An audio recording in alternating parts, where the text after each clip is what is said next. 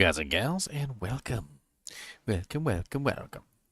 So today, I could play some more online on ladder, but I've really been itching to get a solo self-found run because if you guys don't know, I've done solo self-found players 8 run. And to give you some specifics on what solo self-found is, solo self-found means that you can only use what you find yourself, can't share any items with the other characters. Basically, it's just you. That's it, right? And so, like, I got a solo self-found run for every character, every class. I did anyway until they made a new class, and so now I don't have the one for the Warlock. So I figure, that'd be really fun. Like, we can go through a solo self-found run on the Warlock, and yeah. Usually I end them in hell difficulty, but who knows? Maybe the Warlock's OP, and I end it at like a Uber run or something like I did the Paladin. We'll get to see exactly how overpowered the Warlock is. Anyway, I'm gonna hit that intro button and I'll hop into voice chat and let's get started. Bink. Boopity boop.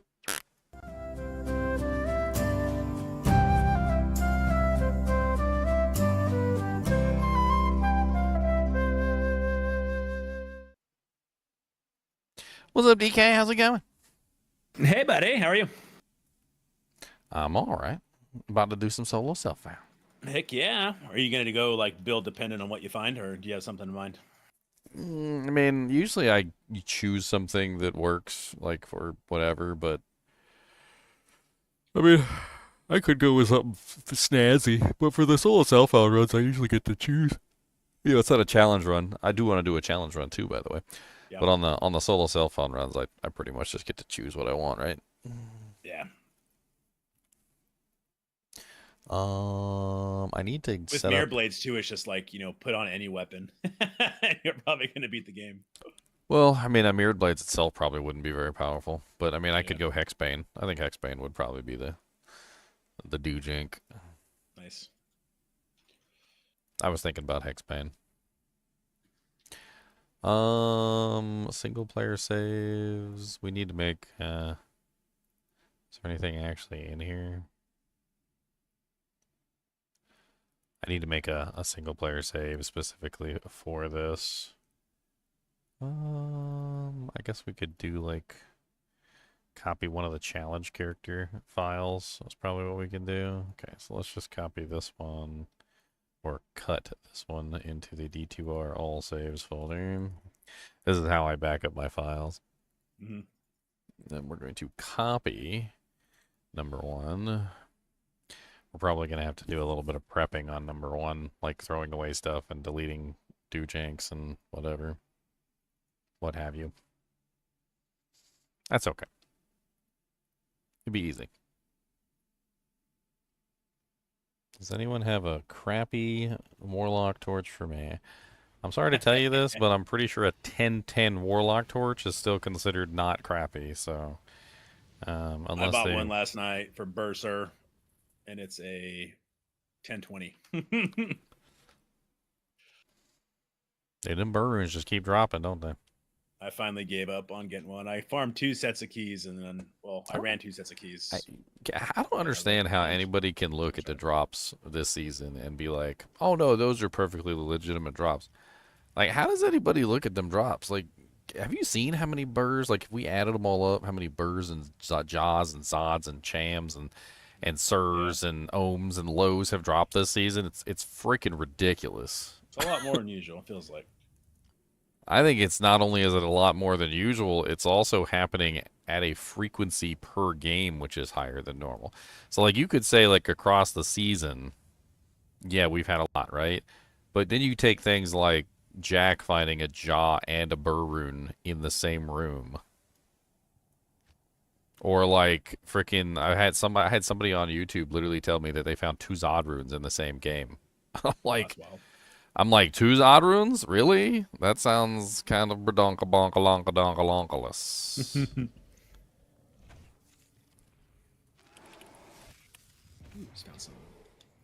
Sounds a little redonka-balonka-donka-chonka-balonk. I don't know why my camera's so laggy. It's like something's wrong with it. Like the frame rate's off or something. Like you can tell like it's got bad frame rate. Like what the hell is even wrong with it? I swear sometimes I have no choice but to deactivate it completely, let it sit for a second, and then reactivate it. And then Yep. a lot of the times when I reactivate it, it'll reset all the settings, as you can clearly see, because everything looks stupid now. But like when I do that, all of a sudden it'll fix itself. It's like, yeah, I'm fine now. See, I'm fine. See, yeah, see, that's way better. Like it's already better frame rate. Like you can actually see my fingers instead of them just being like absolute blurs.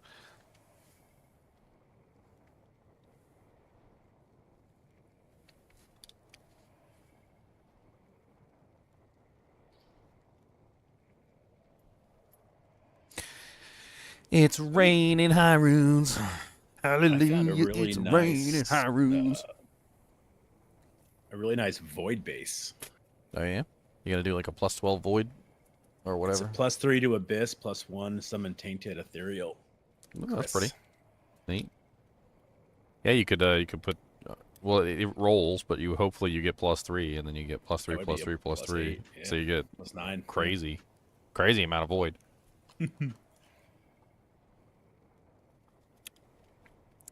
What you do is you make a character, and you name him Big Suck, Yeah.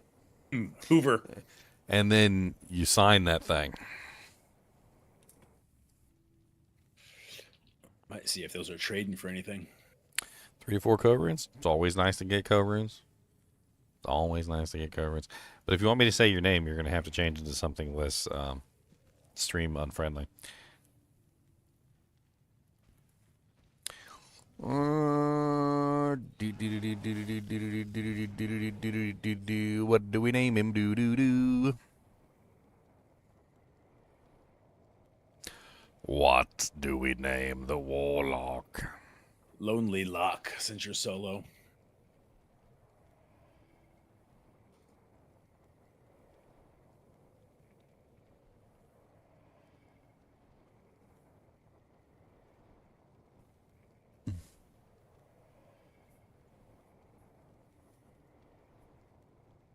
Poplock. Poplock. Harry Locker. Yo mama. Pointy shoes.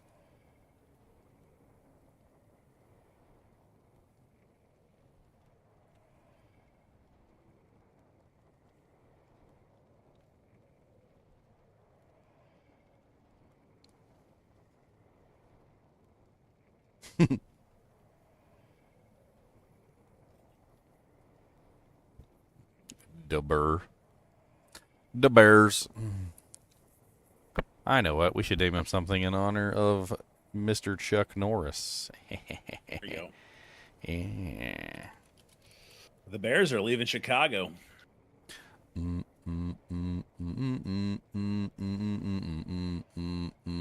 Let's just name him Chuck. There you go. Chuck. There you go. His name is Chuck. Chucklock. Chucklock. I like just Chuck. It's plain Chuck. What's your name, Chuck? Ben Affleck. Alright, we don't have anything in here. Okay, looks like my shared stash is empty. That's good. Let's make sure we set our player count before we get started to players 8. So this is going to be a players 8 run. Hi, my name is Carlos.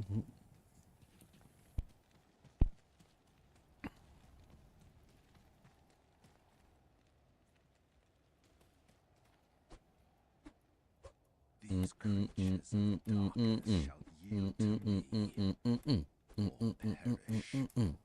had a lot of good Chuck Norris jokes on the thread, by the way. Did you put in yours? I'll have to go read them. There's just like 1,000 Chuck Norris jokes on there.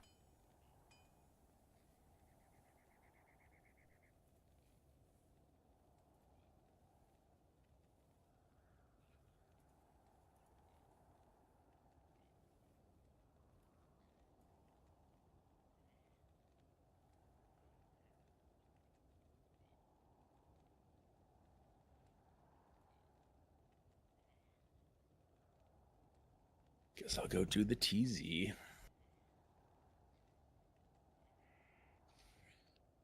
It's a good one.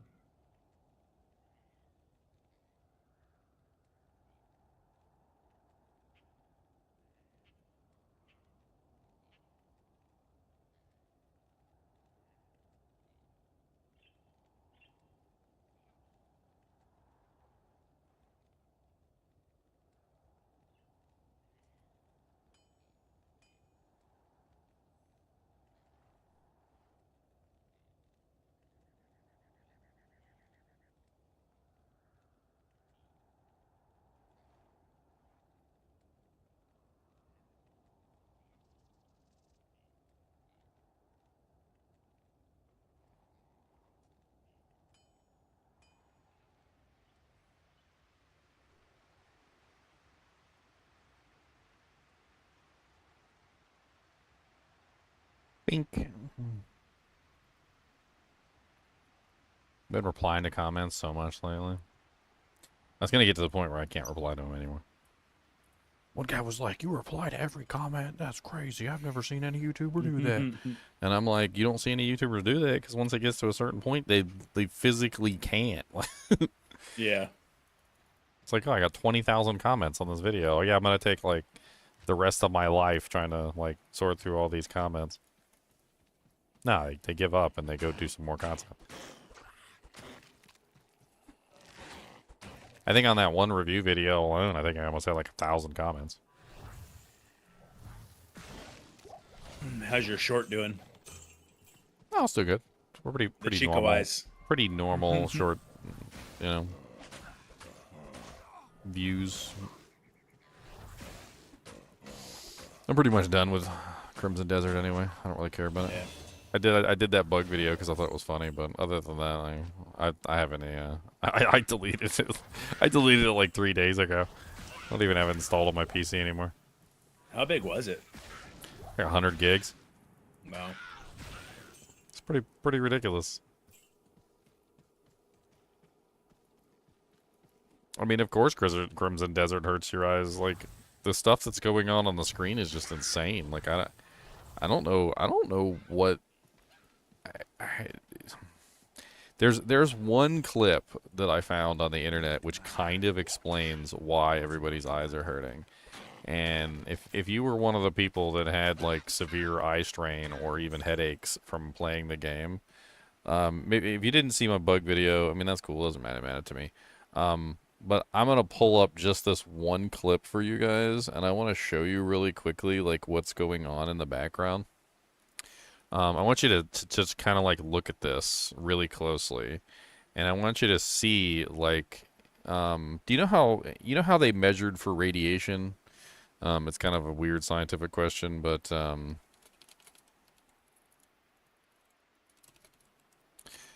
when they first measured for radiation, they took a photographic plate, and they had a specific like chemical on it that would be ionized by the radiation. It was Pierre and Madame Curie.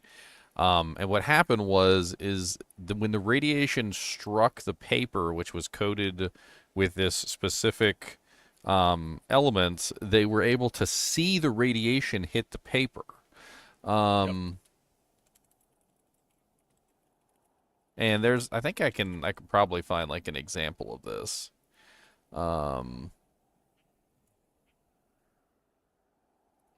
Is it, there was a video that had like a really good example of it. It was like a piece of paper and they were actually showing it. There was actually a Star Trek episode too, I think, where Data did it when he was like stuck in that old area.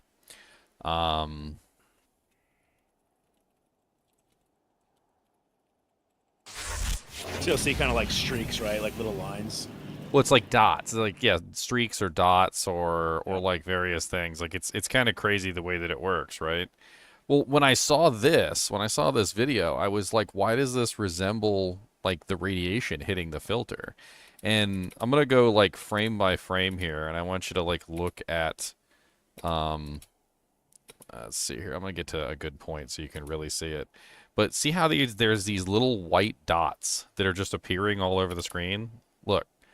Like if I pause it and unpause it really quickly and just go frame by frame, you see how the white dots are just like appearing all over the place?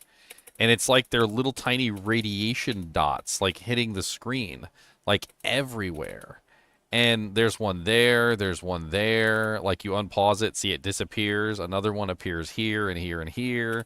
And then you literally like look at the screen and it's like the screen is being like bombarded by these little flecks. Like somebody has a paintbrush and they're going like this and they're just like flicking the paintbrush and little sparkles of the paint are hitting the screen.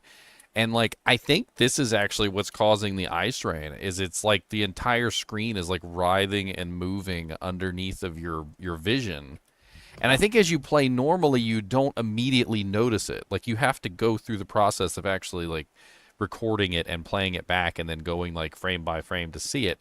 But just because you don't notice it doesn't mean that it doesn't like affect your vision and cause you to have like focal problems and then eventually causes you to have eye strain and eventually headaches. Like if you look at this shadow right here, just look at the shadow as I advance and move the thing. Look at all the sparkles that appear on the shadow, and that's happening on the screen all the time. It's really quite crazy actually. Like I and it's interesting to me because I've played, to give you a little bit of backstory of myself, I've played thousands of games. Thousands upon thousands of games. I have never had a game like actually cause me physical pain in my eyes and my head. Never. Like that I was so intrigued just by that. I was like, how does a game cause physical pain in the user who's playing it? Like, how does it actually physically cause pain to the person who's using it? It's just a digital product on a screen. Come to find out, apparently it's possible if you shift the textures and spray little dots all over the screen and constantly like adjust the lighting in weird ways and like mess with the shadows. Apparently it has some sort of actual physiological effect on your body. Interesting.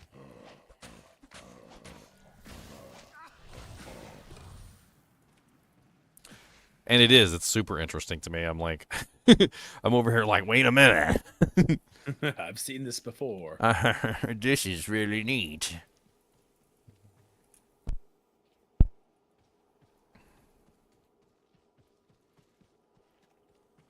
No, meanwhile, I just went back to play Diablo 2. I'm over here.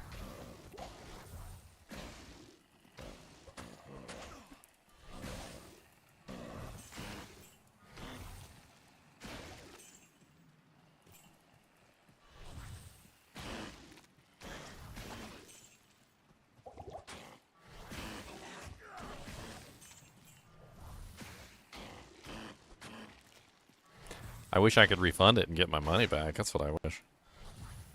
And, it's not about the money. I don't necessarily need the money. I just got like a $4,000 check from Google. It's really just about supporting the company or supporting the game that you like. Like, I don't want to support that piece of crap. That's how I feel about I don't want to. Yeah. It's the same thing I said about Diablo 2, like Rise of the Warlock. I'm like, support the game you love, not the company. Like, I don't want to support that game or that company. I don't really want to support Blizzard either, but I do want them to work on Diablo 2, so. Bunch of people getting funds? No, I get paid monthly, so it might sound like a lot of money, but it's not. I mean, think about how much money you make weekly, and then multiply that by 4, which would be your monthly check, and then, like, figure out that in terms of, like, what I just said. It probably doesn't seem like a lot, right?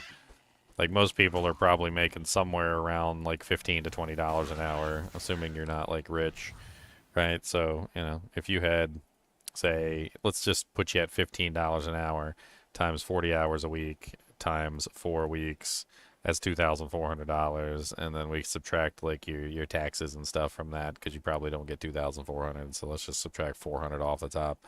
That's about $2,000, right? I mean, it was a good month. Diablo 2 launched. I got a little bit more than, normal, which was good. Helped me pay some bills off and a bunch of credit cards from Christmas. I'm not even joking. Not even joking. I think I racked up like $3,000 in credit card debt. What's that song from Family Guy? I've got $3,000 in credit card debt. Credit card debt. And I haven't even made a payment yet. A payment yet. Credit card debt.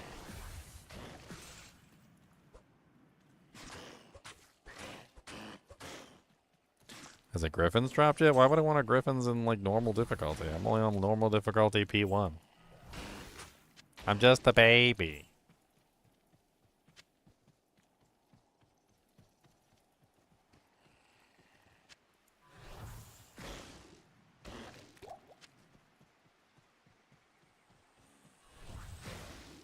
Honestly, a lot of it's just going to go to paying off the electric bill. Freaking. Dude, has electricity just like gone up all over the entire United States? Like, I feel like I feel like we've gotten energy efficient bulbs and energy efficient appliances, and we got extra insulation, and we got all this stuff going on that's supposed to lower our bills. Yet every single time I look at that dang thing, it's like $50 to $100 higher than it was last time. I think my bill was lower when I had the incandescent bulbs and I was running all the non-energy efficient appliances.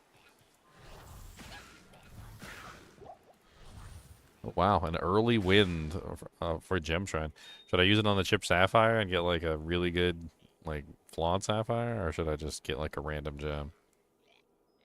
I think a random gem might be better. Let's do random gem. Yes, a ruby. All right. Look, I'm a baby and I just started, okay? Rubies are expensive. Ooh, small charm. Dude, this miasma ball was freaking OP early on. Like, what the hell? Yeah, it slays. Not enough mana. Hey, dude, man, people complaining about $25 for Reign of the Warlock expansion. And then they drop $70 on freaking Crimson Doo-Doo.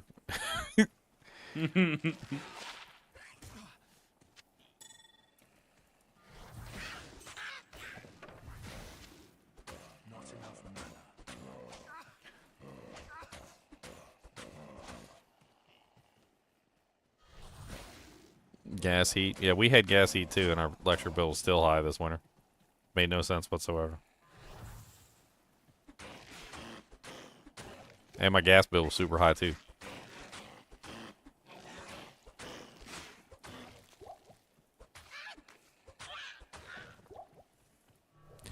People complain just to complain. I mean, I just don't understand. Like,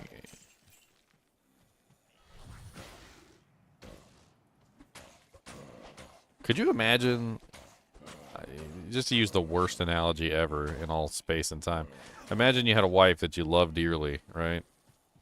And, like, she died, like, 20 years ago. And God comes up. He's like, hey, $25. You can have one more go. And you're like, man, I don't know. That's expensive. $25 for what I already had before? It's more like your childhood, right? So it's like, remember your dog you had growing up. Like, you can play with your dog all the time. $25, so bring your dog back. Not enough mana. But I mean, that's basically what they did, right? They basically took a 25-year-old game and brought it back from the dead with new content. Yep. Yes, Diablo 2 is your wife. I just told you that. Don't let your wife know that Diablo 2 is your wife, though. She's going to get upset. She'll take it away.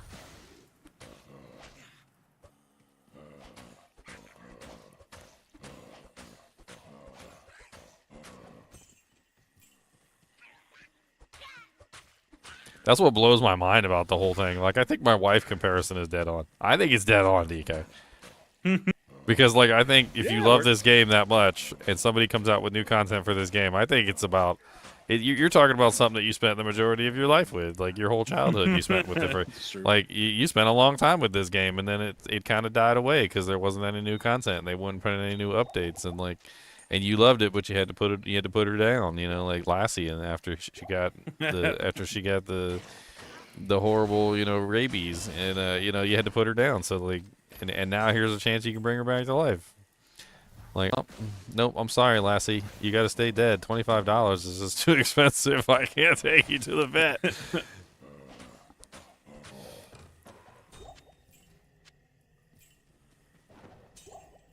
What's the lady you run into in Baldur's Gate with her husband, who you can turn into a zombie or not? It's like Alright. that. Time to go sell everything to the store because we're poor.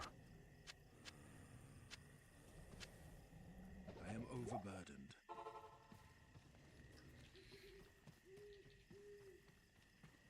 Yum, bum, bum, ba, la, la, la, la, la, la.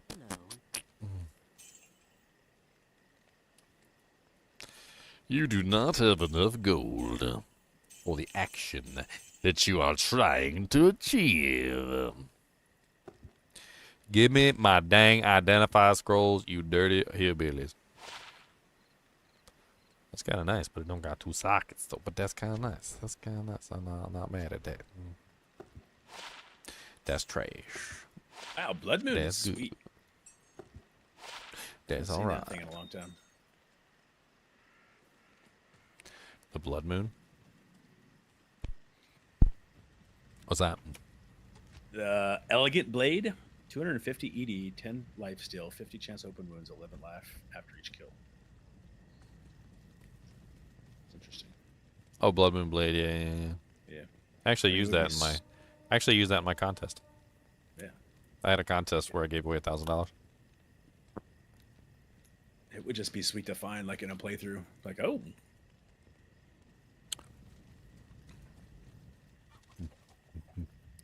Brum, bum, bum, bum, bum, bum, bum, no, if it had like bum. 40 IIS on it and 2 sockets.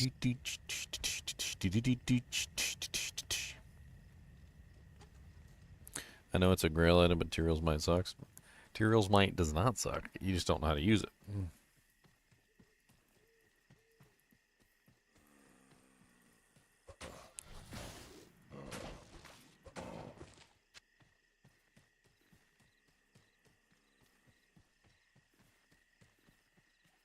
I found the, I always forget the name. What's the other one? The other sacred armor?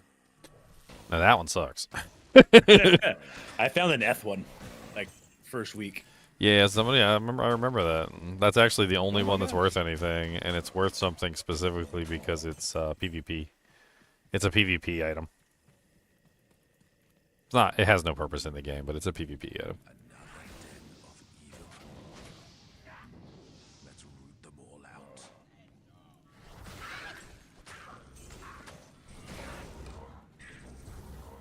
Honestly, I'm not really sure, Loot Hunter. All I know is that my eyes were about to fall out of their sockets, and if I didn't stop playing, I was gonna hate my life.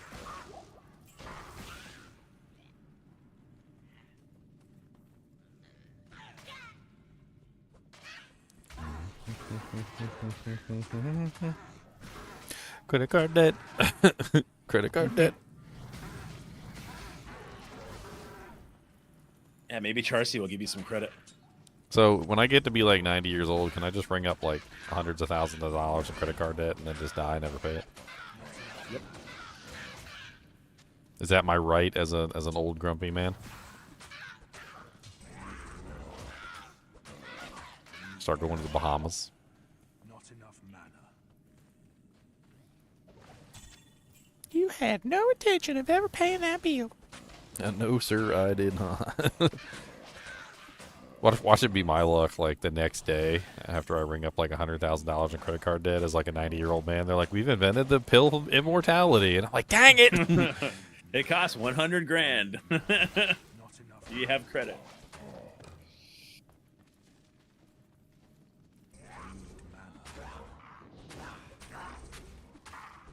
My eyes hurt watching the. Yeah, people said that, and that blew me back too, because like, I didn't think that it would translate through YouTube. Like YouTube has a lot of like algorithms and like compression formats and you know they tickle the wiener in some specific ways, and all of a sudden the video is different than it was before. And like, I didn't think that the eye strain and the headache would translate through the screen to the viewers. That kind of blew me back. I was like, wait a minute, you guys also? At Chew Brute. It's like, oh, okay, so we're sharing this pain together.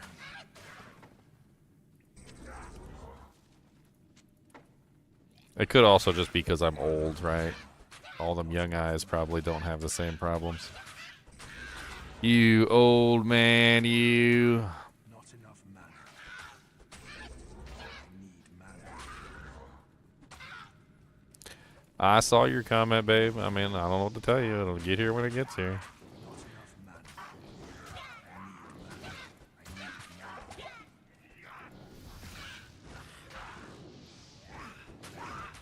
I need mana. I need mana.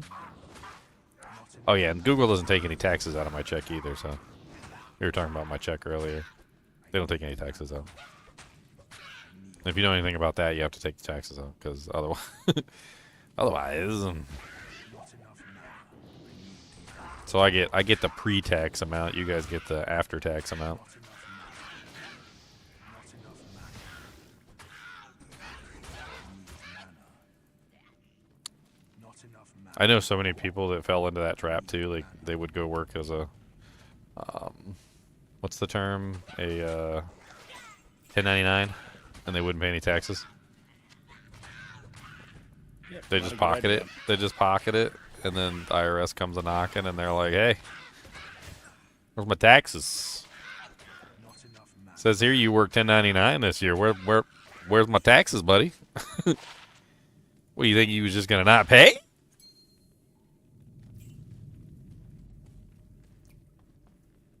Because I'll find you.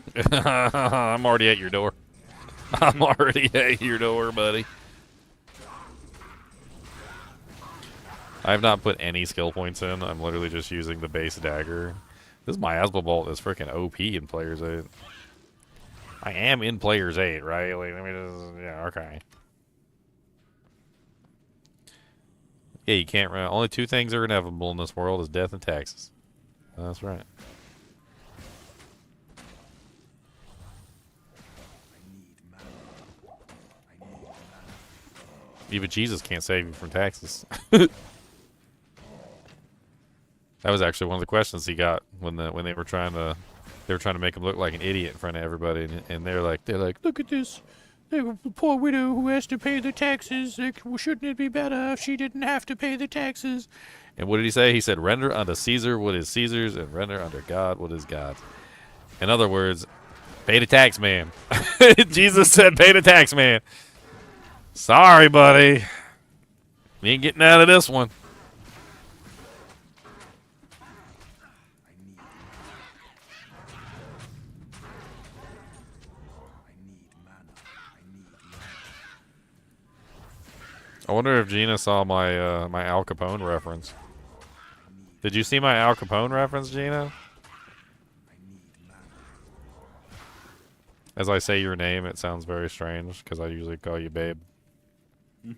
But then other people won't know who I'm talking to, so it's like when you're talking to your kid and you use your like parents' real name, you're like, and that's your grandpa. His name is Edward, and you're like, can you say Edward?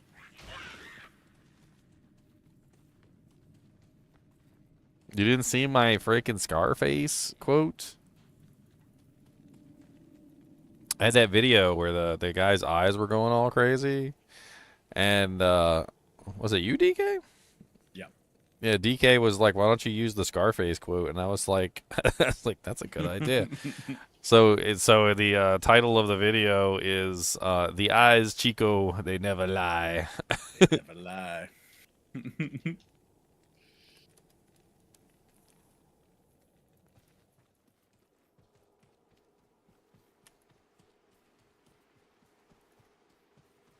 She's a big Another mobster. thing She's a big is- mobster fan. If the Italian mob were real right now, she'd leave me and go join up. Good day. She'd be with the mob in a minute.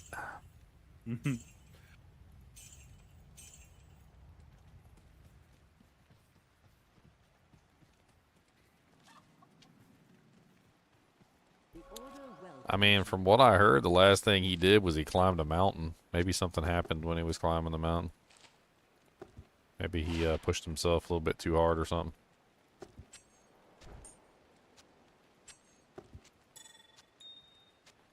Usually, it's not our bodies that give out on us. It's us that don't properly gauge what we're capable of, right? You're like, what am I currently capable of as a person? Maybe he just pushed himself a little bit too hard on the mountaintop.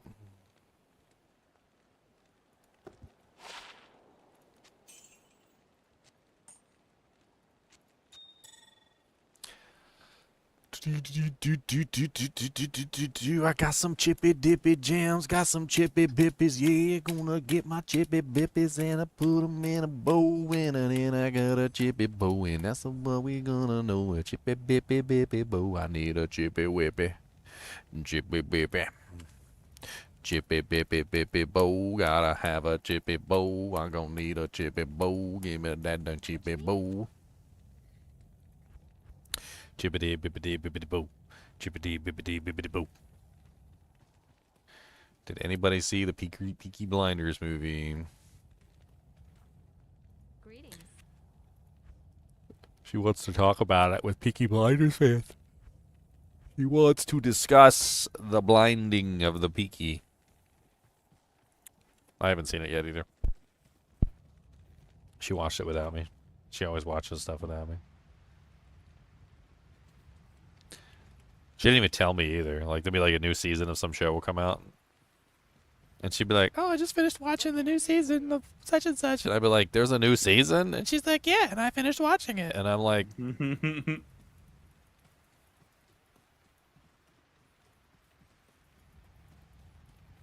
day.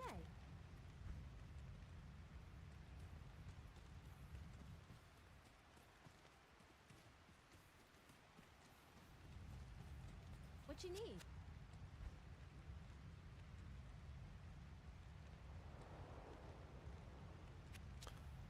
I don't like that actor, no, but I do like Peaky Blinders. It's a good show. I ain't mad at it. Fire, fire, ice.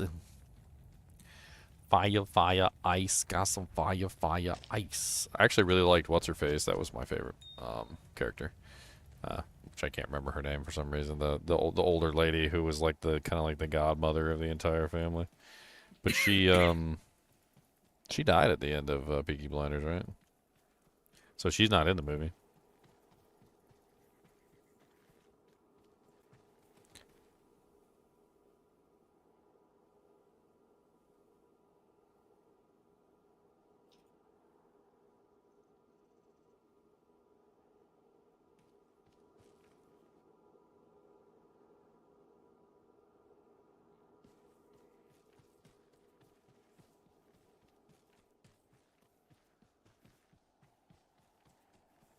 Yeah, there's a lot of actresses that died from cancer. One of my more favorite actresses from Farscape died from cancer too. I don't know if you remember the blue girl from Farscape. Which, of course, I can never remember the names of anybody. Paul Zoltal. This girl, she died from cancer. Turns out it was a rather sadly, cancer was caused by the blue pigment in the paint that she was using for the role. That's why in later on episodes, if you look, you can see like she's blue in the beginning episodes, and then later on she's kind of like a green color instead. They actually had to change the paint that she was wearing. The makeup was causing the problem apparently. I always wonder why her makeup color changed, and now I know.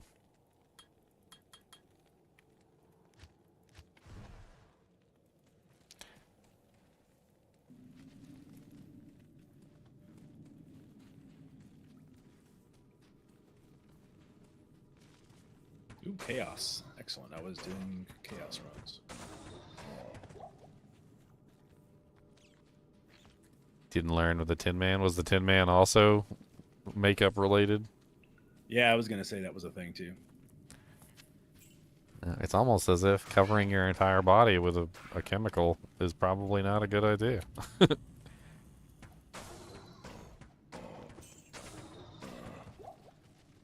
I mean, a lot of people think of skin as like a, like, I don't know, like clothes or something. Like it's just your outer epidermis, but your skin is far more than that. It absorbs things. Like it has pores. There's sweat glands. You know, you take things in with your skin. Like you can absorb oils and all sorts of various things through your skin.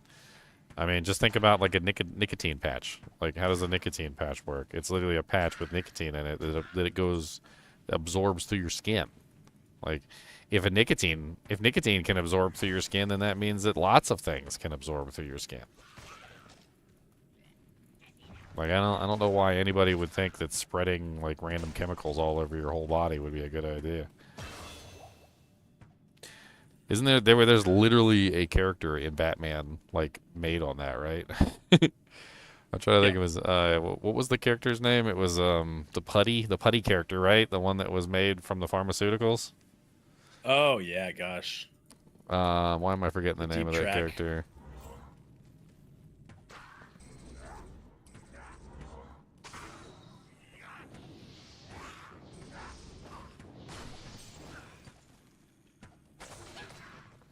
What I want more than anything is I want to see a freaking Gambit movie with the Gambit from the Deadpool.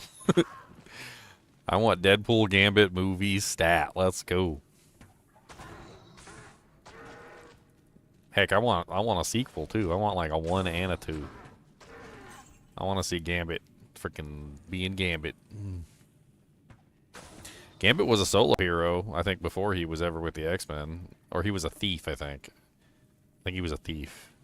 Yeah, I can't remember 100%. There's like a whole story there. Gambit has like a whole backstory in the Bayou. And a superior thunderball, non-ethereal.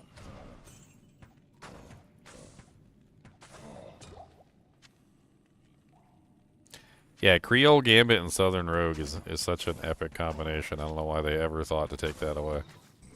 That was just dumb on their part.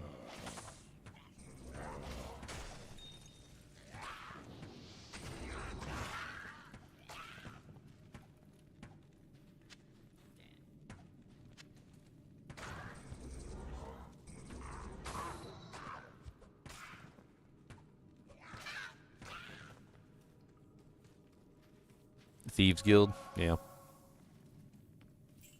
Is there any benefit to playing the original over this version of the game, or is it faithful enough to be a definitive experience? I think this is a definitive experience, yes, Omni. In fact, I don't really even think there's any reason to play the original Diablo 2 or Diablo 2 LOD. I can talk briefly on each topic and give you a reasoning why.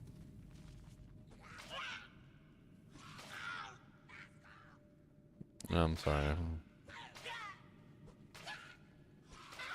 Send her the link so she can see it.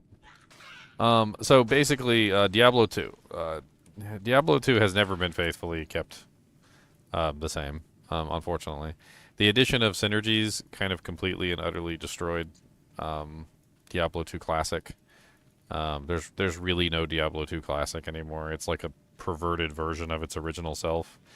To put it into perspective, when Diablo 2 originally launched, Diablo 2 was a unique creation.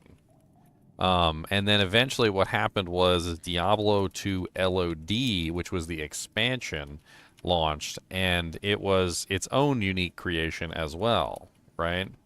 But what happened is they added synergies into Diablo 2 LOD, and the synergies, for some reason, were then retroactively applied to D2 Classic, which basically makes D2 Classic almost non-existent at this point. Like, it just doesn't exist. If you want to play D2 Classic, you've actually got to go put in, like, some discs.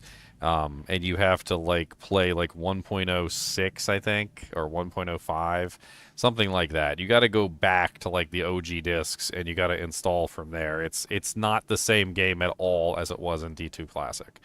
So that's briefly covering D2 Classic. So D2 LOD was a kind of good game. It was good, but it had a lot of flaws. a lot of flaws. And some of these flaws were things like the martial arts assassin being completely useless, the trap assassin not getting access to negative res, the blade fury sin being completely useless, like the fire druid being completely useless, the summon druid being completely useless. There were the dodge, avoid, and evade on the Amazon not working properly in melee. There's just so many flaws in the original LOD expansion, and almost all of them got fixed in D2R. So would I say that D2R is the definitive edition at this point? Yes. D2R is definitely the definitive edition of LOD. It is not, however, not the definitive edition of Classic if you want to play Classic. If you want to play Classic, you're going to have to go back and actually install it from the discs. But D2R is definitely the definitive edition of LOD now. They fixed the majority of the bugs that were wrong with LOD. The Fire Druid actually works now. The Summon Druid actually works now. The Blade Fury Sin works now. The Trap Sin works now. The Martial Arts Sin works now, even though they took away the martial art rune word that actually made that possible. But they said they were going to re-add it. The dodge, avoid, and evade bug works on the Amazon. Doesn't work. Doesn't happen on the Amazon anymore, which has enabled the melee Amazons to be a thing, which was never possible before. They also fixed next hit delay problems, which has been huge in curtailing a lot of the bugs from before, as well as also making some abilities work better, like Wake of Fire and Blade Sentinel. It also makes proccing effects work better. Attack rating now applies to the Amazon. Yada yada yada yada yada yada yada. There's like 1,000 reasons I could give you why D2R is literally the definitive edition of LOD. And then now we have D2R RotW. Now, many would argue that Reign of the Warlock has gone beyond the original scope. And that's fine. So if you want to play Reign of the Warlock, which is an expansion, right? So you don't have to play Reign of the Warlock. The original D2R definitive edition of LOD is still there, and you can go play that. But if you want to play the Reign of the Warlock, it basically adds even more stuff past the original definitive edition of D2 LOD, which many people have hailed Reign of the Warlock as a very good thing. So, I mean, I think Reign of the Warlock is a very good addition to the game, and I see absolutely no reason why people shouldn't play it right now. Maybe in the future they do some really dumb stuff and like start trying to turn Reign of the Warlock into Diablo 3, and in which case we're all just going to run back to D2R, because last thing I want is a Diablo 2 that's like Diablo 3. No, thank you. Anyway, I'll take a breath. The evil of this place departs with me.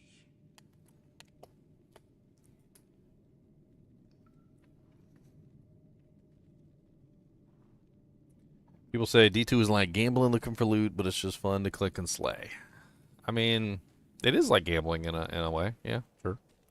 It's also fun in a many myriad of ways.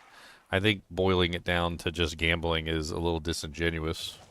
I think that gambling is definitely one of the things that people enjoy. You know, it's like if you had a lady and she asked you, what's your favorite, part about me? And you're like, oh, baby, I love your hips, or I love your feet, or I love your eyeballs, or I love your nose, or like, I mean, honestly, like when it comes to women, which is probably a really good example, is that there are a lot of ways to love a woman. There's a lot of things to like about a woman. And Diablo 2 is no different. There's a lot of reasons to love Diablo 2. Character building, itemization, the gambling aspect, the killing of the monsters, the like boss fights, the like Uber Tristram challenges, like playing with your friends, which is like a community aspect, crafting, yada yada yada. Like basically one of the things that Diablo 2 did very well that none of the other ARPGs have actually been able to copy up to this point is they did a very good job having something for everybody, right? If you're a butt guy, they got nice butts. If you're a boob guy, they got nice boobs. If you're a nose guy, they got nice noses. Like they got a little bit of everything for everybody, right? If crafting is what you want, then they've got that. If, boss killing is what you want, they've got that. And the thing is that a lot of the other ARPGs never achieve that. Like, I go into a lot of ARPGs, the newer ones, and most of the newer ARPGs are always lacking in some way. Like, they might have a great crafting system, but their combat sucks. They might have, like, really good combat, but, like, their town boss is really weak. They might have, like, a great town boss, like Last Epoch, but then, like, the entire gameplay of the, like, actual game is just boring, and, like, nobody actually wants to play it. And it's been my experience that a lot of ARPGs just fail to hit that, like, almost multi-naturedness of Diablo 2, where literally there's, like, the reason why people play is different, like, right? Like, we could have 10 people in here all chatting, and you could ask them what their favorite thing about Diablo 2 is, and, like, every single one of them would tell you something different.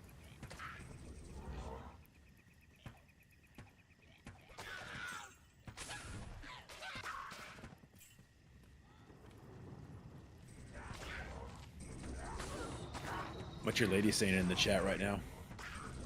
Does she like you?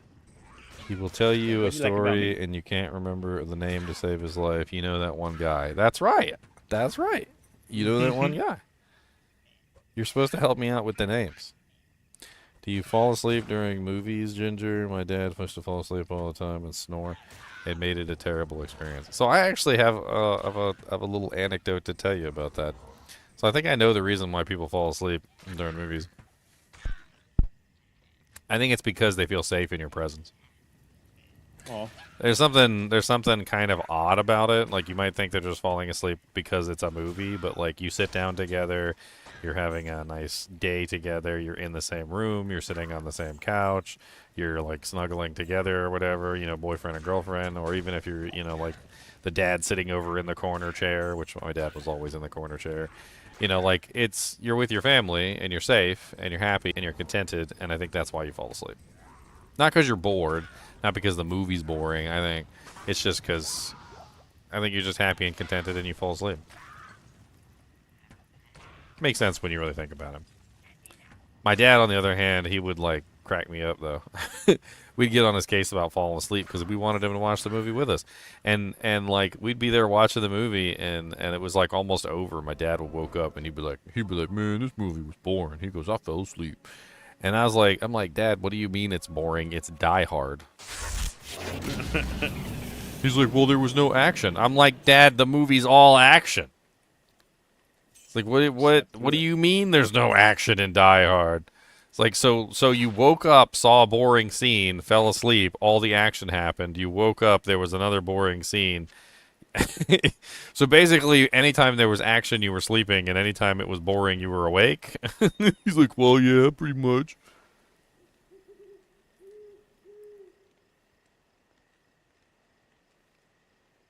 I saw him, like, stretching his toes on the carpet.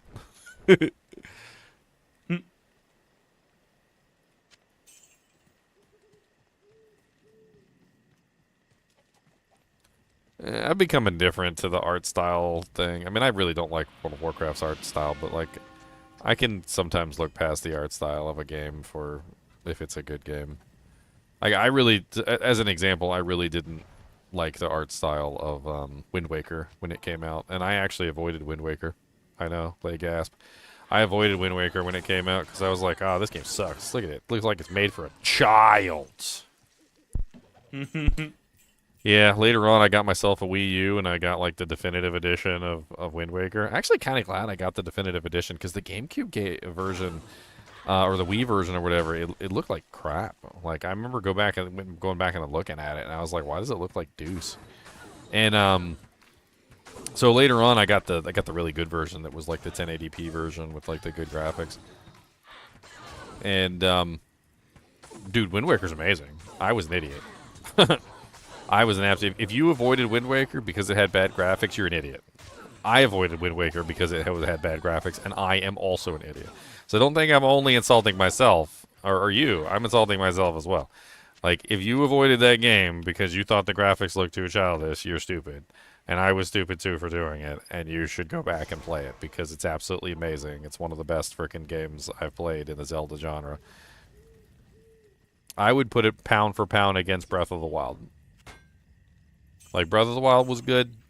Wind Waker was obviously a superior version of Breath of the Wild that was on a system that didn't quite get the attention that it needed.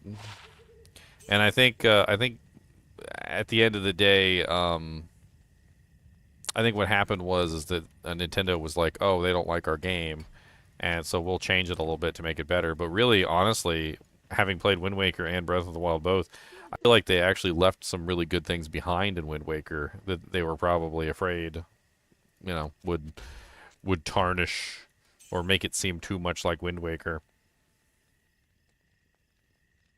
I do need to go back and play that. I played it. I don't think I ever beat it, but like as a kid, It's it's worth beating. It's also one of the only games where you don't actually play as Link, and you realize that you don't play as Link in that game.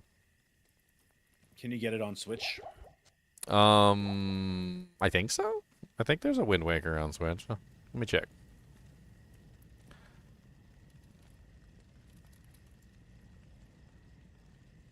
Zelda, no, the GameCube version.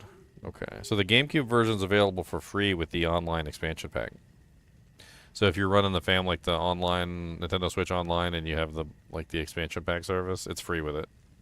Okay. But that's the GameCube version, not the Nintendo Wii version, which was better.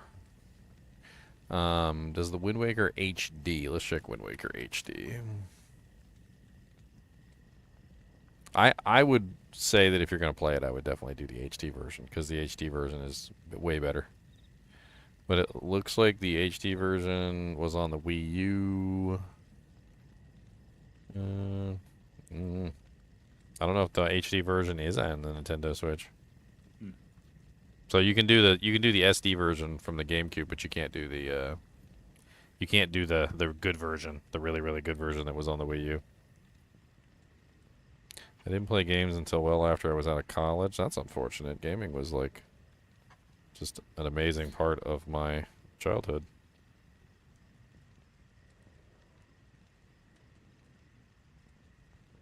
I feel like if it wasn't for gaming, I would be not who I am today. I feel like it gave me the creativity and the brain power to really make it in the world. Games taught me that, and it's kind of silly to say this because I probably should have learned this in the real world, but games taught me that there's a solution to every problem. It didn't matter what your problem was, there's always a solution. And not just in video games, there's a solution to every problem in the real world too. And once you play enough games and you troubleshoot enough, and you're constantly, not just brain dead games, of course, but actually coming up with solutions to problems, you start to realize that anything can be solved if you just sit down and you think about it. Sometimes it takes a little bit. Sometimes you gotta put a little bit of brain juice in it. Sometimes you need to go talk to your dad and get some wise words of wisdom, or your mother, and to get some wisdom from her, or maybe go talk with your friends or something. But I don't think there's anything. Hotline. Yeah, we're called the Nintendo Hotline, and then they charge you $5.99 a minute.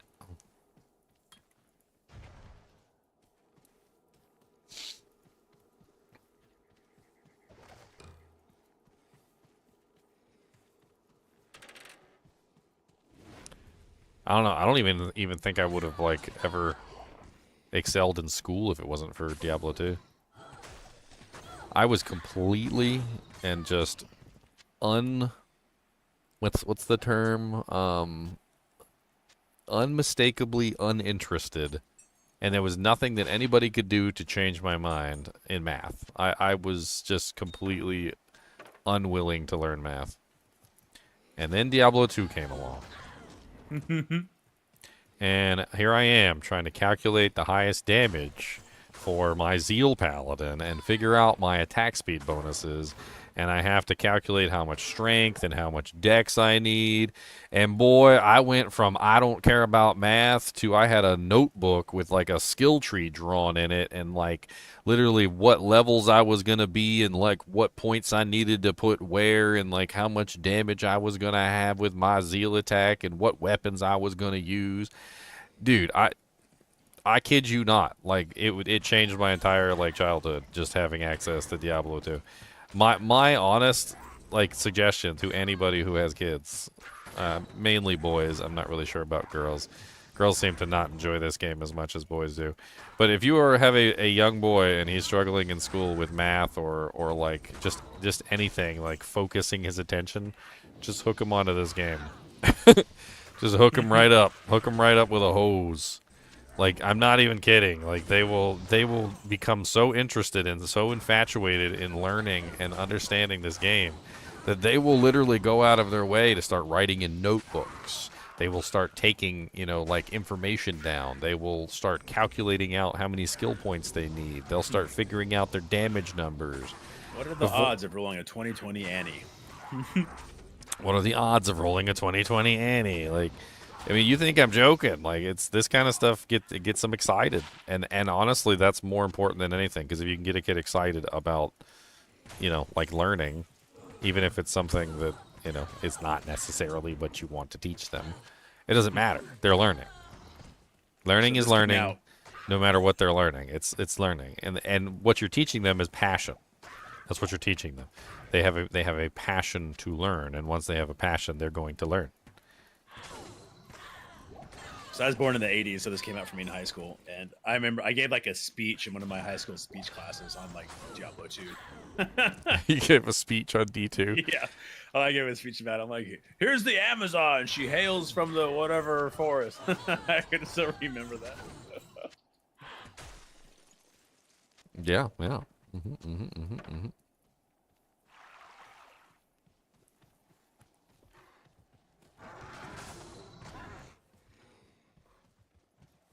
You started learning how to code because of RuneScape? Yep. So Diablo 1 actually got me into like computers. That was actually what got me into computers. Because I was cheating the ever-loving crap out of that game. Dude, I was going into the save files and editing in the hex editor and like getting my stats up. And, dude, you ain't ever seen a like freaking, what was I, like 14 years old and I was on there with like hex editor programs trying to like hack in some extra stat points, opening up the file database files and like going through all sorts of stupid stuff. I was a little cheating little bastard. I ain't even gonna lie. Like when I first started gaming, man, I'd be cheating like crazy. My first great love in video gaming was actually GoldenEye 007. And the reason why is because it didn't have any cheats. It wasn't until like long time later, like I remember I got a magazine, and in the magazine it was like, this was like I think 10 years after GoldenEye released, and in the magazine like it had cheat codes for GoldenEye. Apparently they had always been in the game, but they were so complicated nobody knew about them. I mean, they were nutty. Like you had to just sit there and like it was like R1, L1, A B A Y Z, up down left, B A L L Q 9743 boop boop boop, and then by the time you were done, like it was like cheat activated, and you're like, holy crap! I just sang a song on the piano. I'm not even joking. Here, let me pull up some of the cheat codes from like GoldenEye 007. So this is the all weapons cheat code for GoldenEye 007. Down, left, C up, right, L plus down, L plus left, L plus up, C left, left, C down. And that was just one of the codes. Like they were all like this. Every single one of them was like that. And dude, but you could earn the cheats legitimately was the whole thing, right? You could earn them legitimately. And so, dude, I had never worked harder in my life to get some damn cheat codes. I was doing all the levels trying to get them cheat codes.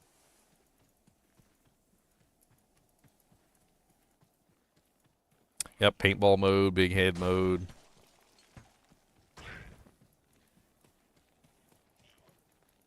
Oh, I remember those now. I remember paintball and big head.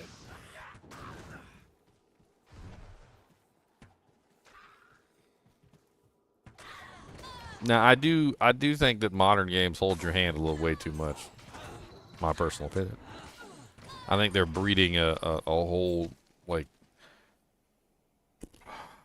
like revolution of children who have no idea what it means to like be put up against a wall and try and figure out a way over it.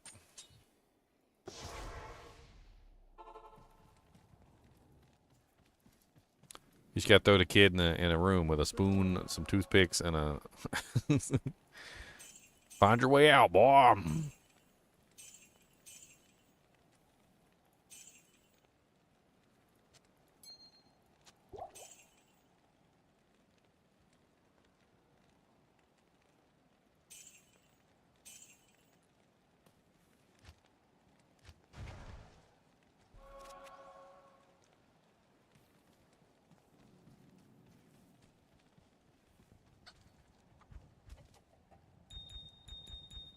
I mean, I don't know. I think to my back in the days, and like I think like a lot of the times when you're a kid, you need something that's hard that you can't surpass to make you realize that you can't just breeze through everything. Especially when you're a relatively talented child, like you tend to breeze through everything. You just like, oh, I did that so easy, I didn't even have to try.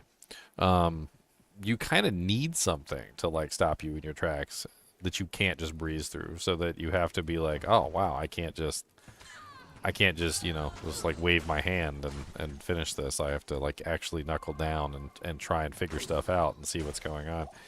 And like kids need to learn that. They need to learn that life is not always going to be easy. That life sometimes requires you to knuckle down and pull up your sleeves essentially and get stuff done. Sometimes you have to study, sometimes you have to ask for help. But if a kid has it easy his entire life, he'll never ask for help. He'll never knuckle down. Like he'll never learn that skill, and that's a skill that you do need to learn as an adult. You need to learn that everything's not going to be easy, and you're going to have to like try. True. Because there Oh, are unique some tiara. Kira's. So because there are some kids that grow up and they just have no clue what it's like to actually have to try.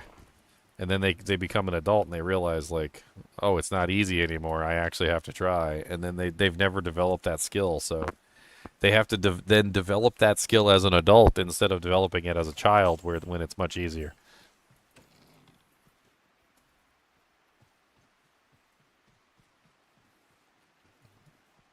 I mean, I don't fail. I don't. That's the answer to that question. You only fail if you give up.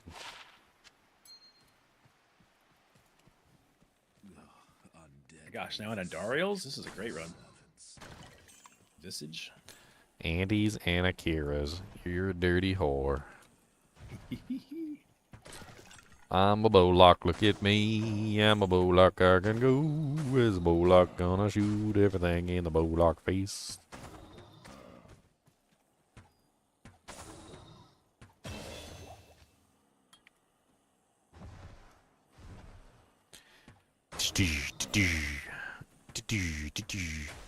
What's up, Mrs. Bloodraven? Shoot you in the face. I don't even freaking like you, and I'm gonna eradicate you from the human race on the magic school bus.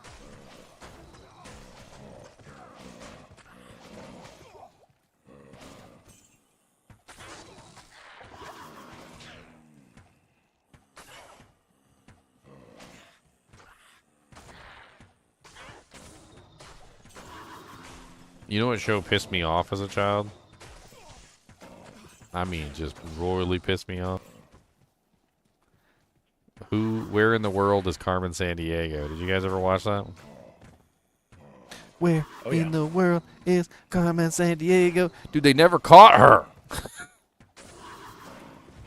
Dude, that game used to frustrate me. Like, they'd be playing the game and they'd be trying to catch Carmen Sandiego. They never freaking caught her, dumb butt. Never caught her. All that taught me was as criminals get away with things. That's what that taught me. Well, yeah, you're gonna steal a ruby and they can't catch you, and then you're gonna get away, and that's the truth. Also taught you where the capital of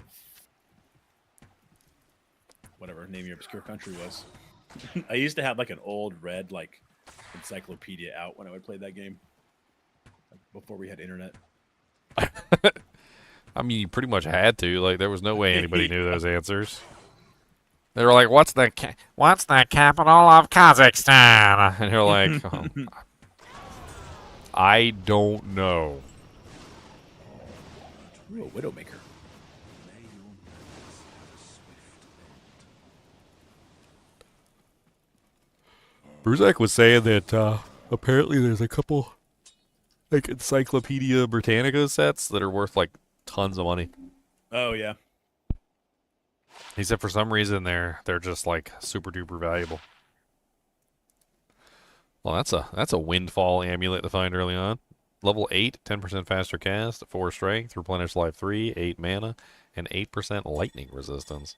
That's awesome. That's beautiful. That's a beautiful little DJ right there. That's nice. I like that a lot. I like that a whole lot.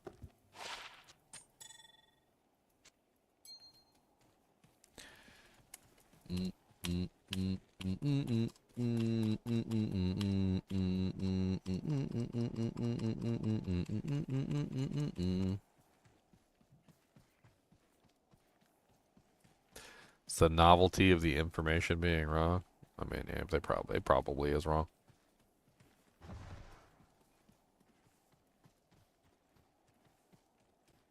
Science advances, and it doesn't care that the other people were wrong. I was literally just reading an article today about it was about the Argo array platform, which is apparently what's responsible for getting most of the information for like the studies on the ocean, the temperature of the ocean, and so forth and so on.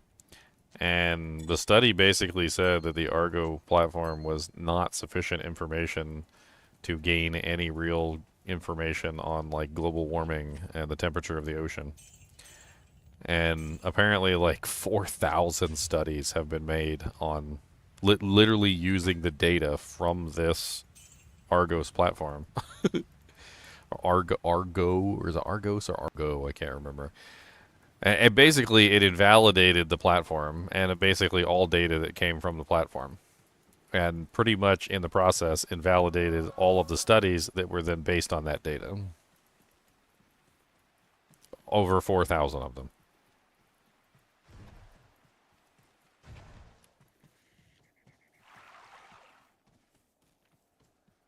There's a link to the article. I was posting it in Discord before I came on. Here, hold on. I'll give it to you guys if you guys want to check it out. That was actually a Hell Warden's will, and it was a perfect Nice magic roll. Those are good. Worth money. And perfect mana, perfect magic roll, and poopy defense, or mid-roll defense. My Kira's is also crap. 56 res. Here, yeah, here's a link. Here's a link to the article. It has the like the PDF, the peer-reviewed data, the whatever. It's all linked to there. If you guys want to check it out.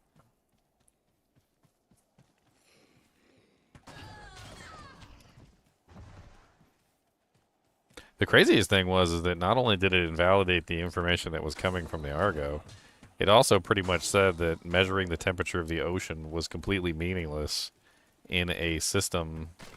Let me get the words right, because of course I'm gonna get it wrong.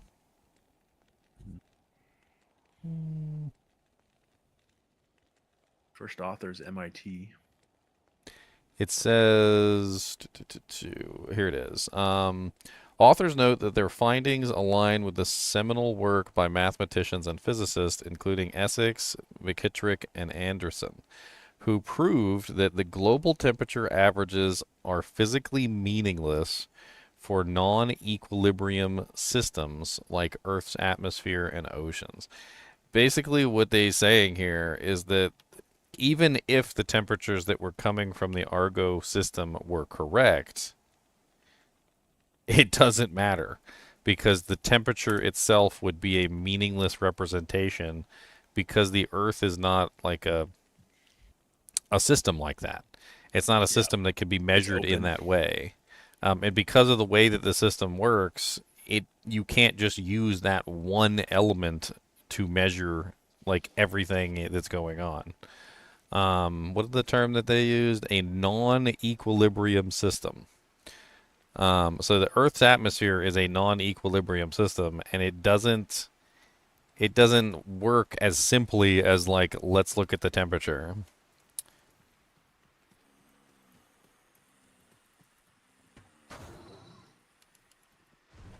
Yeah, that whole problem's really hard. I have a degree in meteorology and a bunch of degrees in geology, and it's like, oh, the stuff that some people taught me in meteorology is not what the geologists say.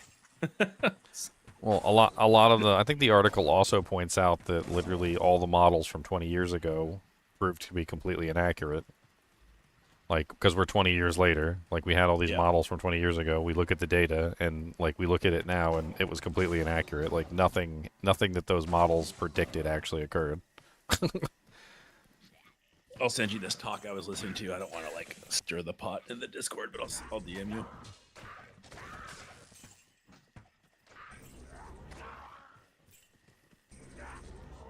Someone said you can't put your hand in boiling water, but you can sit in a sauna. I mean, gases are weird. I mean, that's why we have air conditioners, right? Gases tend to release or absorb heat depending on like whether they are expanding or contracting. And in a sauna, you have water that's, at a high enough temperature where it becomes gaseous, at which point it's either expanding or contracting. And when it expands, it actually absorbs heat, and then when it contracts, that it gives away heat. So like it's kind of an odd situation with the sauna, right? It's probably both taking heat away from you and giving heat back to you almost at the same time. It's just the compelling arguments to me that like confuse me about the status quo on it are the historical evidence for way higher rates at like higher amounts of CO2 in the atmosphere, and you can tell that through geological core samples and ice core samples. Yeah, I mean, we've been talking about this A as bunch far of back as interesting Al things. Gore. But then again, if we listen to Al Gore, the Earth should be completely like underwater by now. I just want to know as many true things as possible, and sometimes that's difficult to figure out. Well, I mean, that's one of the things that they point out in the article is that they're not necessarily saying that global warming is false. They're just saying the data that's currently being used to prove that it is not false Yep. is flawed. Yep. And they're saying that there's a quote that they have in the article that specifically says that the paper calls for the recognition that the current methods cannot provide the precision needed to claim in climate assessments and policy prescriptions, and that alternative approaches respecting fundamental physics are needed before reliable planetary energy balance measurements can be achieved. In other words, they're just saying we don't have the technology to really measure it yet, and they were using something that was insufficient and then just Yep. jumping to conclusions. Yep. Sounds about right. I mean, science is good like that, though, because science does, in fact, correct itself if you follow the scientific method, which in the article, though, they actually accused the people who wrote the original articles of essentially ignoring 5 out of 8 of the scientific principles, which is pretty rough. Yeah, that's the boggling part to me about the whole, global warming call it a debate is that it did not seem to be subject to any scrutiny in the same way like the field I work in it is. Well, one of the constantly, scientific principles is you need to prove a baseline, right? That's like one of the first scientific principles is you provide a baseline, your core sample, your isolation or whatever you want to call it. Mm-hmm. They can't do that. Like, how do you prove what the temperature of the Earth is outside of human influence? Can we go back in time? Like, if we go back in time, I guess We can You go before well, humans have any influence on yeah, anything. We you could can you through you could geology. try. Yeah, you can go there and you can tell like the atmospheric makeup, and then there's like proxies for temperature, and a big one is Well, yeah. like sea fossils. So Al Gore Yeah. did those core samples where he pulled the CO2 right from the ice. Yep. But what if all he was really proving was just that ice ages happen on a regular basis anyway?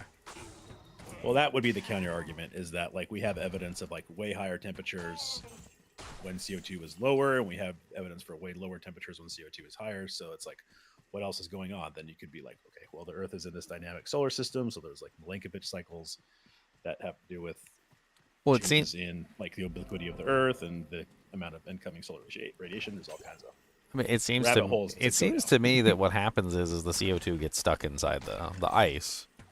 But like, what causes the ice to form? It's probably just a rotational thing where literally the ice age happens, which traps all the CO2. But what causes the ice age to begin with? Some people were Yeah. theorizing that perhaps the melting of the ice, which is actually the heating of the Earth, causes the fresh water to intermix with essentially what is the salt water, which interrupts the flow of the currents of the ocean, which is eventually Yep, what for sure. causes the Yep. planet to freeze. And then once the flow of the ocean is then curtailed and the planet freezes, the CO2 ends up getting trapped back in the ice again, and then the whole process starts over again where the ice age slowly turns back into a normal time period, which is pretty much what Al Gore proved with his core samples, was that there had been many ice ages essentially. Like there were the glacial melts. I think there's like 3 or 4 massive glacial melts that happened over like the past. I can't remember the exact time period, but they know for a fact what they are. Like you can pull up like a graph of like the glacial melts. Yeah.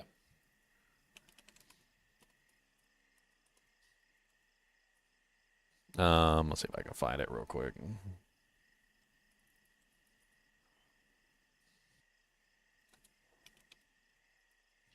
Freaking caps lock keys on. Is this that right here? No, not really. I can't. If I could remember one of the names of one of the glaciers, I'm sure I could immediately pull it up, but I can't right off the top of my head. And half the time we only know glaciers exist because there's giant cut lines traveling in a single direction in the stone. Because the glacier basically just slowly moved across the rock, creating this like giant gash in the ground by pushing other rocks up against the stone as it traveled.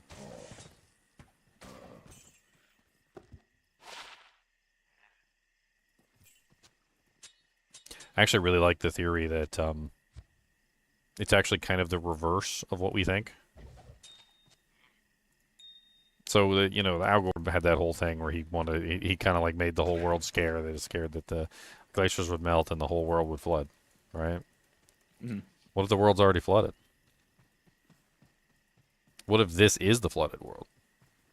Like there's evidence, and scientific evidence that suggests that at a certain point in time in the past, when the glaciers were at their maximum, like that there were civilizations just like in the middle of the ocean, basically, and like in the middle of basins. Like they have found entire cities essentially at the bottom of like the bays out in Europe, and there's cities that are outside of Florida. Like if you go down to Florida, there's like ancestral cities that for some reason exist like way off the shore in the middle of nowhere. And they find them all over the place, which suggests that the water level was much lower at some time, which means that we might already be in Al Gore's flooded world. And in fact, the previous world before the flood happened was when all the civilizations were out in the middle of like the ocean bed. Well, what we think of as the ocean bed now. Ooh, a rare ring. It's like might be like the ice is rarer. Like it's kind of the exception that Earth has had ice caps for long periods. Well, they were much larger in the old days, right? Much larger. They've come and gone many times. Like Exactly. to practically non-existent too. So who knows? Maybe we Larger, are in the smaller than flooded that. time period, and maybe in the future, like we will start to see the water recede the other way. Planets are cool, man. There's a lot going on. There was like some National Geographic I was watching. It was talking about like evidence.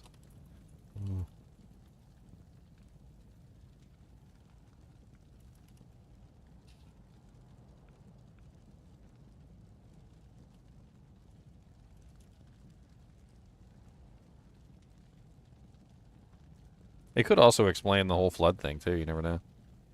You really think about it. Like, imagine there's tons of like cities and stuff like out in the what we think of as the ocean today, right? Mhm. And then all of a sudden the water starts rising, right? Whole cities are gone. Like it's a flood. Everybody's running for their lives, Good morning. right? It to them it's a flood, but to us that's the ocean.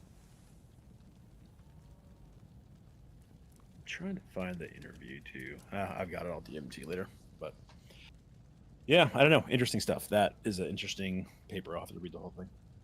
So here's some examples. So Avalo Petri, Greece, 5,000-year-old Bronze Age town located southern of Greece, featuring paved streets, complex water management systems, and graves, sank due to seismic activity. Thonis Herasalona, Egypt, located in Abukir Bay. The city was found 10 meters deep, containing the Temple of Amun statues, as detailed from Frank Dio. Australian archipelago sites, submerged 8,500-year-old culture sites, have identified 14 meters below sea level, proving habitation of land that is now submerged on the seafloor. There's some in Florida, too, if I remember correctly. Florida. What kind of name is Florida? The Minnesota Key offshore burial pond, discovered in 2016, roughly 7,200 years old. Site in the Gulf of Mexico, submerged freshwater peat bottom, preserving human remains and carved wooden burial stakes. It's the first prehistoric burial site discovered in the Gulf. I mean, basically, they just keep discovering all these civilizations that are in the water. They're not on the land, right? So the sea level had to have been way lower back then than it is now. Like, there's no doubt about it.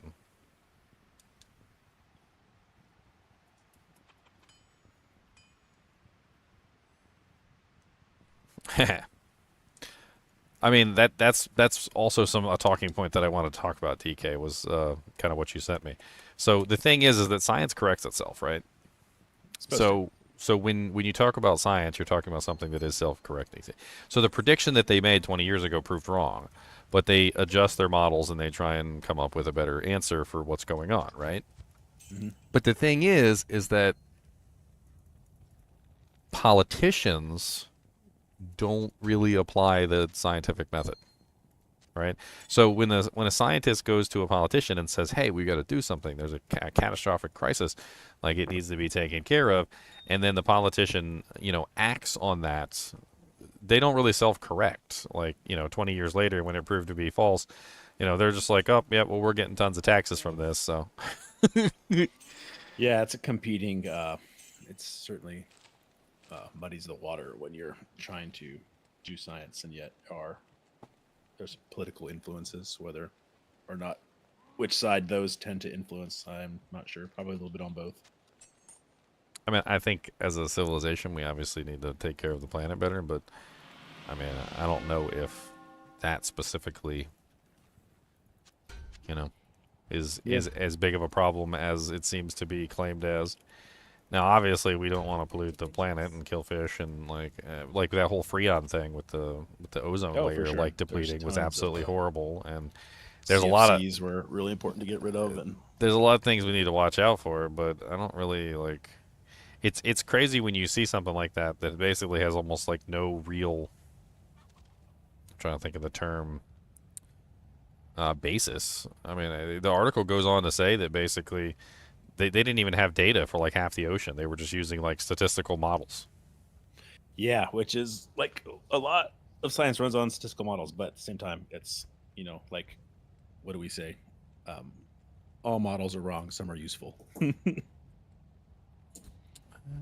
need a bow for my girl. I need It's something. important to keep in mind. She needs something. I'll just get her a little something, something. No big deal. A little something, something. A little something, something. I'll put that to good use. I'll find something better for her later.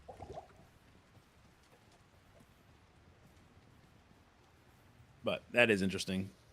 I'm gonna have to read that.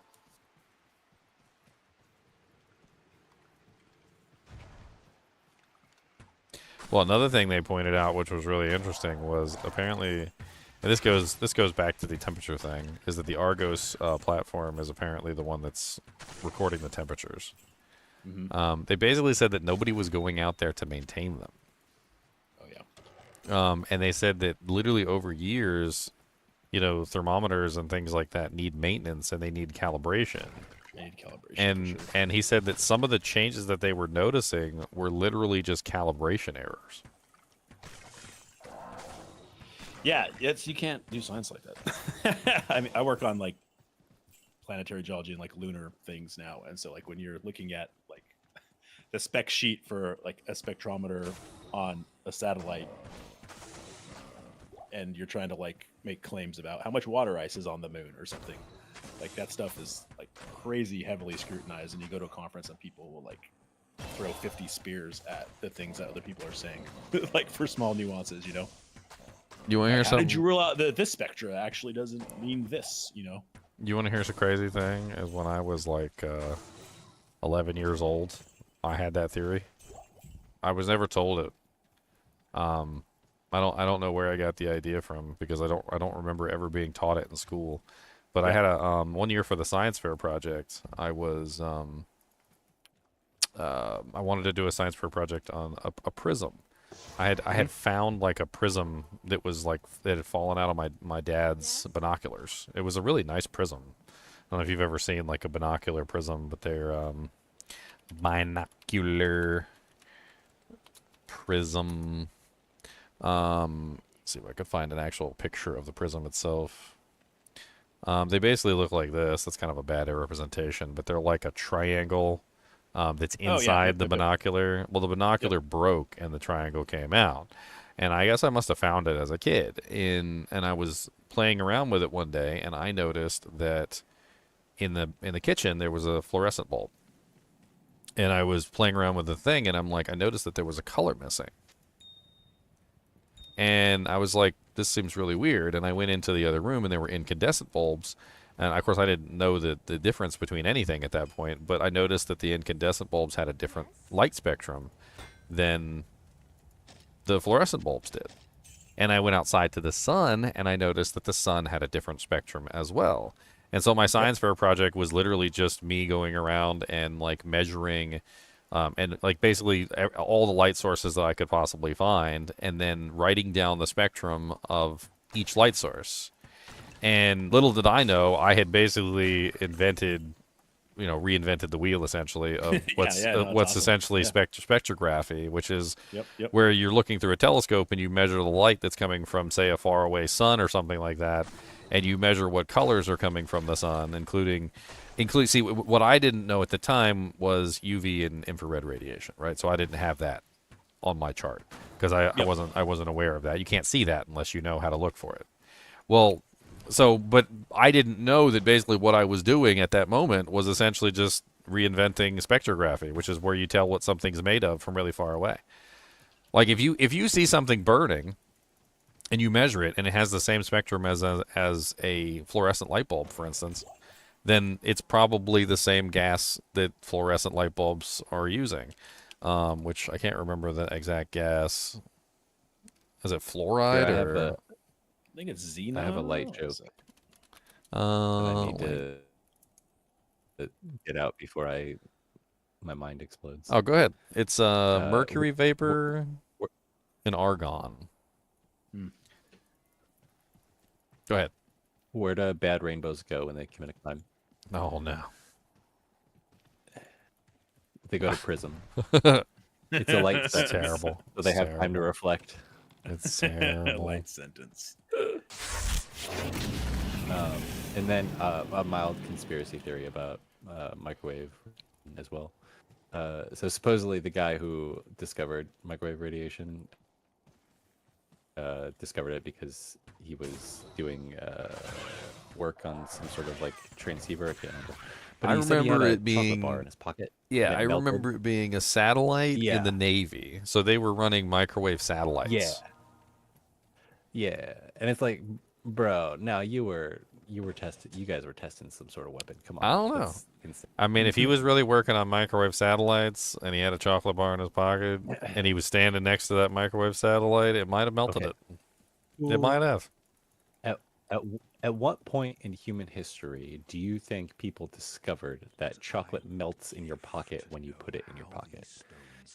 Do you think it was long It was before probably that, a brand or do you new think bar, it was though. It was probably a brand new bar. only from that point on? Because that's insane.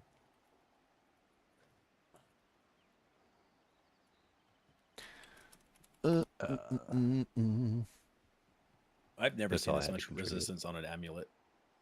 It's 20 According to already. this, it said in 1945 he was working, Percy Spencer was working on a radar magnetron at Raytheon, discovered that microwaves melted the candy bar in his pocket. I mean, I don't know. So Yeah, I Raytheon mean, We're develops talking, we're not weapons. talking about a small magnetron. It says that this No, this magnetron thing was was 6 feet tall and weighed over 750 yeah. pounds. Yeah. So There's we're a we're famous talking picture about of a him standing in front of monster it, too. magnetron. Yeah. I mean, it probably At that melted point, the too, they were freaking, probably melted it instantly. still developing radar. Yeah. They were obviously working on like the Manhattan Project. Like, He would be dead. I mean, I don't know about that. It excites water molecules. You have water molecules in your body, yes. And it definitely probably would have made him hot as well, for sure. I don't Yeah. know. I don't know if it was Yeah. specifically directed at him though. That's another question. Because the way that microwaves work is they specifically direct the microwave radiation at the food. That's why sometimes the food is like cold in the center and then it's hot on the outsides because there's this like specific pattern to the way that the radiation hits the target. So you would like from learning about the from my demon understanding- core. Yeah, that shit was crazy. I like all the stories but with from that from that time period. Like I remember the story about when they were He was refining. working on it. They were refining the material for the bombs, and they had that giant magnetron set up for the refinement. And there was a red line apparently painted on the floor that like you weren't supposed to pass because that was the edge of the magnetic field. Apparently, some guy got a little bit too close, and he was wearing a watch or something. I can't remember what it was. And dude, that watch is just like permanently stuck to the magnetron. They had to cut the watch off. There's a bunch of stories about that, like where they were working on the machine, and like nobody was supposed to get close to the machine, and people kept getting way too close. It's like every piece of heavy machinery throughout time too. Like there's always some sort of like Always oh, somebody don't do getting this thing, caught. and then someone does Always that thing. somebody. Yeah. Oh, yeah. If you're interested in that Ginger, that DM I sent you is really good. It's like a Richard Feynman, like couple-hour interview of him just talking about like the Los Alamos days. It's got a bunch of silly stuff too, like where he used to go like lockpick. He used to go pick the locks on other scientists' safes and like steal their stuff and mess with them. He would like crack their codes. Oh, well, stealing stuff from other scientists is like it's like a time-honored tradition, right? Yeah. Like you never know exactly who invented something because somebody probably stole it from somebody else. Well, this was like more just like prank people and be like, oh, all this stuff's gone. What? Put He Powerpuff was Girls smart on enough their to like wallpaper? crack the codes on like. Wow, man! If you ever watch Lockpicking Lawyer, I mean, it's super easy to pick most locks Yeah. anyway. I don't think a genius would really have much trouble if they actually sat down and like had like a little book on lockpicking. They'd probably figure it out in like a day. The What most else was crazy there to do lockpicking. before the internet? Just read books and figure out how to do stuff. Yeah. I got on Amazon because I remember Skyrim always made me want to learn how to pick locks. On Amazon, you can get this lock. It's a clear lock, so that you can see the internal workings of the locking mechanism. Let me see, Oh, yeah. clear lock. There's a lockpicking Amazon. club out here that like shows all the bars and like. And yeah, so this is it right here. So I got this one day, and I was like, I'm gonna use this, and I'm gonna learn how to pick locks, dude. I know how to pick locks now. Like I could give me a little lock picking set. I'm be in your house in like 5 minutes. Like don't worry about it. Like all you got to do is get this thing, get yourself a little lock picking set, and you will never or watch Lockpicking Lawyer. You will never trust the lock again. Yep. You will never trust the lock Yeah. again. My personal advice to anybody who's like really worried about somebody trying to get in their house or something and potentially pick your lock is don't use anything that has a lock on the outside. Like deadbolts that don't have a lock on the outside are much safer than deadbolts that have a lock on the outside. If you have a bar, like if you're like a woman and you're just like really scared and you don't want to get raped or whatever, and one of the things you're worried about is somebody's gonna break down your front door or pick your lock or something, they sell like these little bars you can buy. They actually work pretty well. They're like I can't remember exactly what they're called. They're called like security bars or something for your door, and you can basically just like put them underneath of the handle, and it just like physically restrains access from opening the door. I mean, granted, if somebody has like a battering ram and once they get in, they can probably still get in, but the point is it's a physical thing that's inside the building that can't be removed, right? A lock is something that can be picked. Somebody can pick a lock, but if you have a physical object inside the building that can't be removed, it's much more difficult. That's why in Skyrim and Fallout and stuff, when you come across the door and it has a lock on it, and then they're like, the door is barred from the other side. That's literally it. On your science fair project, though, and you were like talking about like the moon having ice on it. Was I talking about the moon having ice on it? I was just talking about the lights. I was just lights. measuring the colors from the prisms. So like I got a hold of a prism as a kid, and I noticed that all the lights had different spectrums. Like I was in the kitchen one day, and because we had a fluorescent bulb in the kitchen, and I noticed that the fluorescent bulb didn't have a specific color. In fact, I could probably look it up. I don't remember right off the top of my head, but fluorescent bulbs are missing what color spectrums? Fluorescent bulbs are missing a rich red component. So I remember I looked at it and I was like, huh. I was like, there's no red in the rainbow. Because it basically, when you do a prism, it just shows you a little rainbow. And I was looking at the rainbow and I was like, why is there no red? And then I remember going into the family room, and we had like the old incandescent bulbs. And the red was present in the incandescent bulbs, but it wasn't present in the fluorescent bulb. And that was what made me really interested, and that's why I did the science fair project. Later on, I started to learn even more about it. Like, did you know that stores use that to their advantage too? So when you go casinos. No, just clothing stores. When you go into a clothing store, the clothing stores always choose the lights that will best represent their clothing. And when you leave the store out into the sunlight, a lot of people notice that the clothes don't look the same as they do in the store, because sunlight has all the colors, and the lights that they choose in the building are specific to make the clothes look better than what they do normally.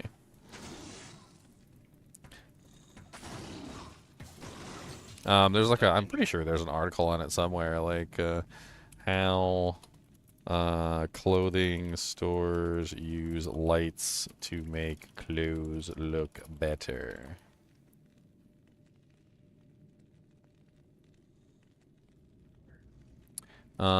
So clothing stores use layered lighting, combining ambient, accent, and task lights to make clothing look richer, more accurately colored, and more appealing. High CRI color rendering index LED lights, CRI 90 plus, are used to reveal true colors, while warm lighting at 2700 to 3000 K is used in dressing rooms to flatter skin tones and improve buying decisions.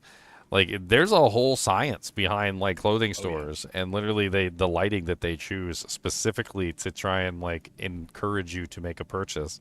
And then when you leave the store, it doesn't look the same as it did when you're in the store, because they've got like the god tier lighting in the store. Yeah, Lockpicking Lawyer. I was just talking about him. That's why I said you can either learn how to lockpick yourself, and that'll make you lose faith in all locks, or you can just go watch the Lockpicking Lawyer, and he'll make you have to lose faith in all locks. Or you can He didn't watch, even pick half of them. The whole thing with him makes me upset, is that like he just knows like all the hacks and tricks to get by the lock. Like, he's like, oh, this is a such and such Mitsubishi like turnover lock. He's like, all right. He gets out like one little tool and like sticks a little pin in, and the whole thing just pops open, like it's a transformer or something. And I'm just like, There isn't Nally even is another Janker guy. one. I think it's O'Nally. Yeah, McNally, he'll yeah, open he's a lock awesome. by hitting it with another lock. That It's so guy's funny. freaking awesome, dude. His big, huge stink recently. Like, I know it was like last year, but like he opened these companies' locks with a monster can, and they tried to sue him, so he like made all these videos like ordering the lock from Amazon, recording him opening the lock, like recording him like without any cuts, like cutting a shim from a monster can, and then No, like, picking so their lock.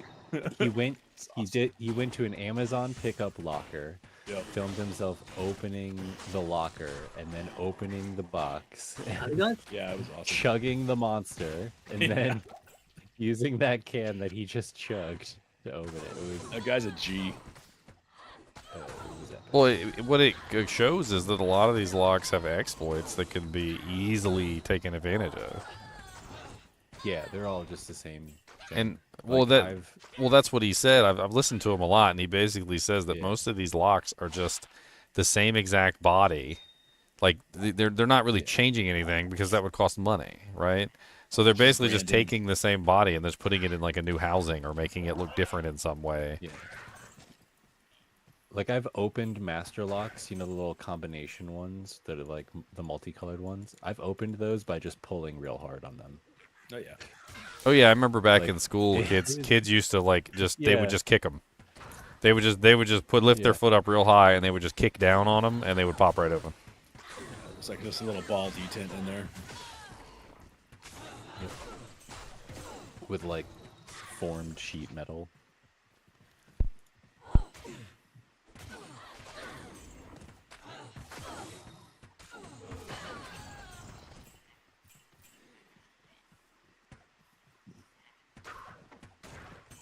And once you understand how locks are designed, you understand that they're fundamentally flawed. That they're fundamentally flawed creations that can be opened by just about anybody if you have the right tools. And even if you don't have the right tools, you- half the time you can just like improvise tools. And you're not really safe from anything because of a lock.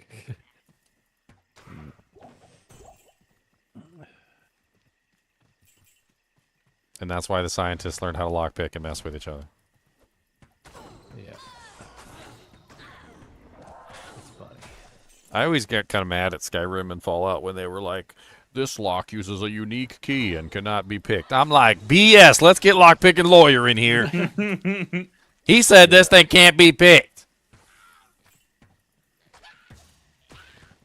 Just need a little knock spell.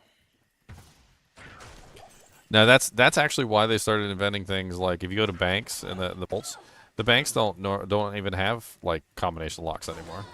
They're almost always timed locks now, because you can't defeat a time lock without like going into the system and like messing around with how the time lock works or trying to change the time on the lock. But if you can't get access to the time lock system because it's inside the vaults, then you have to drill through the door and you got to do a whole bunch of crazy stuff to get access to the time lock management system. So it's basically a way around the whole like you need a key or you need to know the combination, because no, it's the door only opens at this specific time every single day, and we're going to make sure we have security guards here when the door opens.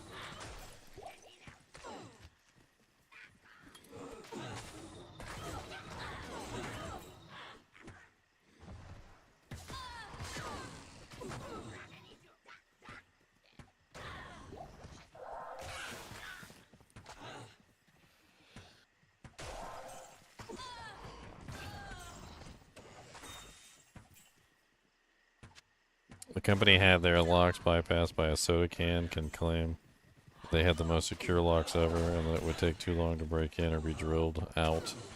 McNally found the defect, even suggested how to fix the defect, and they sued him and said, yeah, that's one of the things that always makes me laugh whenever I watch his videos is he literally says that when he finds a defect, he records himself like exploiting this defect, explains how the defect works, sends it to the company so that they can fix it. And he says like 99 times out of 100, they never fix it. That was an example of the Streisand effect, like Which we were is talking about the crazy other day. because like tech companies do the exact opposite. Like if you demonstrate an exploit to a tech company, there's they'll bounties. just send you money immediately. There's bounties. Did you know that? Like, there's actually a website you can go to. It's like, it's like hack my whatever, Yeah, and it's like tell me how you did it, and like show me, and I'll give you this amount of money or something. Like there's straight up a website where you can go to that you can actually get bounties for hacking into stuff. You have to obviously prove your methodology, and it has to be something that you can reproduce and show them how to like essentially defend against. But like there's some restrictions, but it's pretty cool. I mean, if you're a hacker, if you're like a legit hacker, go on that website, find it, whatever it is, and just start hacking into stuff and get paid.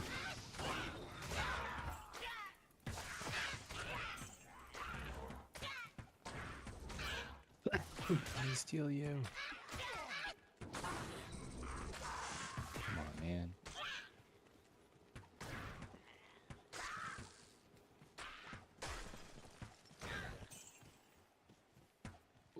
Whoa.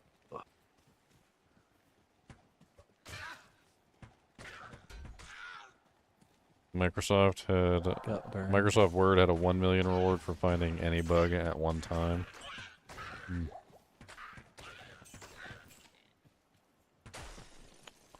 Of course, some of that stuff is performative, but I mean, yeah.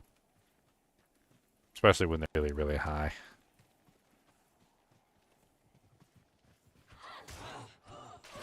I can't pick locks as good as lockpicking lawyer, but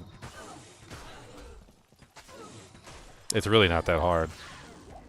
Like occasionally you'll come across a lock that actually requires you to do like the full thing, like binding on 1, you know, like little give on 2, you know, like oh, and we got release on 3.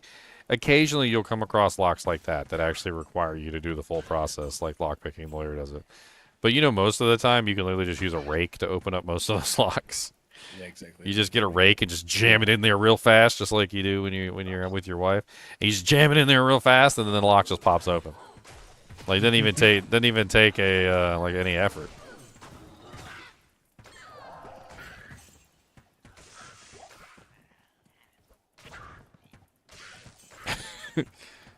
Just like with your wife.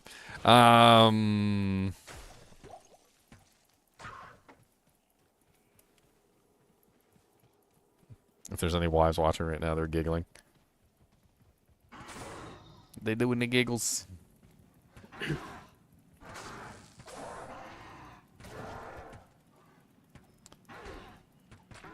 I mean, I'm not as good as lockpicking lawyer, but it'd be fun to pick locks, have people send me locks and see if I can pick them. We could just make it like a fun side game on stream. Has absolutely nothing to do with my channel at all. Like, I won't be like the new lockpicking lawyer or anything. But just like people send me locks and I'll try and pick them.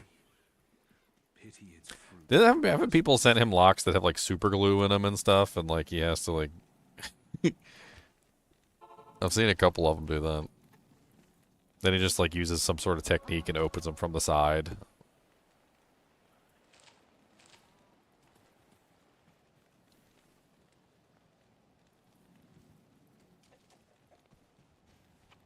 First self-uber kill on your Warlock, and you got a Warlock torch. Well, that's a dirty hack and cheater if I've ever heard one. DK, how jealous are you right now? I know, good for you. Good for you. Happy for you. He's so happy. He's lying so hard. Now Right now. I'm so happy.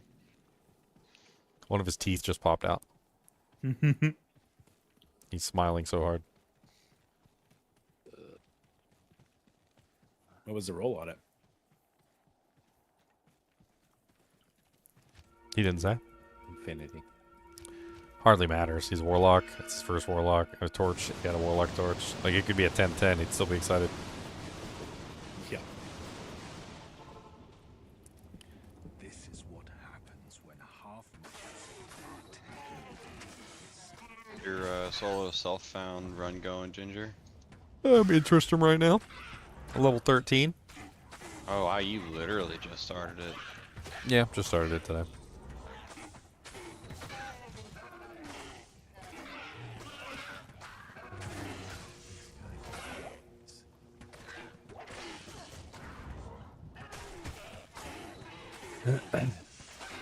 I can bind Venom Lords, right? It says demon. Yes. Yes. Okay. Venom Lords are demons? It says demon. Well, then you can find them. They are demons. Have you The- injured it at all? Yeah. Did you get in the butt? It has received many a butt poke. Oh God, not many. Not many. Yeah, many.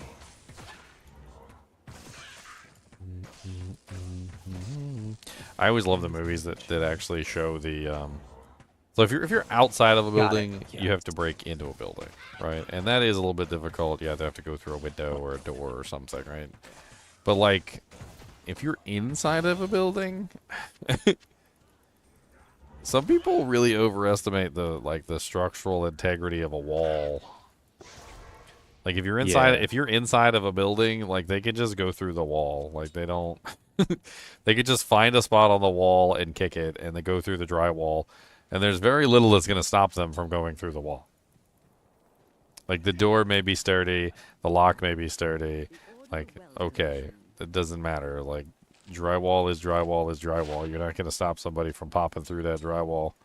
Like freaking what's his face on The Shining.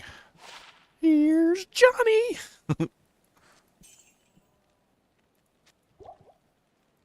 Then there's some movies that show that too. Like there's a couple of movies where they're like inside of a house and the guy's after him, and they're like oh no, it's gonna get us.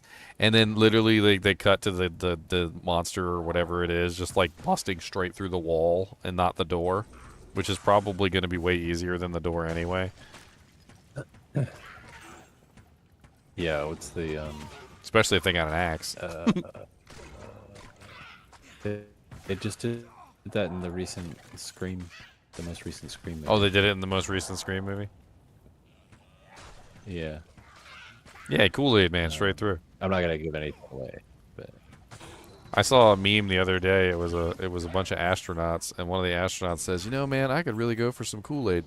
And then the next screen is literally just like a hole in the side of the spaceship, and the astronauts are floating out in outer space. And the Kool-Aid Man is there, and he's going, "Oh no!" That's hilarious.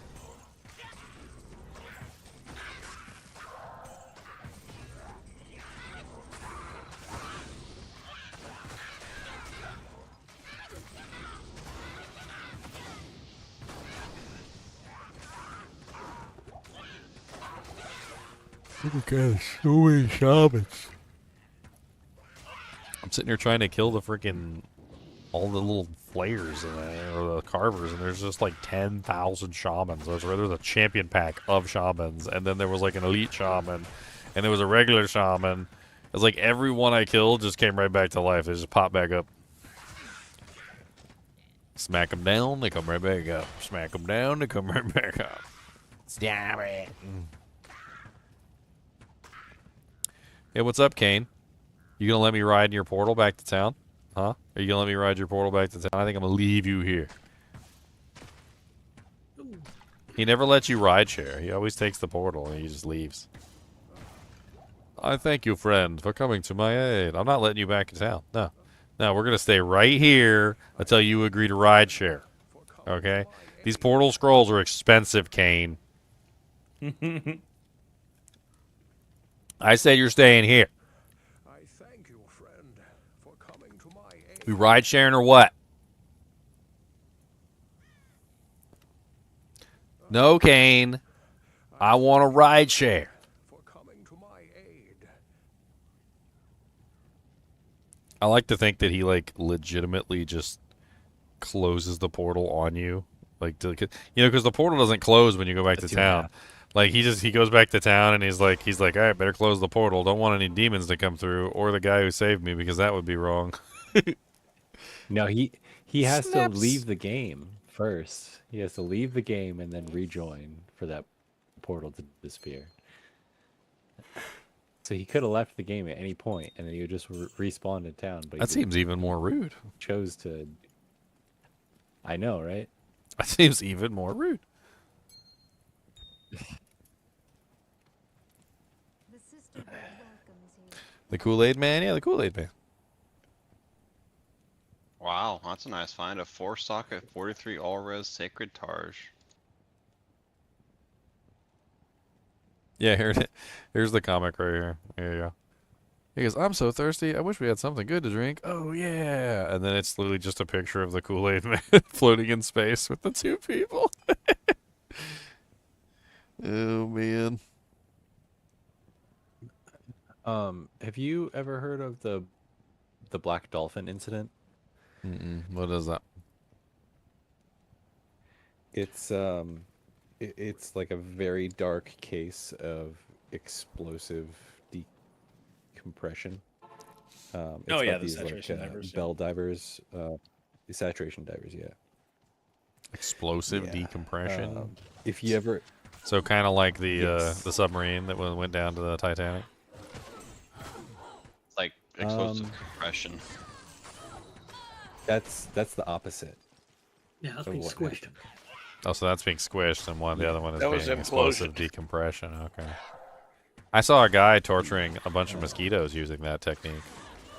He had like a little syringe, and he put the mosquitoes in the syringe, and then he would like add a bunch of air, and then like squish it all the way down, and then let the air out, God. and then he would put his finger over the top of it, and he would pull the plunger like really high so that the negative pressure would build up extremely fast. And then he would just let his thumb off the thing, and all the air would like shoot into the mosquito. He basically invented like a mosquito like pressurized torture chamber. Somehow I don't feel bad for those mosquitoes either, not even a little bit. What part of Dante's Inferno do you think he went to occupy after that? I don't know. He went to the pearly mosquitoes. gates of heaven for that. Yeah, like that's a plus. Like he got bonus points for that. Like he went to. I don't know. It's like when you talk to your teacher and they give you like an A plus. They're like, oh man, you went above and beyond. It's like we made those mosquitoes to test your patience. We wanted to see if you would blow up on them or not. We were like, how can we make the worst possible creature? Like, you know what? Let's make it suck their blood. How about that? Annoying, lands on you, sucks your blood, leaves red welts, gives you diseases. What is happening with this thing? I don't. Oh, I need to take this wolf circlet back and sell it. What am I doing? Money, money, money. Money. Do you think we'd mind mosquitoes as much if they didn't make us itchy? They didn't give us horrible diseases. Yeah. I think that's the main thing. Mosquitoes are like one of the I think main. most people just care about the itchy. They literally I think most people just care transfer. about the itchiest at this point. They literally transfer horrible illnesses, three like diseases. the West Nile virus, like to Three, people. and we're fine There's- with them now. there's a lot more than It's three. Like we've Um, eradicated them. West Nile, malaria, Dengue. and what? There was a Zika. case. Yeah. There was a case But we gotta recently go to of somebody getting bit specific by a places to get mosquito dengue. and ending up with one of those diseases, like down in Florida or something recently. Yeah. Yeah. They also Yeah. transmit some really bad ones, like the one that's the allergy to meat. Yes. Or was that ticks? Oh, I thought those that was were ticks. ticks. Yeah, I thought that was Those were ticks. ticks. That's Lyme disease. It's not Lyme disease. It's a specific tick that can do it. Yeah. They carry a certain strain that alters Yeah. your DNA. I don't want my DNA altered. You gotta stop altering DNAs. I would be so pissed. Was that the CIA that made it, or was that Bill Gates? Which one? Somebody said it was Bill Gates. I saw things that Bill Gates made it. That's what I saw. Yeah, because he was doing that whole. He wasn't he responsible for Impossible Foods or whatever, and then it tanked. What's I what don't was their- understand why what they are keep trying to trading at? make meat substitutes. Like, just make up. Stop trying to make meat substitutes and just make up your own, dude, Jank.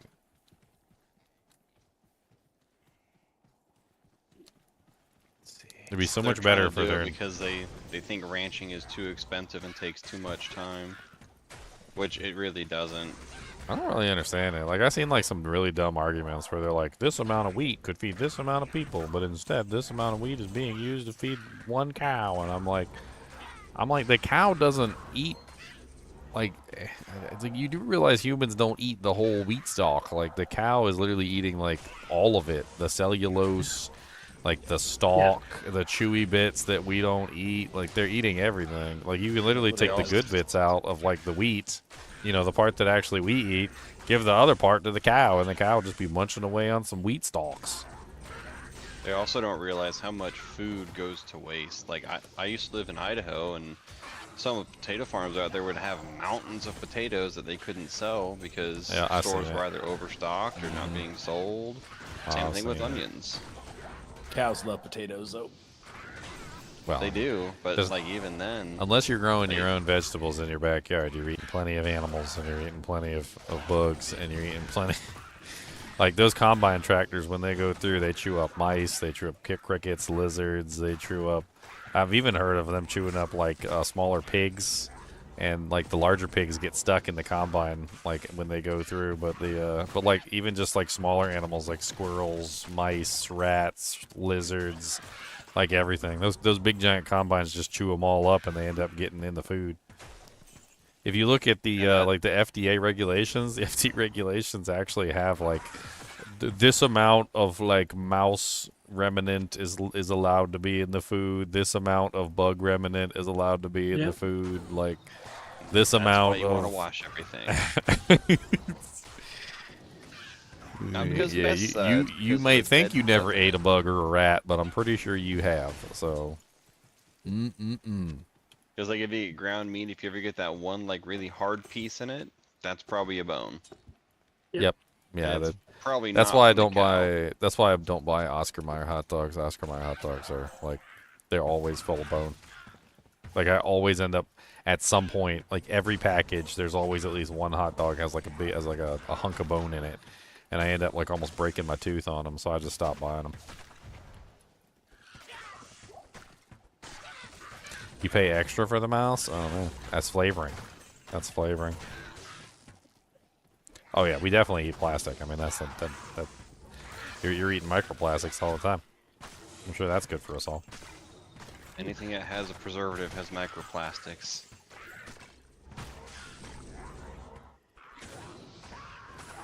I mean, heck, they use. So like most of your food, really. Now, cows are amazing creatures. Like, some people just don't understand how good cows are at literally digesting, like, the indigestible. They've got 2 stomachs, and they also ruminate, which is basically where they chew the cud, and then they re-chew the food, and then they swallow it again.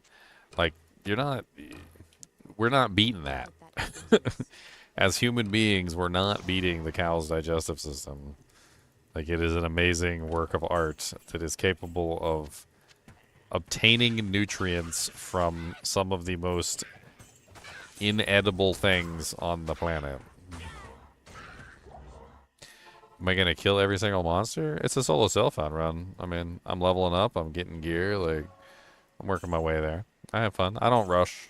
There's no rushing. I just like to have fun with it. Solo self-found P8 is kind of difficult, and if you rush, you're just gonna die anyway, so. I mean, I could rush and die. Right now, I'm just steadily building my character's skills correctly so that I have the damage output that I need to continue forward. I have 12 points in Hexbane now, so the next point is gonna go. The next points are gonna go into Hex Purge. I need 7. I think it's 7 points in Hex Purge, and then once I have 7 points in Hex Purge, I can start alternating. That's for optimal damage output, so I'm able to do as much as I can possibly do, which I'm gonna need because these monsters in P8 have lots of HP.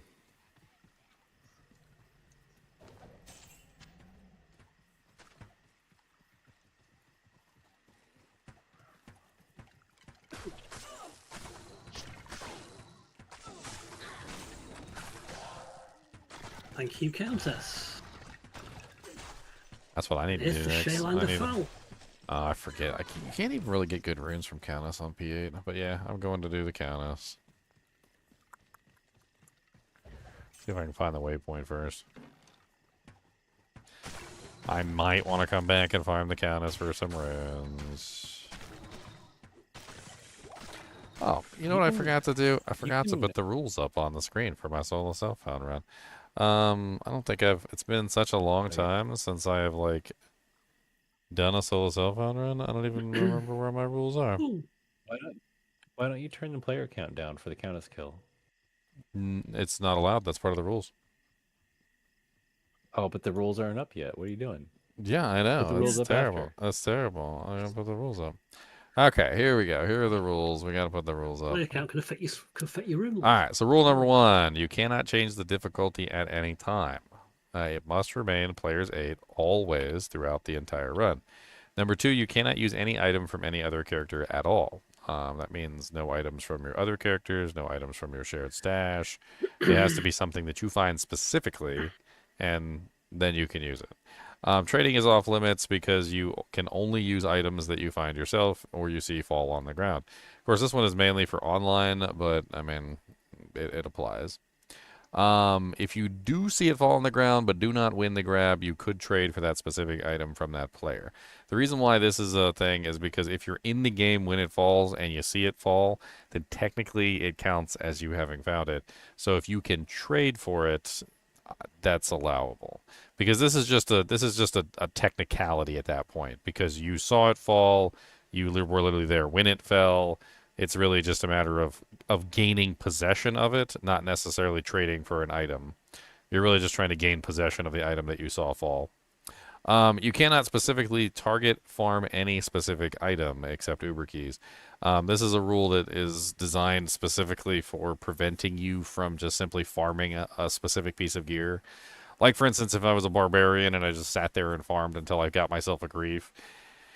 Like, you don't...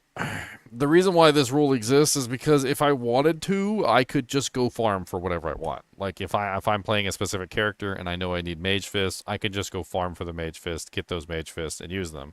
And that makes the run boring because I know how to do that.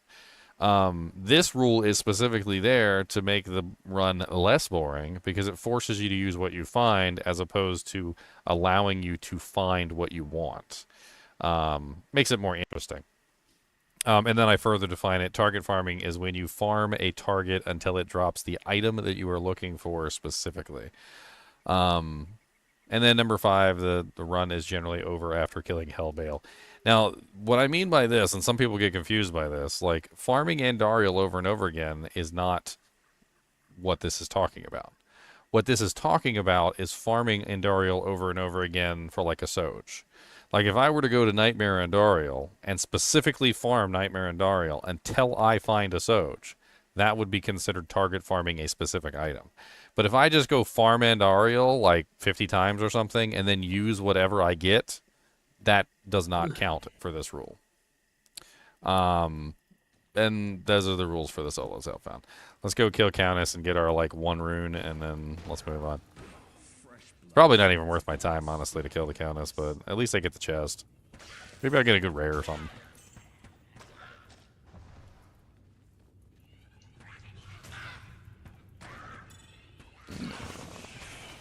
I've actually gotten kind of lucky so far. I got a rare amulet, and I also got a rare ring so far. Rare helmet. Not bad. Has a lot of ghosts.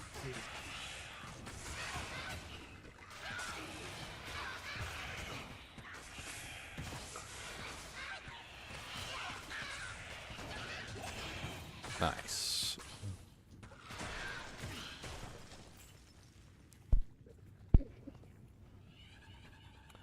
I miss the big white window in the middle of the screen. Can I pull it back? Sure. Do you want it bigger? Just leave the rules in the middle of the screen? Okay, there you go. I gotta run for a bit, boys. Alright.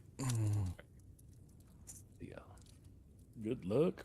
Meow is online and he's not hanging out with this? What is this blasphemy? Yes, he's doing a swappy. He always does Done that swappies. for, like, He's a the swapaholic. past 3 days. He doesn't check in with voice chat. He just does the swappy. Which reminds me, Like, guys, well, okay. I have a key for you. Someone had dropped one first time. Wasn't even key hunting. So. In this case, I'm just got online, so I will do swappy. Every other time, it's been just like, well, kind of in the game. Know that if you would ask. So I'm not doing swappy. Oh, well. Ow.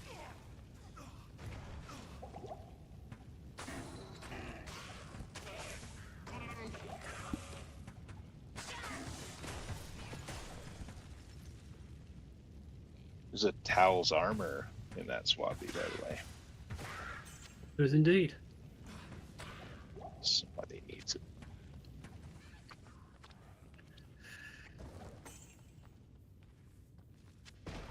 And I've just dropped a spare Sazabi's armor.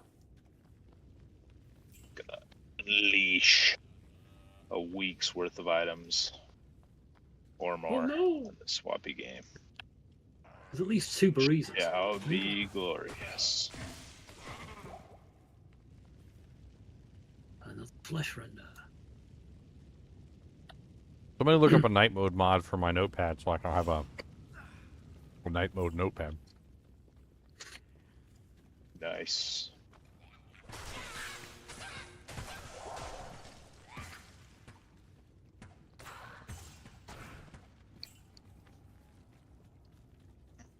There you go. There's 4 Monarch shields on the ground.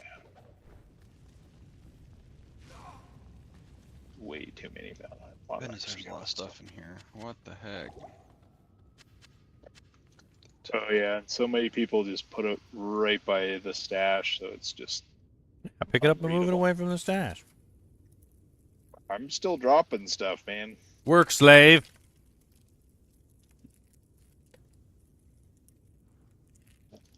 3 alt characters full of Strawberry. Like I don't Ubi know. letting go of the Maybe I'm horse. just like a weirdest person in the world, but I do not like strawberry. I've never liked strawberries. I don't like the flavor of them. Dang, these are all strawberry too. Freaking dirty hillbillies. Well, when you die and are sent to hell, and you ask why, they're gonna be like, Because you didn't like strawberries. You could have liked strawberries, Ginger. You know what? You know why I don't could've like strawberries? tried. You know why I don't like strawberries? Because that's a lie. They're not even berries. They're not even berries. They're not part of the berry family.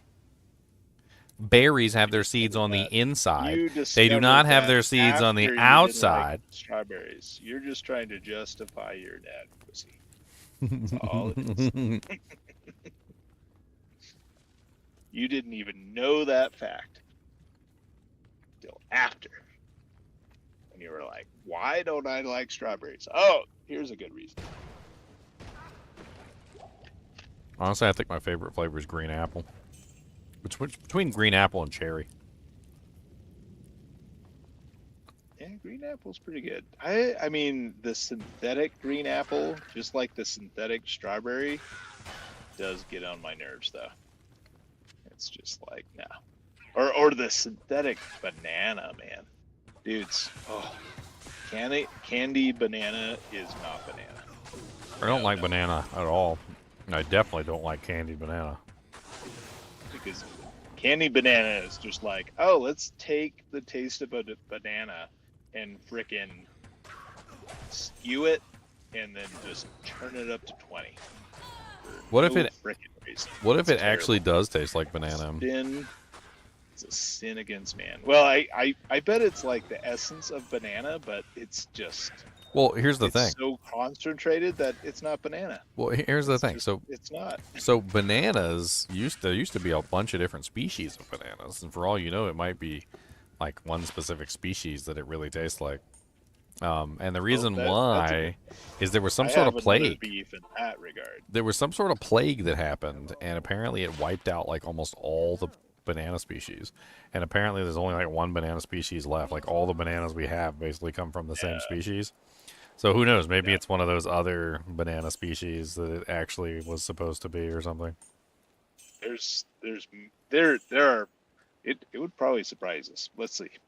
Let's Google. What's how up, many Christopher? types of banana are still in existence? It's probably a lot, but it's just they've chosen one for probably convenience reasons. There's, like anything in this world, there's convenience and money. Profit share. Number of banana species in existence. are over 1,000 different varieties of bananas grown worldwide. There you go, sir. Bananas. But they all come from the same And species. in America, nope. In America, no. It's saying over 1,000. Okay, it says varieties. Okay. Let's Yes, see. that's a different thing to species. There are over 75 known wild banana species. There you go. There's the number. Species. 75.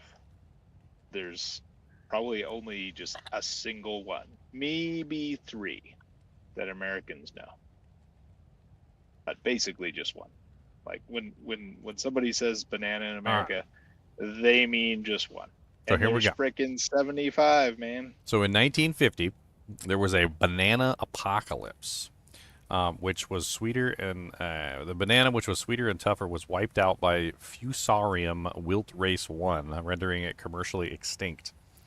The replacement banana, the Cavendish banana, was chosen as a replacement because it was resistant to race 1. The modern threat, the TR4, since the 1990s, a new strain in tropical race 4 TR4 has emerged, which is capable of killing all of the Cavendish bananas. Basically, the banana plague was a industry-wide Panama disease.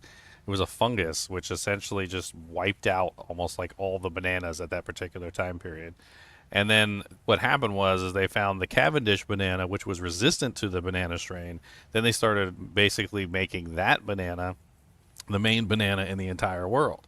But then the thing is that now the Cavendish banana is basically the only real banana left, and all the other strains are basically based off the Cavendish banana, and they're all not, what's the term, they're not resistant to the TR4. So there's like a whole thing right now where they basically have said that there is a chance where bananas could just be like wiped off the planet if another banana apocalypse happens, like in the 1950s, where basically all the bananas become infected and then that entire strain is then wiped off the planet as well. It's the banana apocalypse of the 1950s. Don't exactly know why the hell they call I guess that's just a fun name, the banana apocalypse. Sounds good, doesn't it? Why does it still say there are 75? So all 75 are susceptible to this supposed thing? Well, all of the ones that were not resistant to that specific strain are gone. So all of the bananas that were not resistant to the strain that destroyed them all in the 1950s are gone. And the Cavendish banana, which is the only one that was resistant to that strain, was the only one that survived. Sounds like a setup.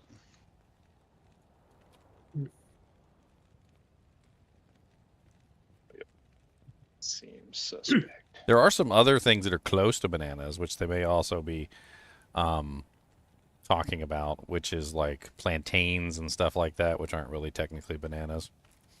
But if you search for "are all bananas today descendant from the Cavendish," it says no, not all bananas are descendant from the Cavendish. While about 99% of bananas exported to the Western markets are genetically identical Cavendish clones, there are 1,000 different varieties of bananas grown globally. So basically, 99% of all the bananas in the world are Cavendish clones. Those are the ones that are actually that you eat. They're Cavendish bananas. All the other bananas are the ones that are susceptible to the virus, and they basically just get wiped out. They're just afraid to. Well, they don't want to do it because they don't want to have it get wiped out again. Apparently, it was really bad. It was like all the bananas were gone. Like all of them. The Cavendish monoculture, practically every banana sold in U.S. and European markets is a clone of a single banana plant that was grown in the 1830s in England, and they are sterile and propagated only by cuttings. Ooh, that's not good. Which basically means that if they get wiped out, like if that Cavendish plant gets wiped out, we're back to square one. The seedless stuff everybody eats nowadays. I always thought seedless was such a bad idea. Yeah, but I mean, it is what it is. It's an evolutionary dead end, right? Go for it. It's a for sure. because it's basically you're just everything seedless is a clone. You are eating clones. Like there's no new tree. Like, Yeah, that's what they're saying. Is that anything in the seedless 1830s there was a Cavendish single tree, organism that you are eating, and that been cloned. Yep. And that Millions Cavendish tree from the 1830s is millions the of same times. one that basically makes all bananas that we eat today. It's kind of a really weird thing. If you've ever eaten a banana, you technically have a shared experience because you have all eaten a banana from the same banana tree. Because it literally is the same banana tree. It's a clone of that banana tree. It's maybe in the clippings. US. It I says feel like U.S. I and did Europe. not- It says I U.S. did and not- Europe. Okay, Europe. Yeah, I was gonna say like in South America, I did not eat a. Well, you probably just single picked one off of a American tree banana. there. Oh no, I didn't. But I mean, people. Yeah, I ate what probably people picked for the tree, but there was not a single American banana. It was really cool. Well, there's no It's such just thing as very an refreshing. American banana. They're European Well, bananas. Whatever. Yes, whatever it is. The one that's They're Cavendishes. They're Cavendish bananas is what apparently- they are. They're Cavendish bananas. There you go. Yeah, you might be like one of the few people in the world in the United States that's actually eating a non-Cavendish banana.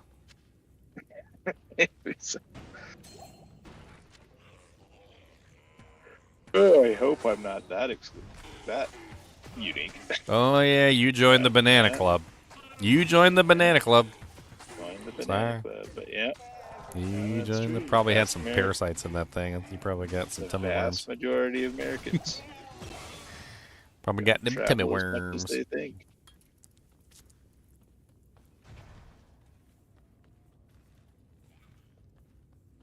Cellar level 5. Time to get some gold, boys. Ding, ding, ding, ding, ding. Give me all that yummy gold. Gonna put it in a new.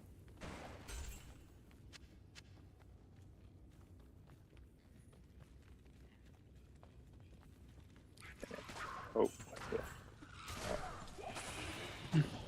why is someone trading my level 1? Don't even bother. I always love the He theory needs that. nothing. Oh wow, a set sash. What? I got a deaths, boys. Nice. Are you serious? Wow.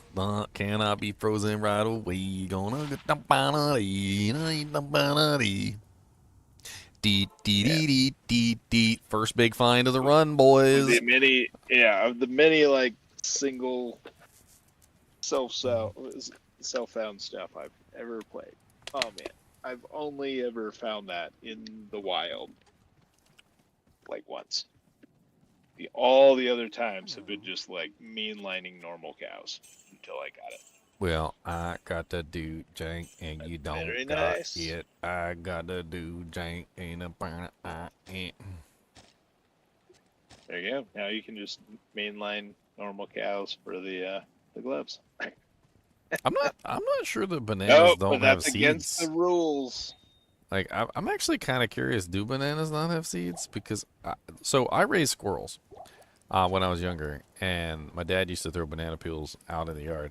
And I distinctly remember one of the squirrels that I raised grabbing a banana peel, and he like almost instinctively knew where to bite, and he like bit into the thing, and he pulled out some little thing inside the banana peel, and he started eating it.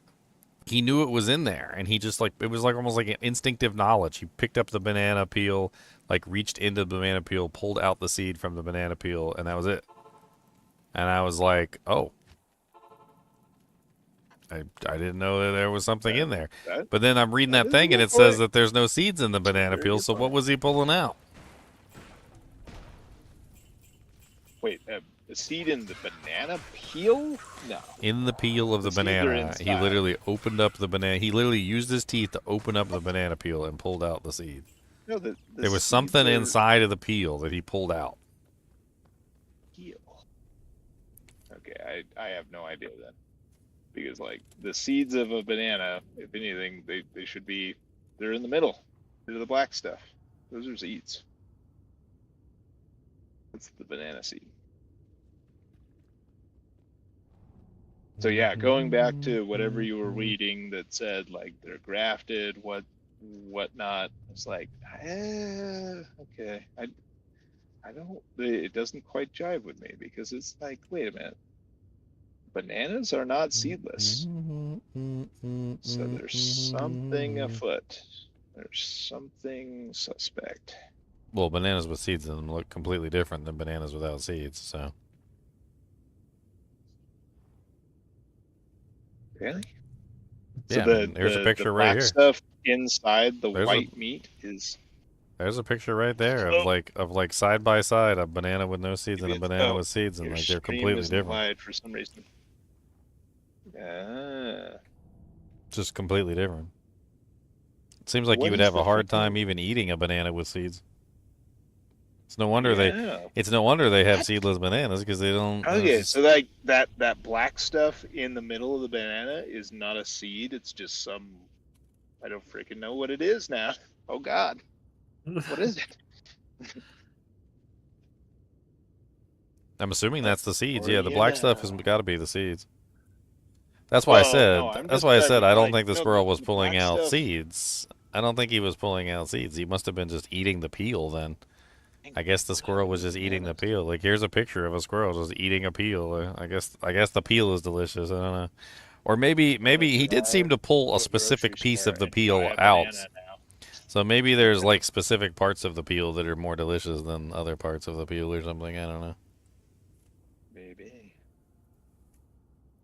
Like I always thought it was a seed, but I It didn't was realize. only like I mean, it's been a little bit. It was like a week ago when I last ate a banana because bananas are not good for camper life unless you really, really like bananas, and you will eat that entire bushel in like 2 days.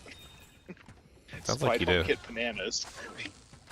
I mean, they have a lot of It's potassium like- in them, which can be nice if you're Oh, yeah, potassium they're deficient. good, but I mean, you need just get a potassium little- for. I get tired of them pretty quick. Potassium is basically it's just as important to the body as salt. Salt takes the water out of the cells, and potassium puts the water into the cells. Without either, you end yeah. up with a problem of like That's water issues. That's a good And mention. if you don't like bananas, you can always have sea salt, which is both. Let's make sure my.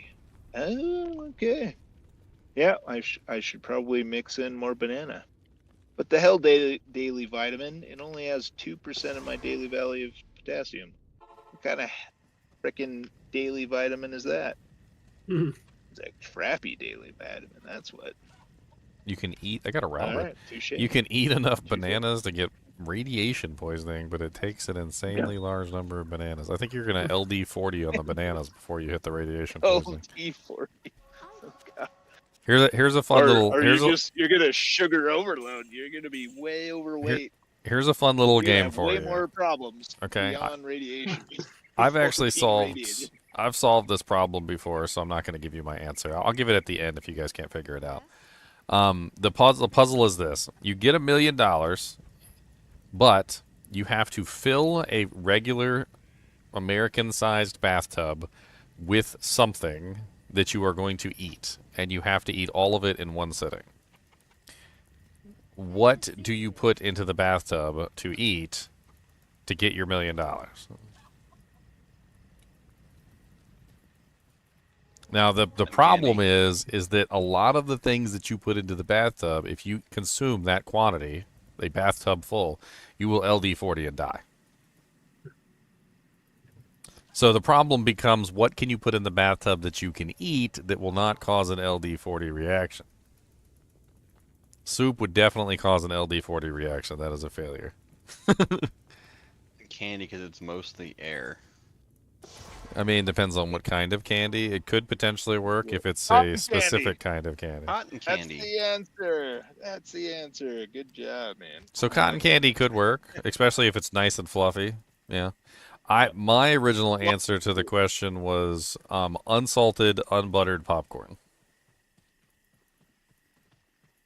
It would be gross, Brian. but I think you could do it. I think unsalted, unbuttered popcorn, because it's so puffy. You know, It get like the would really be big kind too that puffs up real big. You know, like they got like the Orville Redenbacher kernels, where they're like genetically designed to puff up really huge. Like they gather lots of air. I don't know. That way Yeah, you I could guess fill the whole that- bathtub with there's mostly a lot air, of essentially. It just seemed like a lot of matter, though, too. But yeah, that's true. I mean, the cotton candy's no worse. I mean, even if you do, it's because cotton That's candy a is good mostly point. air. It's still a lot of I've sugar. been surprised and disgusted by how much popcorn I've gone through watching a movie. Say, I'm just like, okay, Fiberglass? Oh god, you're totally dead. oh, fiberglass. Oh god. I mean, it is mostly air. I mean, I'm assuming he's talking about the insulation fiberglass. It is mostly air, but oh god. Yeah, I think that's Like, death. if you don't I think die, that's death. you will wish for death. You will wish for death. It's like, you may not die, but oh man, you will wish you were. Bathtub full of rhino Oh, pills. Eating popcorn like that as a death sentence. I mean, unsalted, unbuttered, yeah. But I mean, if you put butter and salt on it, you'll die. So, Unbuttered. like, there's no way. Like, that would LD40 you right there if it was salted and buttered. You'd die from salt intake alone, probably. An entire bathtub of salted popcorn, yeah, you're dead. Or I mean, like you could probably also do something like coconuts. coconuts. We have to drink the stuff that's inside of them. But I guess technically you can't eat the shell There's a though. good I don't know. amount of I don't know if air that in it. would. I don't know if that would qualify since you Yeah. can't eat the shell. Yeah, I There's feel also like the much challenge flesh. presupposes everything you put in it needs to be edible. You can't just throw a bunch of stuff that has husk and whatnot. Yeah, just throw in bags of potato chips that are mostly air. Genius. Yep. That's a really good answer. Yeah, dude. With today's potato chips, holy crap, man. Yeah, you won't even get your daily salt intake with a bathtub. All right, full of that crap. let's ask Okay, you the probably will, but still. let's That's ask an that's a AI lot of program real air. quick just for fun. That is a lot of air. Okay, so let's see. $1 million.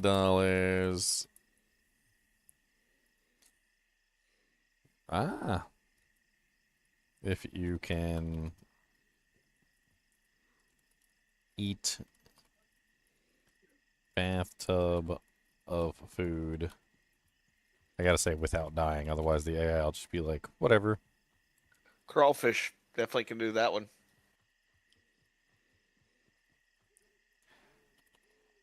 You could try high fiber, no additive cereal, but the problem with that is you'll be killed by dehydration.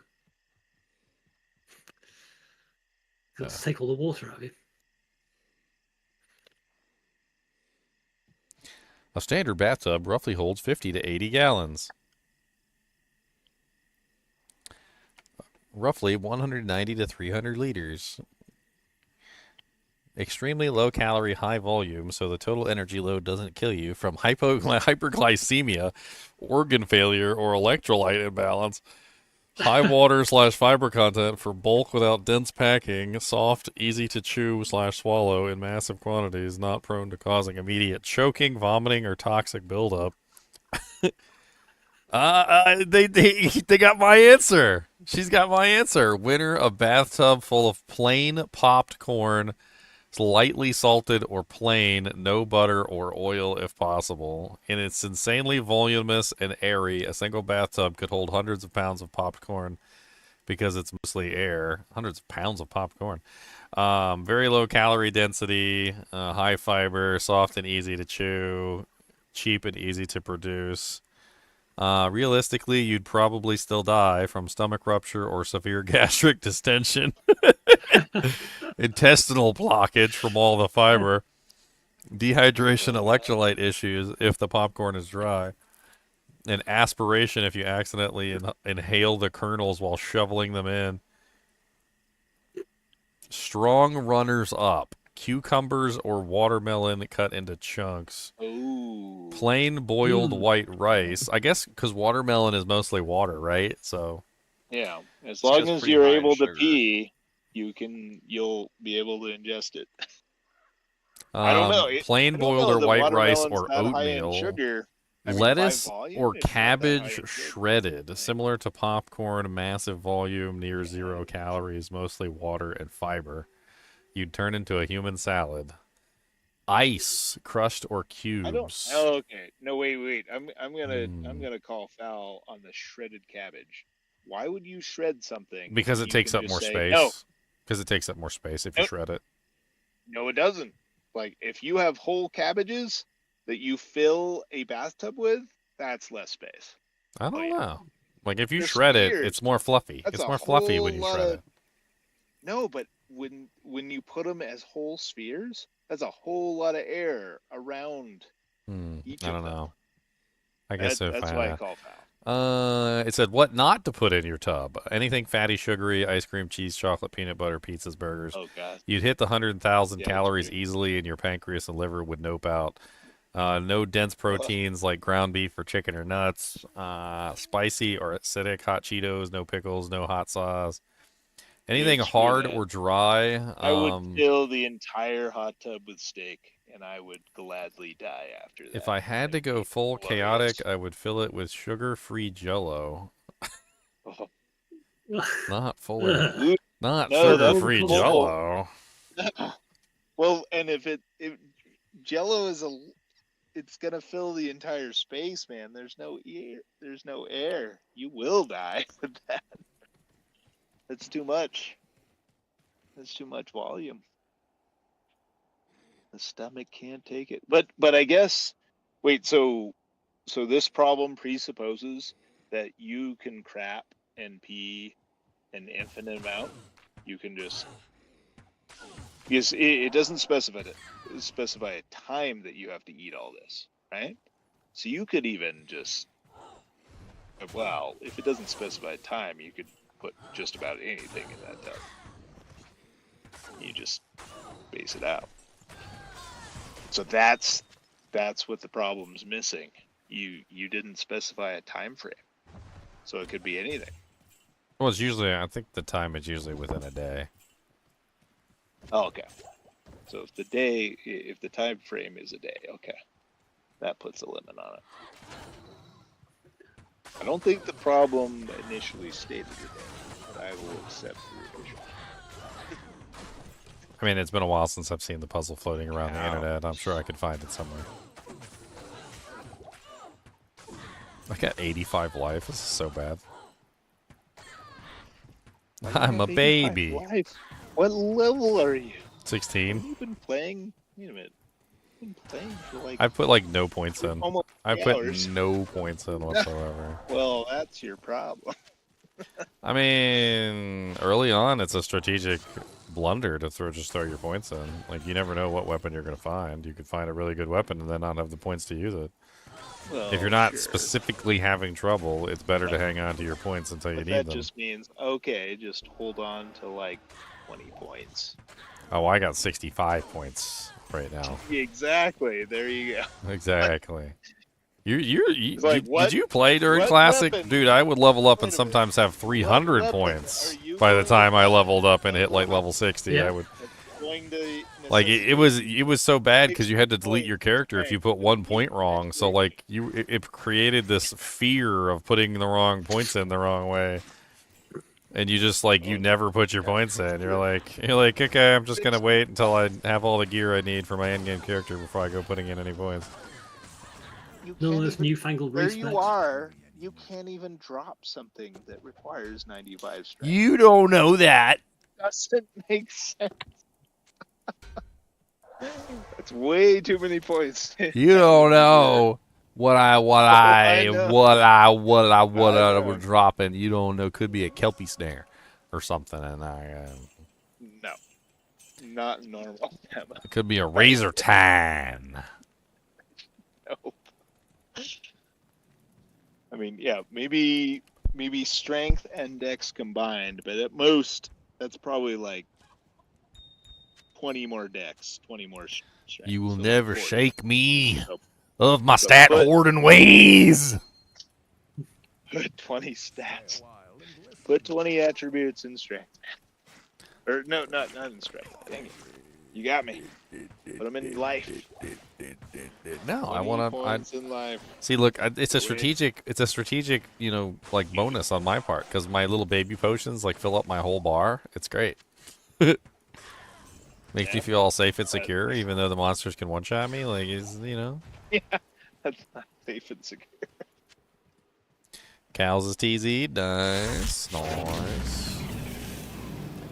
One little dark stalker, you see, one little dark stalker for me. Look at all the thorn beasts, they're really mean, trying to shoot me in my spleen.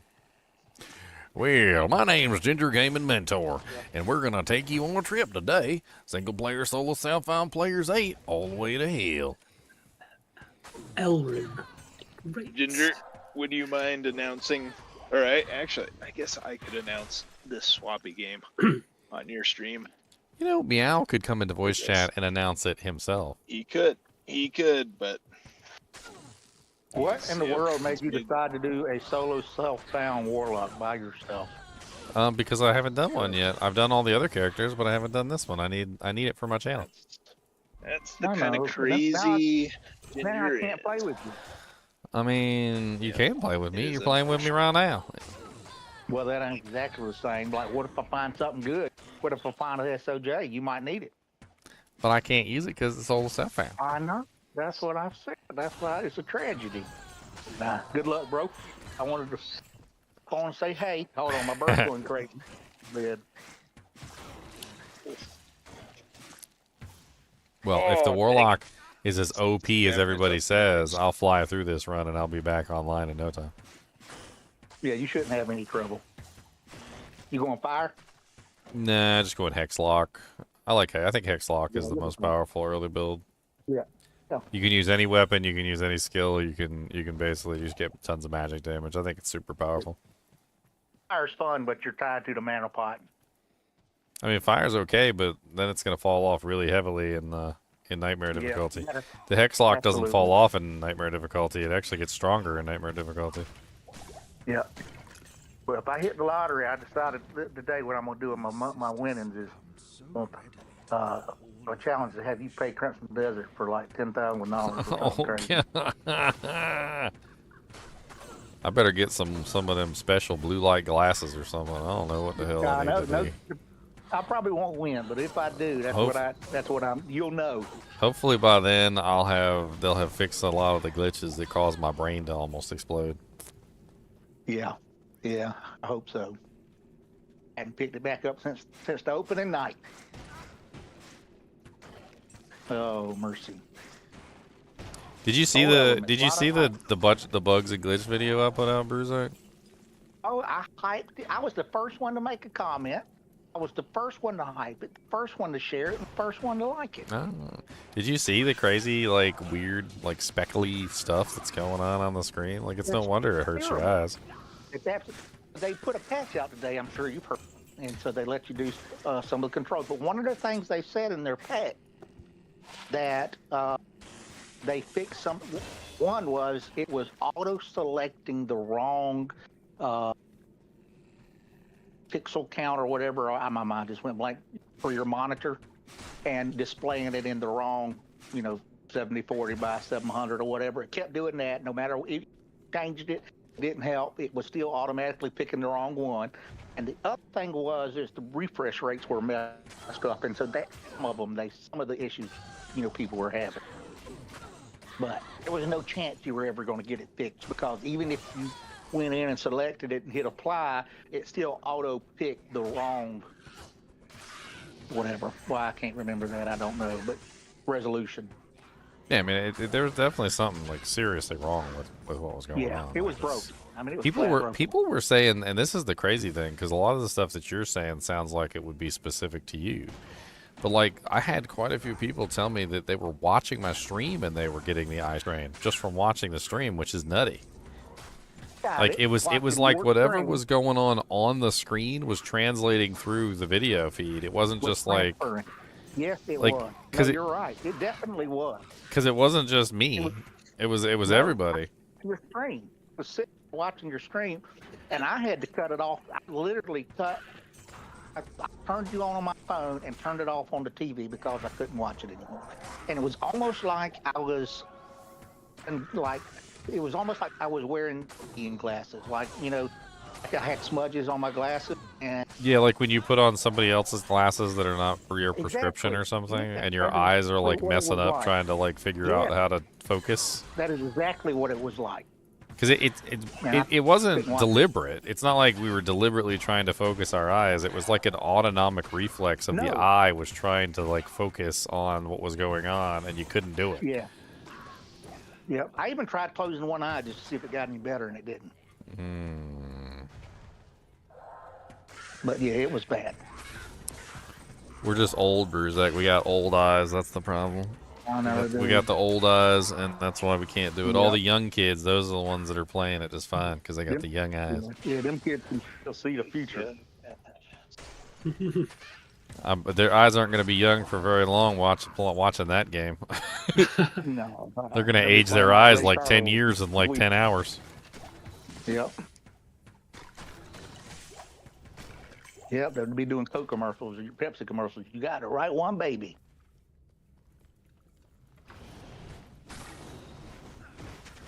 Ow. So you're just trying to get to normal tonight? Is that the plan? I mean, get as far as I can. This Well, solo your self-found is very Stream MacGyver-ish. says normal, Ginger, so you gotta do normal. It's Yeah, it's you very don't wanna blow your MacGyver. surprise. It's a very Blow your MacGyver-ish. I surprise gotta. all in one night, man. Do normal tonight. There's a precedence that's been set by I Southern guy we might, don't I like might be post able stuff all the to. I don't time. know how many hours I got, but I might be able to. Yeah. Just job schedule. Is it still saying kind of weird right now, or is it Yeah. changing back anytime? It's weird. Maybe I'll get fired crazy. soon. You know, never know. Should get fired now. I ain't saying that. I mean, that would alleviate the problem. That would alleviate talk to my alleviation. Yeah, well, No you doom know, on you. I'm not saying that you can't make an omelet without breaking a few eggs. Yeah. Oh gosh, we sold that giant 6-foot Luffy statue I posted in the thing, and I way underestimated the amount of time it takes to ship that. Me and my wife spent 5 hours today, and I'm gonna spend another 5 hours tomorrow packing that thing up. I don't know if I'm gonna do that. A Luffy? Yeah, it's A Luffy crazy. statue? Yeah, from You Lee said Luppy. from- You said I don't Luppy. know. Luffy. Luffy. He's D. Monkey D. Luffy. That's what he is. Yep. Monkey D. Luffy. I don't even like the anime, and at least I know what his name is. Yeah. He's no higher than 6 foot, and at his widest, he's 25 inches. So, anyways, I paid $700, and I sold him for 21 plus shipping. But I'm still not sure it's worth it. No, you gotta. I mean, your time's worth something. It's worth a lot, especially when you die, Yeah. man. It's worth a tremendous amount. Exactly. Be a locksmith. The Gotta best buy job it. you've ever had. Value yourself honestly. All right, time to pull Yeah. up Lockpicking Lawyers videos. Oh, I like Lockpicking Lawyer. We were having a whole conversation about Lockpicking Lawyer earlier, and you missed it. I missed that. Some lock picks. I can pick a master lock. It's not bad. Pretty quick. Yeah, I got one of those clear locks. I showed it on stream earlier. You can Oh, see the nice. pins. Yep. It's Yep. really easy once you understand what's going on inside the lock, and then you can. Oh yeah, Then half the time you can literally just jam it in there real hard and it pops open. like a rake. The rakes are so easy, and they Yeah. work 90% of the time. There's also a bump key you can use too. There's a bunch of crazy Yep. stuff. Yeah, they got. And then Lockpicking Pretty Lawyer cool. makes me look like an idiot because he's like, all right, this is a lock and it could be hard to pick. He's like, but we're gonna take this little stick and I'm just gonna shove it right here and then bam, look, see it popped open. And I'm like, Damn. Yep. I was like, you know what? That's just cheating. Yeah. Stop playing with your rig, Ginger. You gotta use a big stick. Come on. I remember one time he had like this little toy lock that was for like a little kid, and then he had like a real master lock next to it that he said had like an exploit on it, and he's like, watch this, it's gonna take me longer to pick the toy lock than it will to pick the master lock. And he opens up the master lock in like 1 second, and it takes him like 5 to open up the toy lock. Did you say why?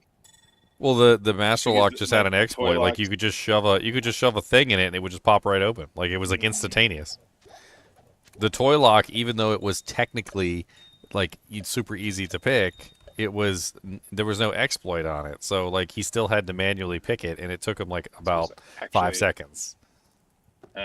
So the security of the toy lock was actually more sound. It was actually more sound Yes. than the master lock that had the exploit. Yes. The sisterhood welcomes The you. unique troll belt. Yeah, that's Well, I Geeds. That's suppose it's Geeds. You got maybe yourself a Geeds. Different motives with that. The master lock, if somebody gets locked out of their house or their trailer or something, they're like, "Nah, how do I do it?" And they're like, "Okay, guys, why don't we engineer an exploit?"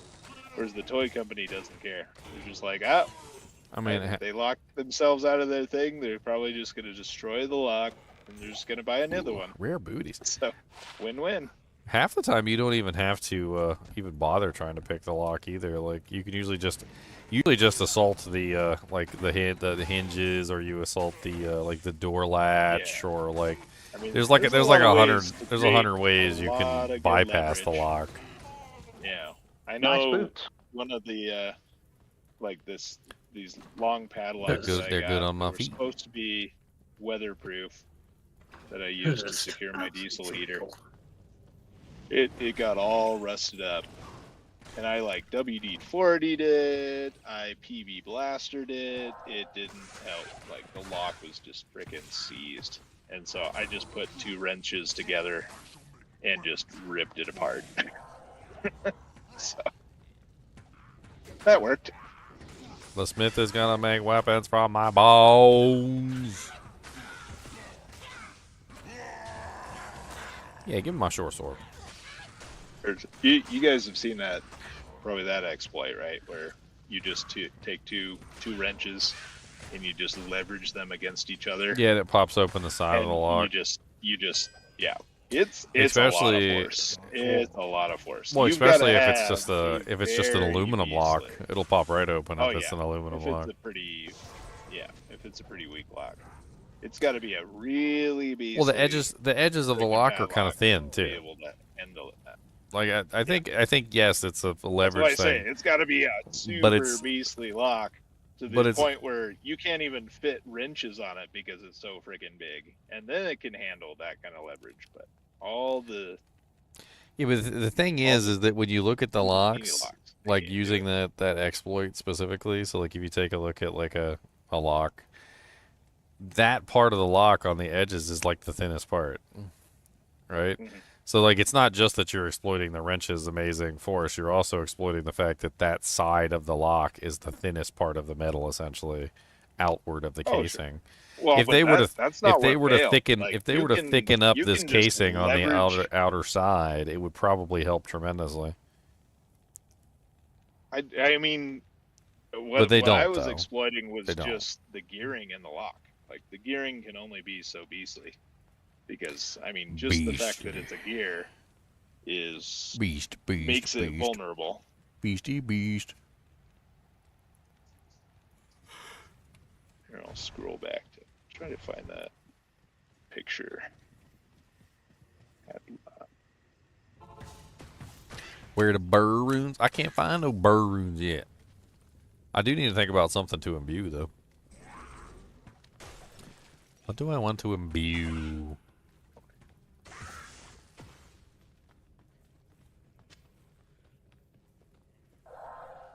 Yeah, what did I do that?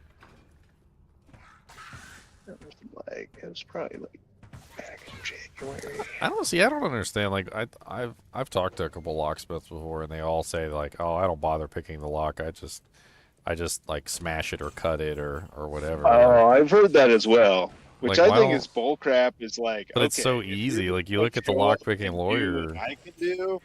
I don't want to pay you $400 to pick to this smash lock. my lock. I mean, Yeah, I want my lock yeah, attacked. exactly. If I'm gonna pay you $400 because I've had that too. Where That's like if you call a I've gotten locksmith for your locked out. car, like you're locked out of your car, and he like smashes You're the like- window and unlocks the door. You're like, I Yeah, could have done you're that. just like, it's like, what the heck, man? Like, no, I don't want to pay that. I Forever- could have Yeah, done I that. was like I was like sharing a house with people, and I had a lock on my personal room, and I locked myself out, and I called the locksmith. He didn't even pick the freaking lock. He just did one of those like airbags that you blow up to just like compress the door frame or See, I expand I the wouldn't door want frame them to around do that. the door. And That's I'm gotta like, dude, that's gotta no. damage the door frame. Yeah, it's like if the door and unfortunately it was an old enough thing, it had enough flex, like there was no damage. At least not That you noticeable, know but of. I was freaking out. I was like, dude, I don't own this place. I'm renting this place. Like, if you destroy the door frame, we're gonna have an issue. What Yeah, the I don't. hell? Those airbag things scare me because like I feel like they're causing irreparable damage to the frame of the vehicle. Yeah. It's when you bend metal. When you bend. You're talking vehicle. I'm talking like a wood door frame in. Oh in a yeah, house. wood definitely. Yeah, Wood I definitely. You're gonna totally damage. agree. No, there's a lot of. I mean, there was a lot of play in this particular door. It was a terrible door. I mean, it's not a well-built door. So you got away with it, but it was like, ugh. Time But to yeah, kick it. like a Time to kick vehicle? it down. Jeez. This is what I have my ability for. I'm just calling the lockpicking lawyer next time. I need to get out of my house. Okay, done. Dang, you didn't even like come over here, and I already finished. Where does this belong? Probably GGM General. I always secretly want like the lockpicking Picture lawyer to of get it. stumped. Like that's what I really want. I secretly want them to Oh, like. I do too. Like one day, I agree like with somebody that. gives a lock, and then like, he's like, and he doesn't even have to It's like- stump him. I just want him to take more than like 20 seconds on the lock. Yeah. Like actually feel like he thinks of that. Yeah, like he's actually having some sort of trouble with it. I don't think I've ever seen him have trouble with a lock, ever. He pulls a lock up. He's like, "Oh, this is neat. That looks like it could be difficult. Well, it's open." And like,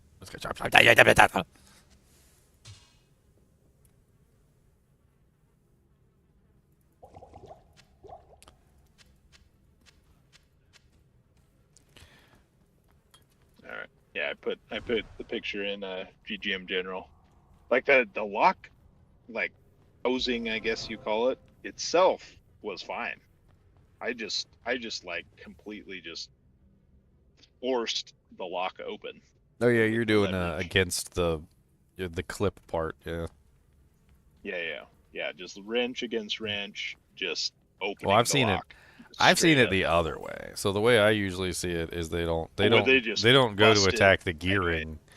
They put it the other way, and they go against the outside edges of the lock, and they basically break the outside edges of the lock. It's Yeah. And I saw that as well, and I would have tried that, but I just didn't. As you can see in the photo, like you I got didn't some have big that honky capacity. wrenches there, sir. Like the people I see Yes. usually use the smaller wrenches. I grabbed the big wrenches. You got the big. mean, That's also a I- relatively tall lock too, though. Like most locks aren't that tall.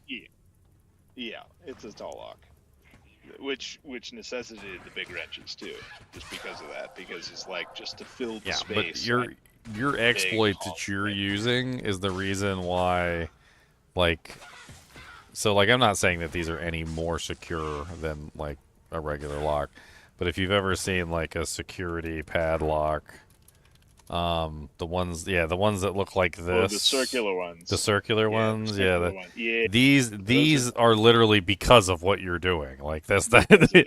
These are literally designed because somebody can just use two wrenches and pop the lock open. Yeah. But then again, these aren't any more secure than the other ones. Like there's a bunch of exploits you can use on those too. Yeah. Oh yeah. There. For sure. Bruzak knows. Yeah, I'm hitting on like a good topic for Bruzak. He's like, Couple I'm a of pick locking felons, lawyer, man. buff. I bet you got a lock picking lawyer shirt. I bet you I do. wish I did.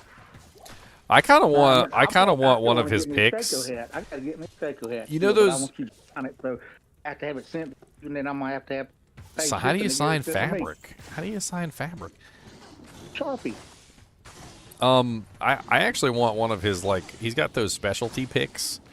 Those ones that are like, instead of just like picks, they're like designed for specific locks and stuff. I know exactly what you're talking about. Yeah. Yeah, those look cool. I ain't gonna lie. They look really Well, cool. I know you got a birthday coming You know, I up. gotta have my tools. Which, You know what I'm frankly, saying? Gotta have though, my tools. Unfortunately, I kind of have beef with because that's the other critique I have of it. It's like, no. I want to see you pick this stuff with just everyday items. Come on now. well, he does. Like, But then he decided to open up his own line of lockpicks that he made himself. That like Yeah, make I it looked at it the makes it company even that I'm trying to buy easier. 'em from the company. Yeah, which again, that's not readily available. It's like, no. His bread and butter should be. I gotta look up the laws on lockpicks. I understand like why he did that. Because, yeah, it's extra revenue for him. I can't remember if lockpicks are illegal in Virginia or not. If he's that greedy, he must be a terrible lawyer. It's like, dude, you're just doing this as a passion project. Like, I like why the do you one care where he about put getting the paid? put the be a padlock terrible on his lawyer. wife's ice cream. Did you see that one? Oh wow. And she Oh, cut I got the that top as a off the stuff- ice cream. Yeah, I got that as a stocking stuffer for my mom. It was good. I mean, yeah, it's like you don't even have to do that. Like, it's not that good of a lock. It's just a janky thing. It's a janky lock. It's a cheap stocking stuffer gift. Like, it's not legit. I mean, it made a good video though. It did make a good video. Yeah. It was amusing. I mean, it definitely made me like put it down as a wish list. Like, I didn't give the lockpicking lawyer any revenue, but I gave that company some revenue for like buying their janky little toy lock. So, For those of good you, for them. for those of you who basically have no idea how lockpicking works and you're like completely lost, I can give you like the briefest tutorial in existence. So here, let me pull up like a clear lock and I'll show you. All right, so we're going to use this clear lock as the example, and I'm going to explain to you every part in the lock. And if you're smart enough, you'll figure out how to pick locks. All right, so basically how a lock works is you have a key, and the key goes in and pushes up these pins. The goal is to push up the pins so that they're all in line with the top of the thing, right?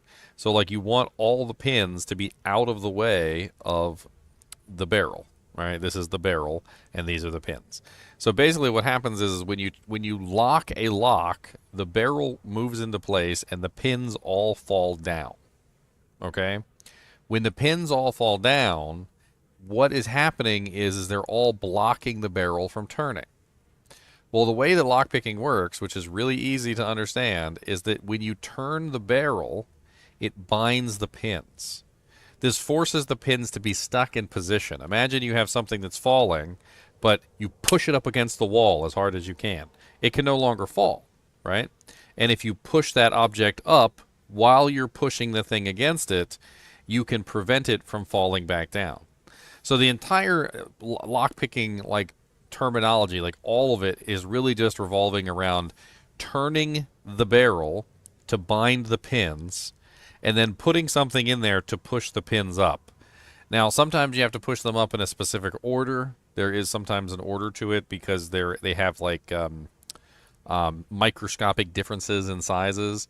So when you turn the barrel, only one or two of the pins will bind because they're not all the same size. Okay, and click the wrong lock tutorial. So they won't all bind because they're not all the same size. But as you start to push them up, others will start to bind. And you just basically continue to push them all up until they're above the line. And once they're all above the line, you just turn the key and you're done. Or in this case, it's called a tensioner is what you usually use. Usually it's something like a tensioner to tension the barrel.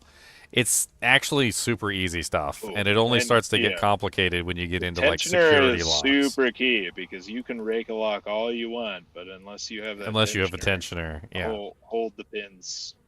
The entire thing, is dependent on you being able to tension the barrel. Without being able to tension the barrel, you'll never pick the lock. Yeah. Yeah, because you've got to have some mechanism of holding those pins in place, which I think he's shown some locks though that don't, they're independent of that tension. They have independent pins or something. Yeah, they negate I know that there's false and set that makes it pins and very there's all sorts difficult. of security pins that kind of fake you out. I remember that, but Yeah, but I guess at the end of the day, if it's based on a key turning, it's got to have a tension mechanism of some point or some type, and you just have to replicate that. I usually end up like bending my tensioner because I push it too hard. Oh yeah. It's Every I can see time. that every time. Well, it's hard to keep the tension just right so that everything lines up, but also, I'm heavy-handed. but all like I got monster hands. But then at the same time, also make sure that you're getting everything bound. Like sometimes you just have to release the tension and reset it, which Absolutely, yeah. Well, and that lock that I ended up breaking, like why I ended up breaking it is because I bent the freaking key, man. Like the key, it was so rusted and seized. Like the key couldn't do it. Like it was just like, all right, lubrication and PB blasting, just trying to break up that rust. Always important. Yeah, always use the lube. always use the lube. Okay, Very wise important. words to live by. That's true. Yep. For all sorts of activities, just be liberal with the lube. Yep. Always.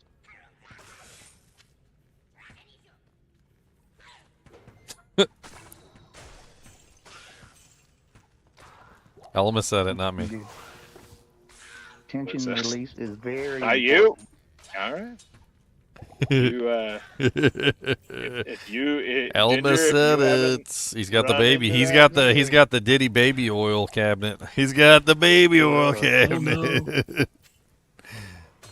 The Diddy oil. Dude, that jank cracked me up, by the way, when his lawyer team was trying to say that Costco sold baby oil in bulk, and then Costco shot back and said we don't sell baby oil in bulk. Wow. I don't know if you saw that during his trial, but that jank was hilarious. Dude, they literally were like, it was like instantaneous. Like they said something about that he bought that it wasn't so abnormal that he had so much baby oil because he got it in bulk at Costco or something.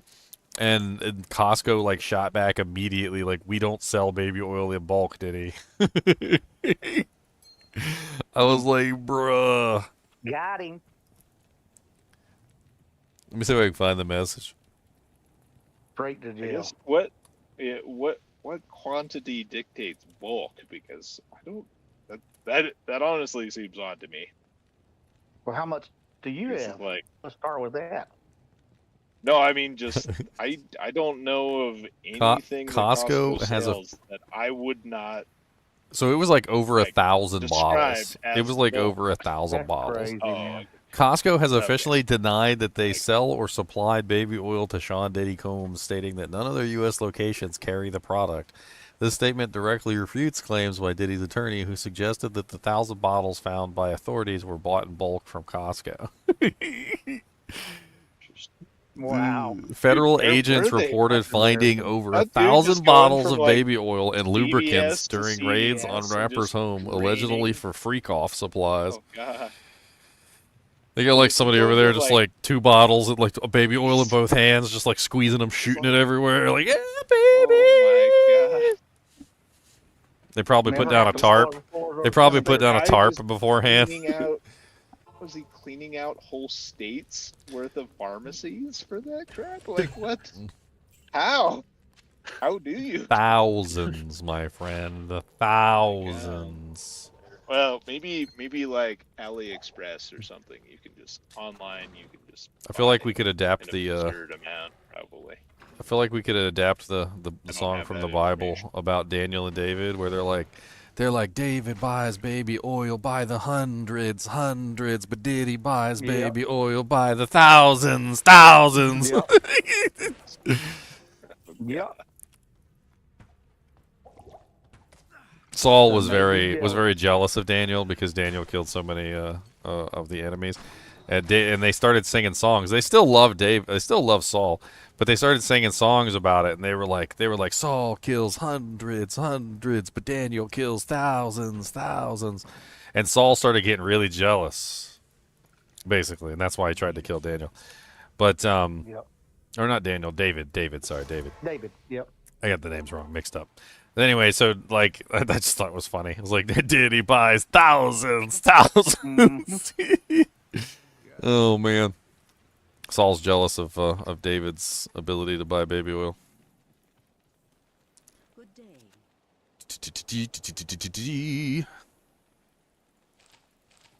Jealousy will not get you very far in life, that's for sure. Nope. Bible says it's as cruel as the grave.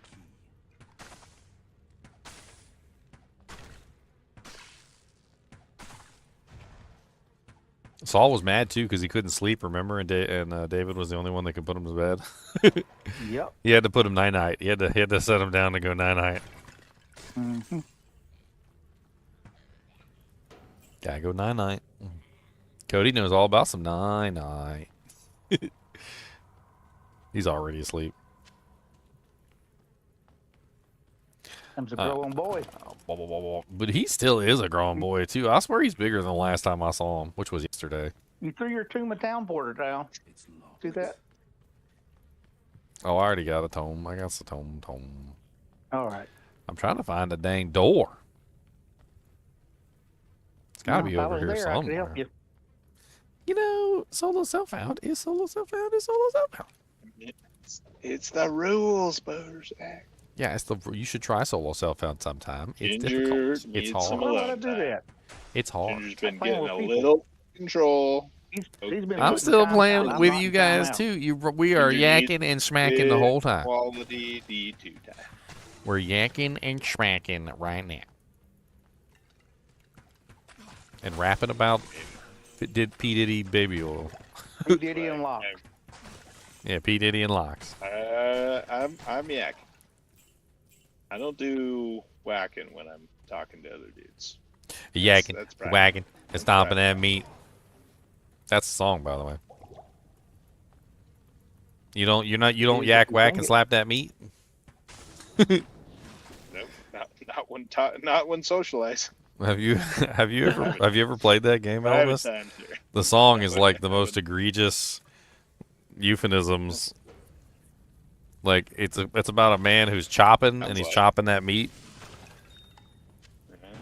Like there's even one part of the song where they send him on a cruise or whatever because they're tired of him, and he chopped down the ship. And I'm just like, what is this song even about? Where's What your is- merch? Chopping, It's the same chopping, questions. hacking at meat. Yeah. Butcher Bill, that's his Give name. the Butcher same Bill. question to me. And then the ladies were Yeah. lining up to get their meat chopped, and like it's Wow. yeah, it's something of a song, and they play it all during Fallout. Butcher Oh, Fallout. Bill I song. never did play Fallout. brother So got let's Fallout. see Great here, game. lyrics. I'm gonna I was read you too some of the busy at the lyrics, time. okay? So here we go. Funny how life works. You had way more time for that stuff than I did at the time, and then now I have Is it way it's Roy more Brown stuff Butcher time Pete? It's Butcher for Pete, gaming not Butcher than Bill. He does. He goes, "Hey everybody, did the news get around about a guy named Butcher Pete? Oh, Pete just flew into this town and he's chopping up all the woman's meat. He's hacking and whacking and smacking. He just hacks, whacks, chopping that meat.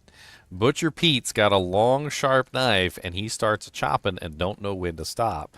And all you fellas gotta watch your wives, 'cause Pete don't care whose meat he chops." Wow.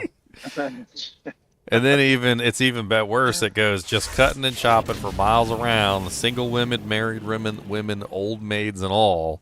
Wakes up in the morning 5:30 and chops from sunrise to sunset. I don't see how he stays alive. Meat's going to be the death of old Pete yet." The police The put Pete in composer of jail. that song, I think the composer of that song is on some list right now. They are The watching police that put guy Pete in right jail. Yes, he finally met his fate, but when they came to pay his bail, they found him chopping up his cellmate. Well, Gosh. And they say, turn over this record. You ain't heard nothing yet. There's an old woman who's 92, lives down the street. She said, one more thing I want to do is find old Pete and let him chop my meat. Pete went to church one Sunday night, gave the preacher a fit. That crazy Pete started a fight when he went a hacking on the pulpit. Well, they put him in jail again. They tried to give him life, but Pete beat the case. He pleaded insane. They gave him back his same old knife. Well, he got out of jail on Sunday night, and Monday he tightened his grip.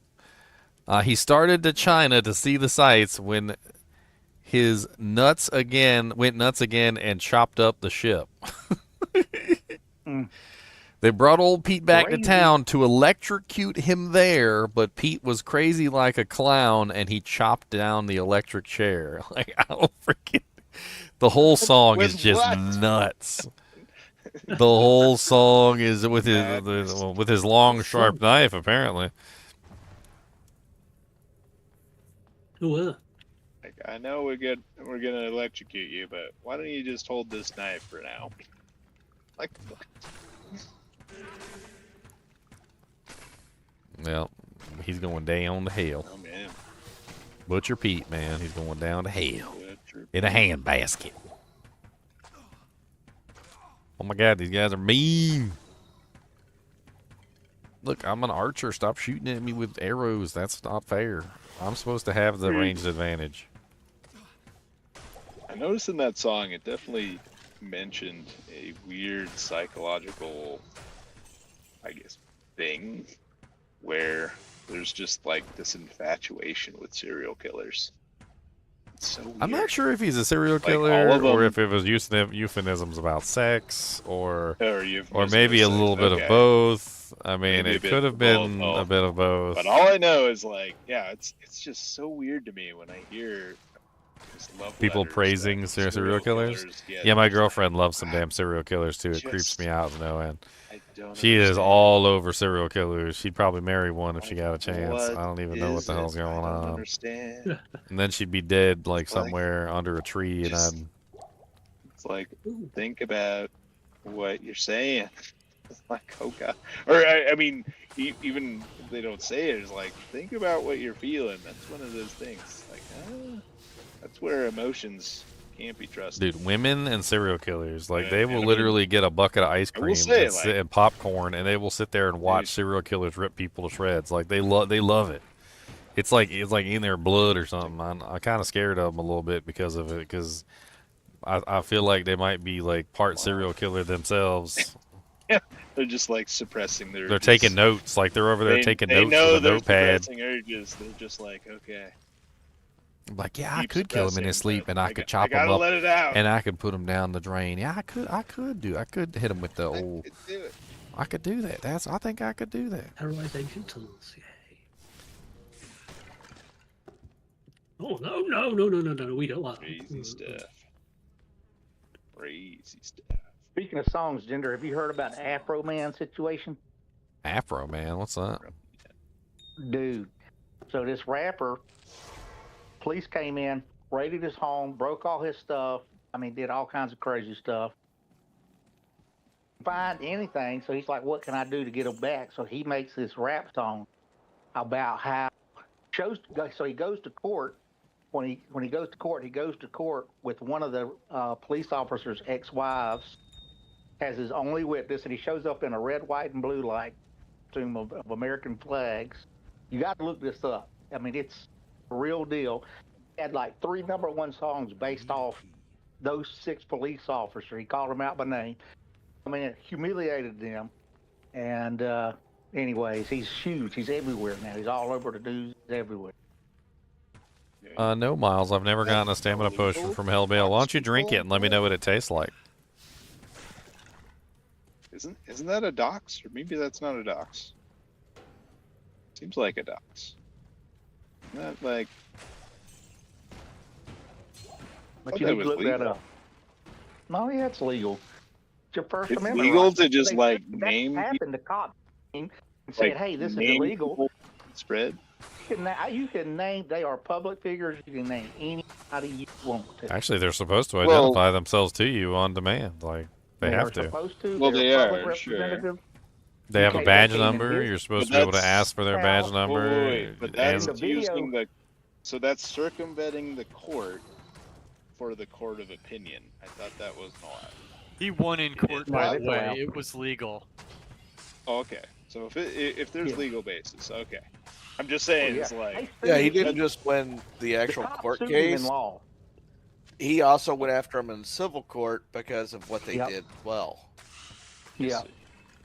so It's a he big did this deal. all after he won legally. You're saying? No, he no, he the wrote songs the were song. He took what you to brought it all court. out. He won the court.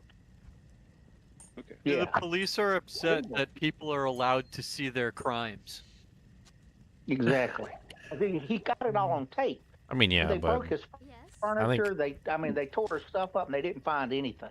I think ever since the advent of the police cams, though, I think it's actually proved to be the opposite, which is it's usually they're following the law. Yeah. Police. I think Most that's of the I think time that's they are. exactly what they Most of the wanted time when they they are. originally forced them all to wear the cameras. Was they wanted to expose the Yep. corrupt police officers, and they assumed that most of them were corrupt, which there are corrupt No, police they're not. officers, Which 100%. There which are. is good. But what it actually It's ended up no proving was oversight. most of them were not corrupt, and that was not Yeah. what they wanted. Which is Mhm. nice. Well, Yep. Wait, Yeah, most who- of them are who's good they? folks.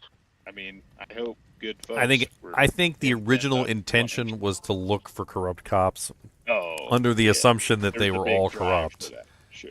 And I think it backfired on them big time because it ended up Yeah, proving that it most did. of them were not corrupt. Or at the very least that they behaved when they're watched. Yeah. But and if that's what it takes, that's what it is. Because yeah, what's wild is just, I mean, with the stuff they have to deal with, like honestly, it's sad how much psychological, like the lack of psychological support that policemen have. For what Mhm. they have to freaking do, like Yep. Same with soldiers. yeah. So that's why my instinct is like, anytime it's like bashing is like, okay, but Jesus. It's like it's almost to the point where it's like, okay, if like you want to go up against the police, like become one. I respect do police it officers. anyway. Like, oh God. I respect police Like, officers, I but can't do it. I've been I in some cannot do situations it. where I Oh didn't my God. respect them very much. I remember back when COVID was a thing, and like I was driving to work every day. Nobody else was freaking going to work. I was like one of the only people that was. I was in an essential job. Like everybody else was staying home, and I was in an essential job, so I was working my butt off like freaking 12 hours a day, because like we didn't have enough people and everybody was out sick, and so like I'm driving to work and I'm like the only one on the street.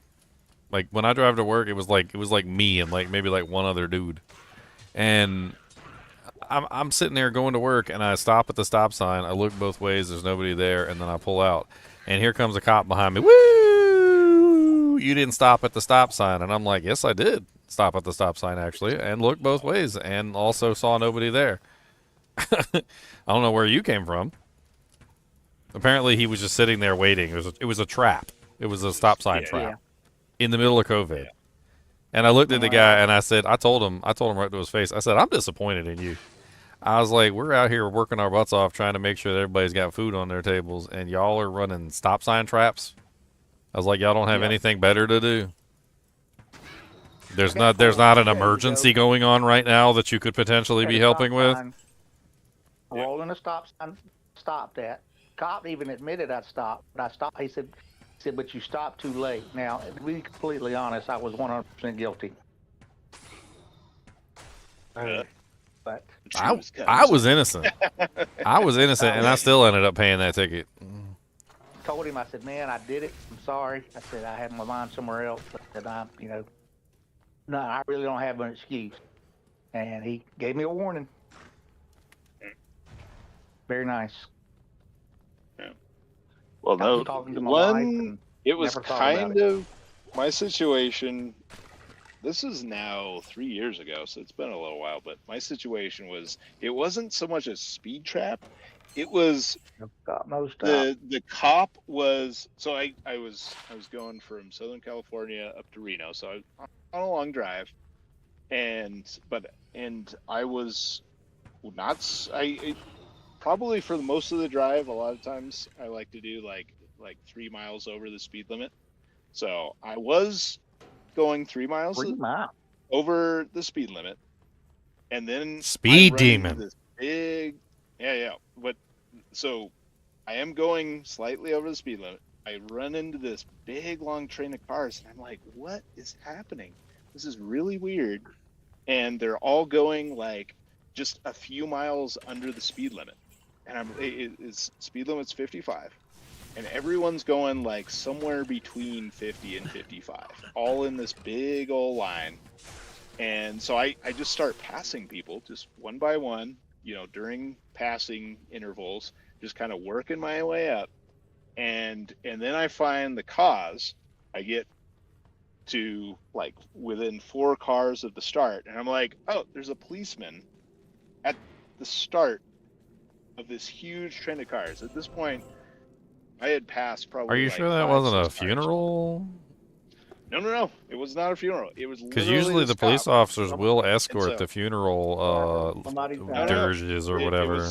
It was not a funeral because he was going 53 miles an hour, 2 miles under the speed limit. I know this because then we start getting into full passing lanes, and I'm just like, okay, there's a cop there. I'm not going over the speed limit. I'm just going to lock cruise control on 55. And I start gaining on him because I'm going 55. He's not going 55. Oh, you started riding his butt. Oh, you were riding his butt. And so He pulled you over because you were no, riding him. I'm not. You were riding him like a doggy. There's 2 lanes. There's 2 lanes. I'm in the fast lane. He's in the slow lane. You're in the fast lane and I'm going just 3 miles over. That's the problem. No, I am in the fast lane going 55. I'm going the speed limit at this point, and I'm like, okay, In the I'm fast not. lane. Yes. Do you I'm going understand what the speed- fast lane means? It means you're going faster than the other lane, which is 55. Yeah, that's what I'm saying, Bruzak. I mean, he was not going faster. 55. I was He was going doing 58. faster. No, he was not. I had my speedometer was telling me 53. My Google Maps was telling me 50 or 55. Sorry. Mm-hmm. I know he was going 53 because at one point, like when I started creeping on him, like I tried to match his speed, and I was like, Mhm. okay, like by my speedometer and Google Maps, like he is not going the speed limit, so I'm gonna go the speed limit, 55, and so I start gaining on him. Once I start getting behind him, he puts his lights on. It's like, Mhm. oh, okay. I put the brakes on. I slow down. He turns on his lights, or turns off his lights, and he hasn't sped up. He's not going the speed limit. And again, there's a whole train of cars that are afraid to pass him. I'm the only one that is braving, like, passing this guy, just using the speed limit. So we go like back and forth like this, where I start creeping up on him. He pulls the lights, so I slow down. He turns off his lights. Then I go back to just locking in the speed limit. We do this like 3 times, and then finally the passing lane ends. It just so happens, it's compressing to a single lane, so I'm the only one behind him, and I'm trying to just keep my distance. And finally, he pulls off. He just comes off the road, just goes to the side of the road.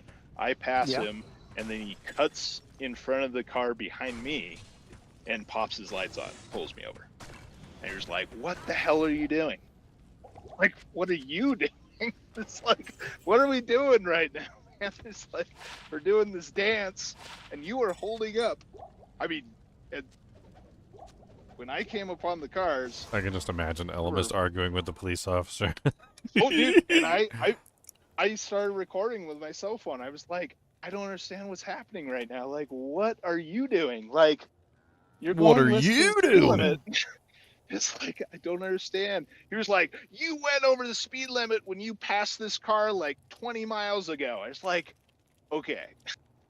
That was because the car was going 53 and I had a limited space to pass them. So yes, to pass them, I went over the speed limit very fast to get around them. So I wasn't just hanging out in the left lane in oncoming traffic for frickin' ever. And so he's like, are you going to keep arguing about this? I was like, no, sir. I want to Yeah. go home. Yeah. And I stopped talking. Like, that's all I did. Like, that's how I ended it. I was just like, I just want to go home. And I just Going the stared wrong forward. way. Yep. And so I just like stared forward for like, I could probably look at the videos. It was a long time. Like no speaking. He's staring right at me. I'm just staring right down the road, straight ahead, away from him, just because he's on the side of the car. And he's fine. He finally just like, you have a nice day. Gets to the back of his car. I'm like, are you serious, man? Like, But I should have done what Ginger did. It was like, I'm disappointed, man. I mean, come on.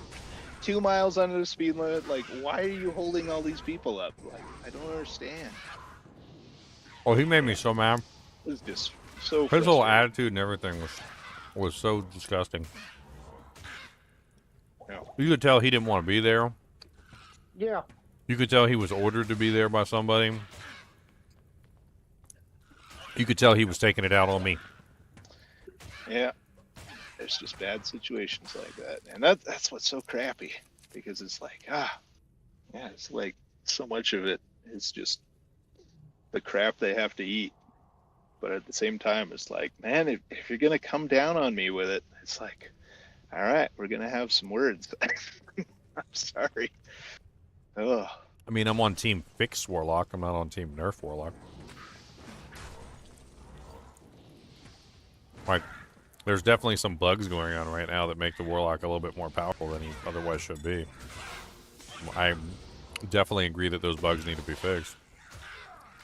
One of them right off the bat, which will actually fix a lot of people's issues with the Warlock, is just putting attack rating, making it so attack rating actually works on Echoing Strike.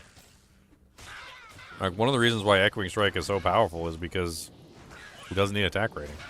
It's basically multi-shot smite. Like, no wonder it's so freaking powerful.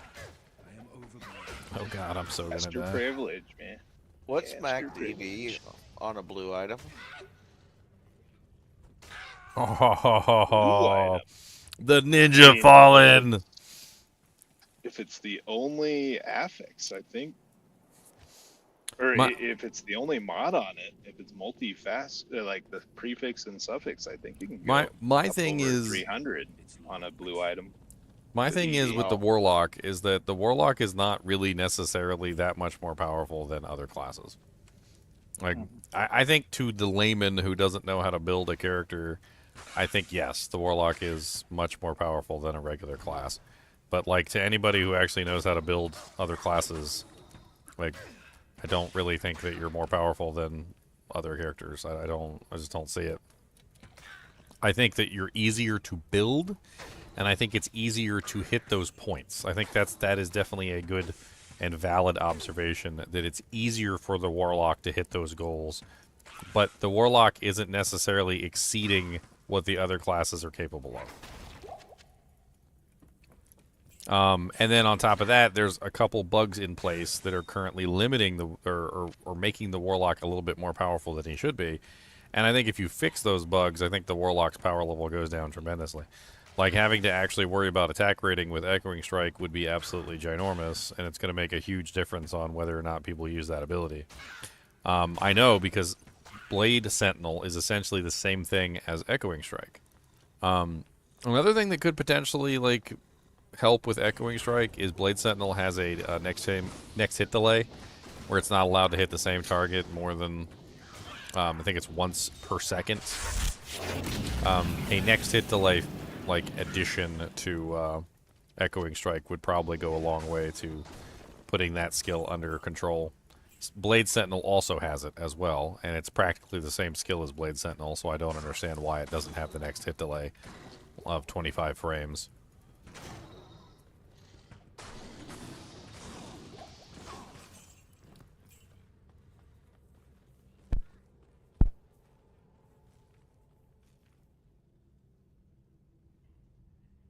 X markers don't just indicate missing; they also indicate blocking.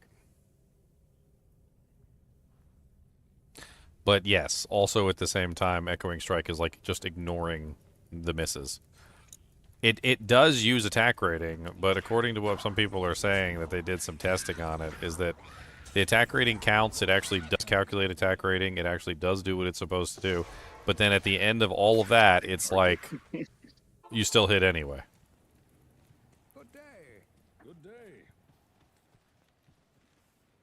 Good day. I mean, that's basically what every caster does. Like, they shouldn't hit, but they do. Okay. Well, and that's part of the problem with Echoing Strike is that it always hits. It's basically like frickin' Smite. Yeah. Ooh. But they could fix Echoing Strike and fix all other casters by just applying the attack rating to casters. I know that's a very unpopular opinion, but it'd be interesting. I mean, it at could the be very least, freaking the level difference. At least the level difference, part of the attack rating equation, should be a thing for attacks and. I mean, Echoing Strike should definitely miss, and Echoing Strike should definitely have attack rating. I mean, if you look at the ability, it has attack rating on it. Like, why does it have attack rating percentage on it if it's supposed to be a ability that always hits? It doesn't. Yeah. So it's obviously a bug, and it needs to apply its miss percentage. It needs to actually miss. And once this ability misses, I guarantee you it's going to be like half as potent as it currently is. And then people get all like hoity-toity about the damage on Echoing Strike. Like no other class can compete with the damage on Echoing Strike. Like, you do realize that, like, just an Amazon, just as one example, Amazon can hit for like 180,000 per strike. Literally per strike with Charge Strike. Like, Charge Strike literally does 180k per attack at like 2.77 or even more attacks per second. Can literally dish out like massive amount of damage. No, the stat screen doesn't show that, so people don't realize how much damage you can actually do with the character, but there's tons of characters that can do massive amounts of damage. Tons of them. Echoing Strike isn't even particularly all that great. Like, Mirrored Blades is far stronger. Even once they nerf Echoing Strike, which they inevitably will fix the bugs and potentially nerf it, Mirrored Blades has always been and is still a better skill than Echoing Strike. All that's going to happen is everybody's just going to go to Mirrored Blades.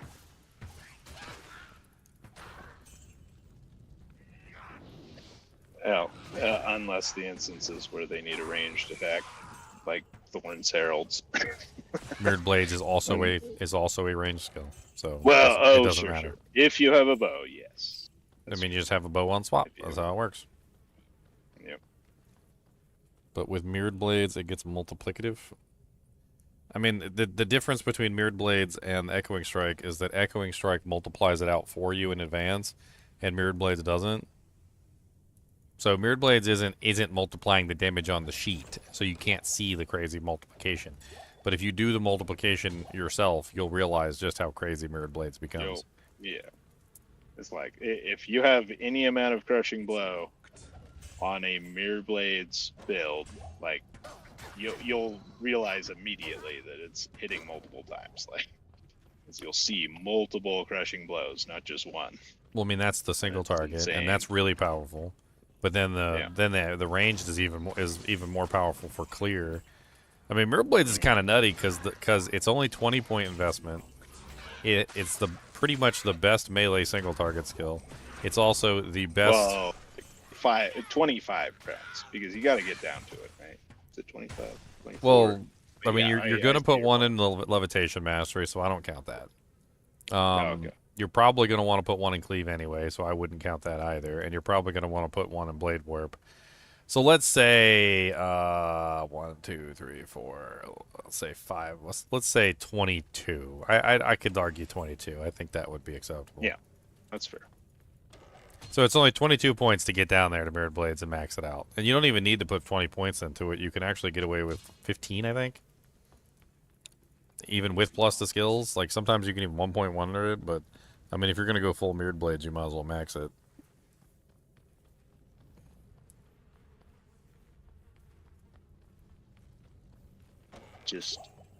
I just realized the Sazabi set has cold damage. Dang it. I've been testing, like, trying to get all my cold damage out of my build. And I'm like, why are they still turning blue? I was actually trying to figure out why Mirrored Blades isn't currently the craze. Like, somebody said Mirrored Blades is the next craze. I was like, why isn't it the current craze? Like, Mirrored Blades is without a doubt faster, clear than 99 than Warlock Echoing. didn't use it. That's why. But it's faster, clear than Echoing. It's better single target damage than Echoing. It procs effects, so you can actually get like amp and stuff if you want it. Like it's just superior in like almost every way. And it also costs less points. It also costs less points more times, Ginger. which is also the crazy people will thing. understand. Like the less points thing, I don't think a lot of people realize. Like if you want to build Echoing Strike, you got to build 20 points in Mirrored, 20 points in Blade Warp, which is 40 points, and 20 points in Echoing itself, which is 60 points total, right? Because you got to build the skill and you got to build the 2 synergies. That's 20, 40, 60. If I want to build Mirrored Blades, that's 22. And then I got all these extra points to spend on whatever the hell I want. Mm-hmm. You could go demon, you could go fire, you can do anything at that point. Demons in your brain, demons on your train, demons in the rain, demons at Snuggle Bunny's house. I think Dee and Snuggle Bunny would just offer them tea. A spot of tea. We've got a few It's metal, that plastic, and resin ones. If there's anything that is flawed with Snuggle Bunny, he's too nice. I agree. It's just too good of a guy. Too good of a human being. Good to a fault. Kinder than Bugs Bunny when dealing with Lola the rabbit. Exactly. Bugs Bunny doesn't snuggle you. Snuggle Bunny, oh, he gets down. He snuggles. Somehow I see Snuggle Bunny as Pepe Le Pew. You know how he's always just like really relaxed, chillaxed. He doesn't even chase. Like even when the cat runs away, he's always like prancing. He's like dun dun dun dun dun dun dun dun dun dun dun. So he's Pepe Le Pew without the rapist / stinky. I mean, Pepe Le Pew never raped anybody. He was just very forward. And he was always bringing flowers and chocolates, and he was trying to woo. He was trying to woo. Toxically aggressive, sir. Like how does that toxically aggressive? He literally is only he's like prancing at you. He's not actually like running at you like a rapist. He's literally bouncing. He's literally like bouncing after you like a butterfly, like dee dee dee dee dee. It is aggressively passive. More like he's got swagger. That's what it is. He's got swagger. Unsafe. I always remember that at the end of the episode, he ends up getting the cat. Like the cat ends up like falling for him. He's like, I always read that differently. I didn't see that as following. That was just you're not so bad. I guess. Giving up. Giving in. Just giving in. Yeah. Just wear him out. Doesn't- Like you're gonna grow on you like a fungus or a mold. No, it doesn't make it right. But that's what she did. That's what you tell your girlfriend when she's always like, I'm leaving. She's like, you can't get rid of me because I grow on you like a fungus or a mold, and and I'm resistant to all strains of of antibiotics. Yeah.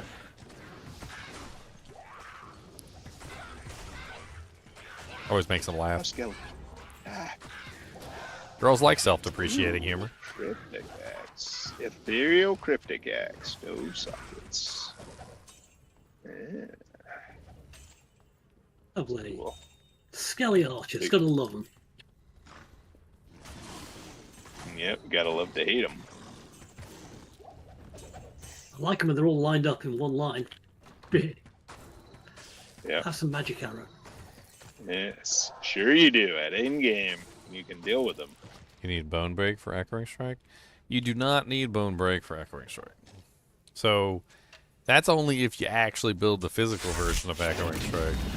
See, Hexbane is one of the most powerful abilities in the game because Hexbane works on any melee or ranged ability. So it works on Cleave, works on Echoing Strike, and works on Mirrored Blades.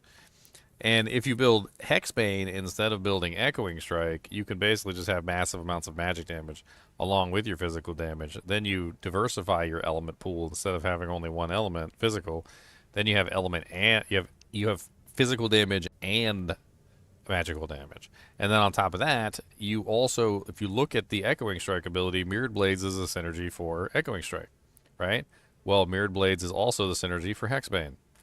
So you can very easily build Max Hexbane and Echoing Strike together, and then you have a diversified damage pool, and you do not need a Bone Break.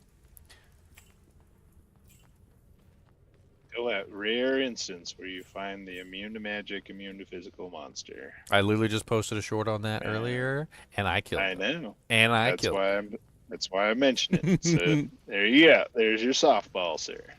Well done. Served. Is Portal Barb just an April Fool's joke? Portal Barb? What the hell are you talking about?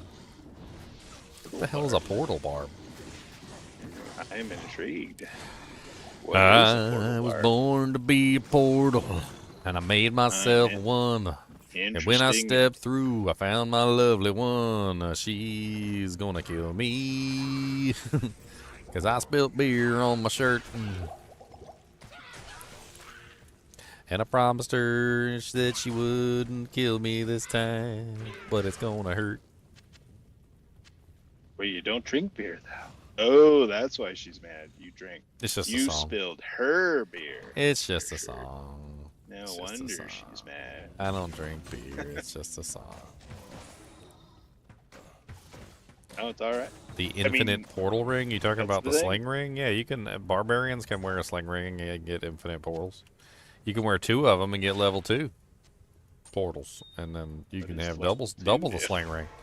Double the sling ring, Level double 2? the fun. Wait, does that mean when you cast the town portal, it makes 2 of them? Wait, what? What does you can plus have 2 do? You can have 2. You can have 2. You can have 2, but what does plus 2? I don't remember. Jack portal Jack do? did it though. Jack tried it out. Oh, did it? You can ask Jack. Interesting.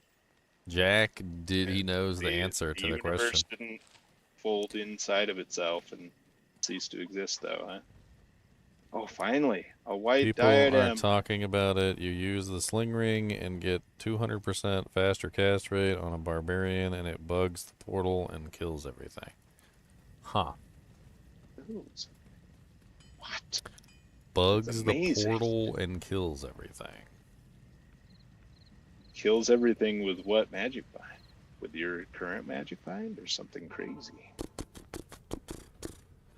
I mean, and does it kill everything with on the screen? Within what radius? I have so many questions. detonate the portal in your soul. I detonate the portal in your soul. Sling ring bug build. It sounds complete and utter BS, but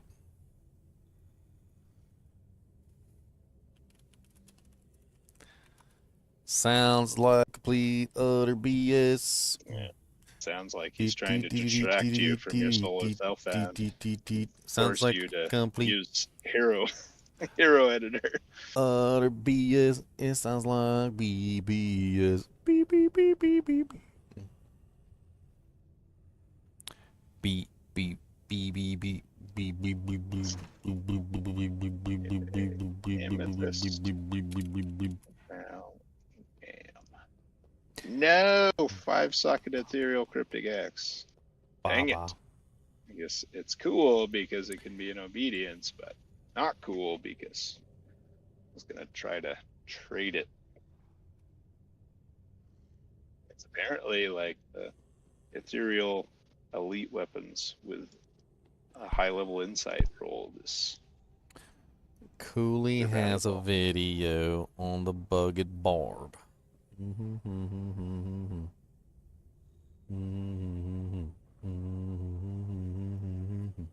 Say it again.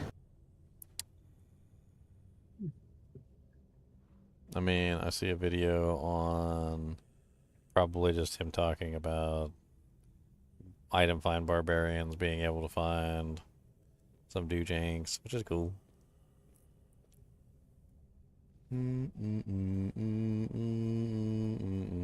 Makes sense. They can find a lot of dinks, and is what the barb does.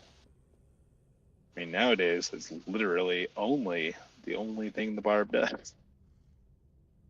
Poor dude, just lost all of his cred. Let's take a look at Ghoulies' video. I think I found it. It's a short. Not all of his cred. It's a short, which makes me think it's probably something silly, but. The biggest troll in the game's history. A player posted a clip involving an item recently added to Diablo II. The Sling Ring allows players to open an infinite number of portals, an obvious nod to Doctor Strange. Opening a town portal in Diablo doesn't do any damage to surrounding monsters, but in this clip, the player appears to be obliterating the secret cow level with them. Some looks like corpse explosion. Players claim to have replicated this, but most Yep, it looks like corpse explosion. Hold on. Dang it. Go back. Quality on your stream. Can't quite tell. Trying to like. This might be the. Nah, This why do you might do be- this? Why does it not have normal controls? Can I not just look at it in like a normal window with normal controls? I'm trying to go like frame by frame. Hit the dot dot. Does the dot dot dot let you show like speed? No, I don't see anything. It doesn't. With them. Some players claim to have replicated this, but most chalk it up to being some fake single-player sorcery. I'm either missing something, or this might be the biggest troll in the game's history. A player posted a clip involving an item recently added to To just green record his short and then play it back at slow speed. He tried to do it and it didn't work, so apparently. I was trying to see if like when the cows died, if he had switched to like a specific ability or something. I finally. I mean, it definitely seems like he's switching to another ability at that moment when he dies. Yeah, that's what I was thinking. Is like a corpse explosion is what it looks like. It just looks like a corpse explosion. Obliterating. Are the monsters actually dropping items too? Like, I'm kind of curious. Involving an the biggest troll. So the monsters are actually dropping items. Huh. Sounds like it's fake. I don't know. Looks like somebody probably just like figured out a way to finagle some corpse explosion. In fact, it even looks like I see a corpse explosion right there. Like, do you see it? You see the corpse explosion right there? Wait, and so, but it's his video, or he's just made a short out of somebody else's video? He said somebody else posted this video, and then oh my god, why does spacebar not work to pause and unpause the video? This is so frustrating. Biggest troll in. We got to put a point in taunt. There we go. I was like, why am I not taunting? What's happening right now? In the game's. Well, that's interesting. Games. So I noticed something immediately in the video. Look at that, Elemist.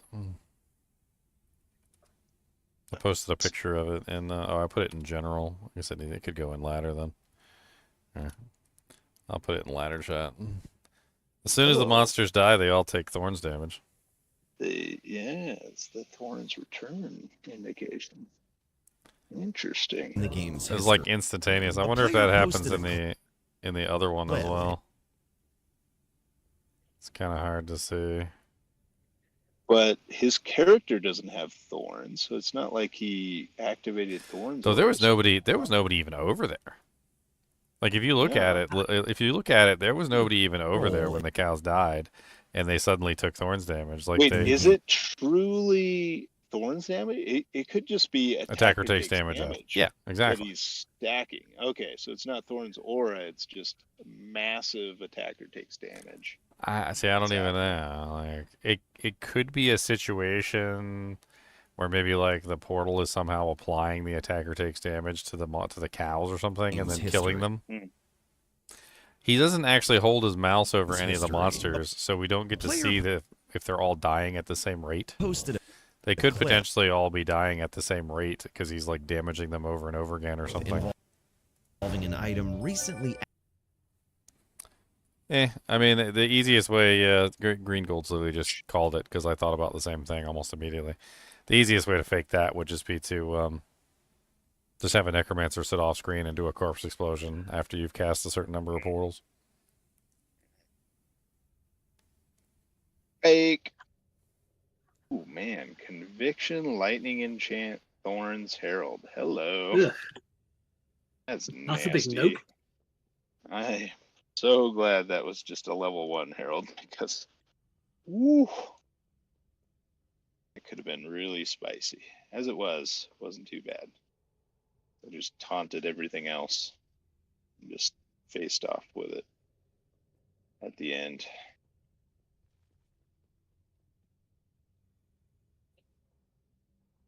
All right, moving on. Moving on. Moving on. Bruzak's going to win the lottery, and he's going to send me $1 million. Oh, dream bigger next time, Junior. You don't have to play Crimson Desert. Oh, no. 100%. No. Yeah. Comes I'm with modding that strings jank attached. up. I'm modding that That's why jank up. you always read the fine print. In like one day, there was already like 1,000 people with mods trying to like fix the game. Oh yeah, absolutely. Problem is apparently Crimson Desert thought it was a good idea to hide the config.ini file in like just like the weirdest place possible so that nobody could get to it. Really? It's like inside of a file that has to be decompressed before you can get access to it. So like you can't even modify the game very easily because all the settings are locked in a compressed data file. It makes perfect sense. They made the perfect game. Why would you want to fix it? Dude, I had a problem in that game where I changed the settings, like the texture quality, and then I tried to change it back, and it wouldn't change it back. It was just like stuck at that texture quality forever. I was like, oh, okay, that's great. It's like I always wanted to be on very low. Try to reboot the game and everything, and even though it said it was like ultra or cinematic or whatever, like the highest setting, it still wouldn't change the textures. They were just stuck on very low, like forever. Rip. Probably has something to do with that compressed INI file. That would be a guess of mine.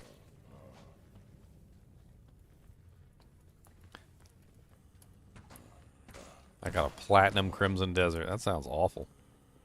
I gotta torture me like that, Bruze. I can do it, but my eyeballs are gonna be broken. Like, you want me to be blind? By the time I win You the want me lottery, to be? it's You want gonna me healing the be a blind? really fun game. You bring Jesus down. You'll be bring Jesus down blind, to heal but me? you'll be a blind millionaire. Exactly. I don't know if that's worth. I won't be able to see boobies or butt cheeks no more. That's not fair. Hey, I mean, That's a great some loss to people, humanity. I think would say touching might be better than looking. You know. Yeah, but then you don't know if she's ugly.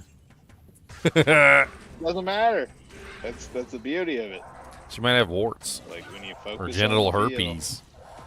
then you don't need to even care at that point. I think I'm gonna care. About to try to jump on a horse in Crimson Desert. Let's see what happens. Oh, running. No. They go. Gone like a freight Getting train, back up gone like proverbial yesterday, Thursday. gone like a soldier in the Civil War, bang, bang. Also, Bruzak, were you unsuccessful in returning the game as well? I think Crimson Desert is No, an awesome Ginger, you game, but finally- not for everyone.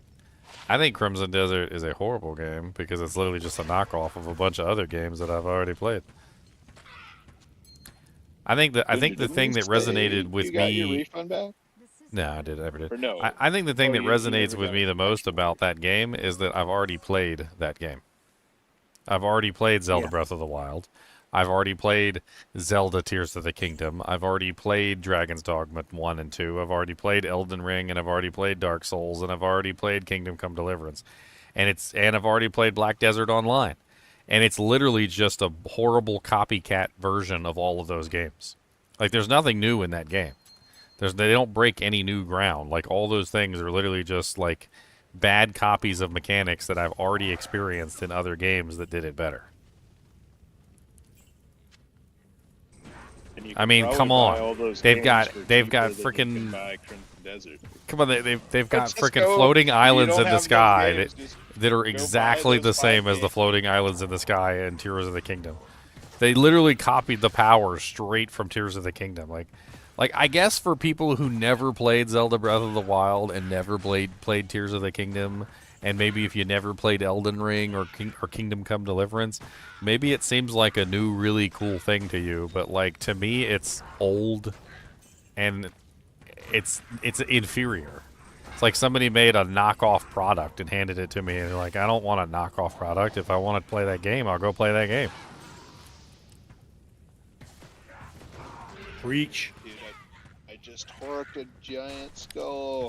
I actually had a conversation with a guy earlier on one of my channels. He originally started out disgruntled. He didn't like anything I had to say. He was mad at me because I didn't like his favorite game. And I'm like, buddy, there's nothing new in the game. Because he was like, Black Desert breaks so much new ground and they have so many new mechanics. And I'm like, buddy, those aren't new mechanics. Those are just copy mechanics from other games. Like, he's like, what games? And I'm like, and I literally started listing the games for him. And he's like, oh, I haven't played Zelda Breath of the Wild, and I haven't played Tears of the Kingdom, and I haven't played Elden Ring. And I'm like, how can you say it broke new ground? and I'm like, so it's new to you. I was like, and that's perfectly fine. It's new to you. But let me give you a little heads up here for those of you who think that Black Desert or Crimson Desert is an amazing product. The games that Crimson Desert is copying are far better than Crimson Desert. You're doing yourself a disservice by playing that game when you could be playing the games that they copied from. Like, if you really enjoy the puzzles and the mechanics of, like, manipulating things and going up on the islands, Tears of the Kingdom and Breath of the Wild are 1,000 times better. If you really enjoy the boss fights, Elden Ring is 1,000 times better. If you really enjoy, like, the fighting mechanics, Kingdom Come Deliverance is 1,000 times better. Like, I'm not going to sit here and sugarcoat it for you. Like, those games are literally 1,000 times better than that garbage Crimson Desert. And if you ever go play them, you'll understand what I mean, because you'll have a lot of fun playing Kingdom Come Deliverance, because it's an amazing game. The fighting system is amazing. The entire system of, like, armor, exploration, the whole thing is, like, freaking awesome. Crimson Desert is nothing more than a cheap copycat. And all you have to do is pull up the Crimson Desert wallpaper, which they created, by the way. So let's take a look at the Crimson Desert wallpaper that they created. Alright, we're going to put this right here, and I'm going to open this up so you can see it. Alright, this is the Crimson Desert wallpaper, right? Now let's pull up Kingdom Come Deliverance 2. And let's take a look at the Kingdom Come Deliverance 2 page.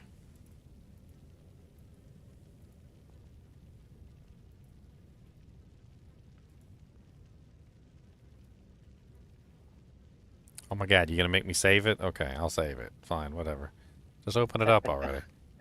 Alright, now look at these two side by side and tell me that somebody didn't copy the ever-loving crap out of it.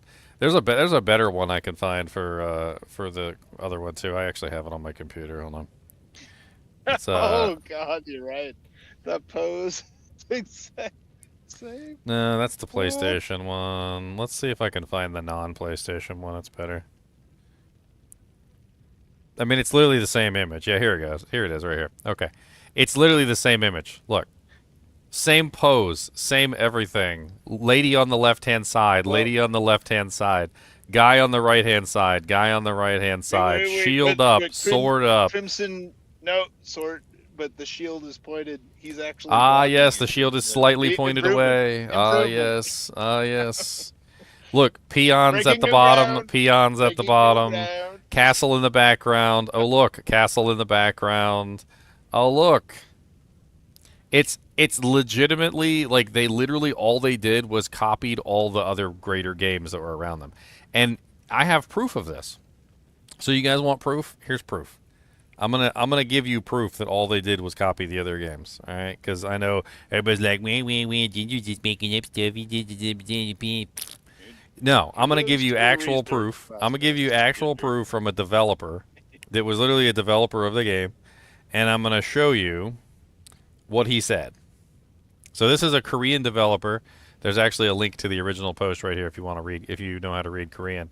And he basically said that they basically just kind of shoved everything that they could possibly shove into the game. Where is it? I believe he used the word fit. No, that's not the word he used. Was it put? Ah, here we go. So when Zelda Tears of the Kingdom came out, they hurriedly followed and made a sky island that made no sense. They brought in functions from various games as references, but without understanding at all why those functions were put into those games. They exist only as a means for a purpose. If it looks cool, they just put it in. And once it is implemented, they gather among themselves and applaud. I don't know what to call this, if not a frog in a well. Basically what he said is they didn't care what they put into the game. They just, any game that was popular, if it had anything that they liked, like Tears of the Kingdom with the islands, they took it out of the game and they shoved it in Crimson Desert. And maybe that's why, like, because I'm actually like a cultured individual who's played like thousands of games, I hop onto Crimson Desert and I'm like, what in the Frankenstein monster is this game? It's literally just like a bunch of games like shoved together with like some bolts in the neck.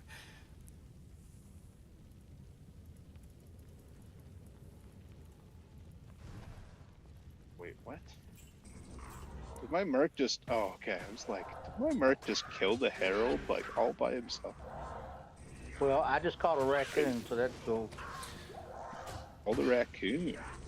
Pull up the Star Wars A New Hope. Oh. Did they do the same pose on Star Wars New Hope? Is that what you're saying? Dang it. I thought Bruzak was going to reveal that he's the raccoon man. I was like, dude, how can you stand... And nobody else has done that. Bruzak is a raccoon? When did this happen? Caught a raccoon in Crimson Desert. And nobody else has done that. Nice. I found a Sazabi sword finally on my own. I guess, well, at this point I didn't need it for the Chronicle, but I finally found the piece. Ring around the rosy, pocket full of posies. Ashes, ashes, they all fall down. I'm experimenting, just playing through the game with just my bar P1. It's doable. Just horking. Just clearing everything. I did it on P8. You can do it on P1. It's going pretty good. P8. Oh, no, I mean online. Bruzak's one of our kinship members. He's here. Yeah. We got tons of kinship members. Give it the program. Bruzak. I got some gore toes. I got some gore toes. Bruzak. He's our guy. Gore feeds. We love him, but he's gonna die. He's gonna be fine. That's all right. Not yet. We all gonna die. But not today, Satan. Not today. Today. That's Not right. today, Satan. You get out of bed. You look up, you look down, you say, not today. That's how you do it. It's the best way to wake up I'm playing the greatest game ever made. I want to see you get stuck in one of those carriages. I want to see Bruzak get wrecked. I want to see him get wrecked. What is happening with that? My screen is not messing up, and I don't you can't get out of it. You're just stuck in this limbo of slow death. stuck in the carriage. It's like what?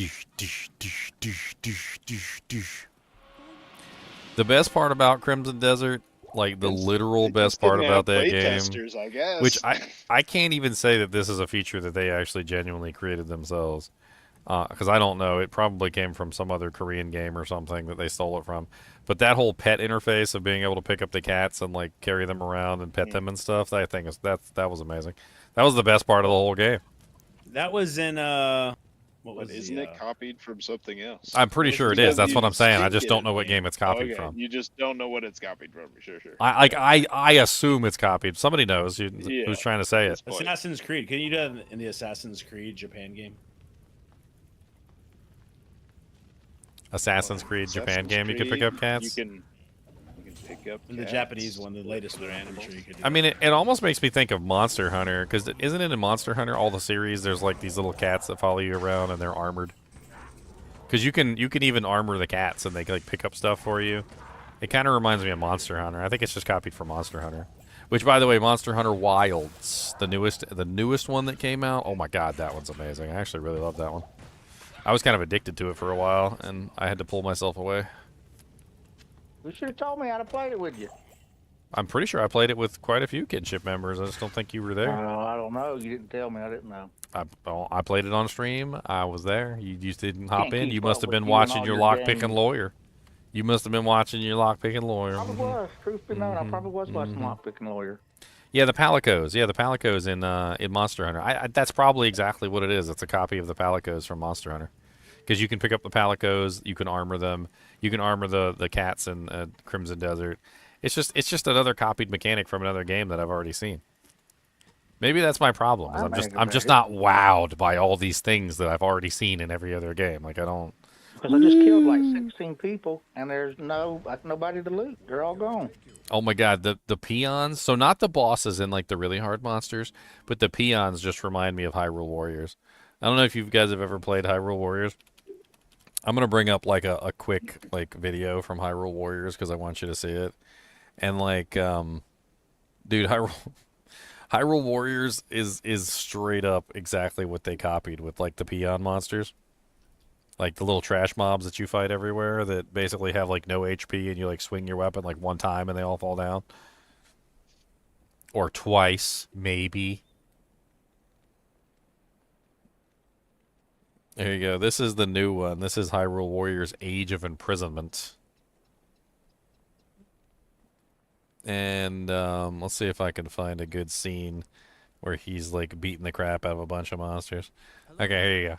So this is what it looks like in Hyrule Warriors when you're fighting monsters, because the monsters are all like super duper uber weak, and so they don't actually have any like chance of actually surviving.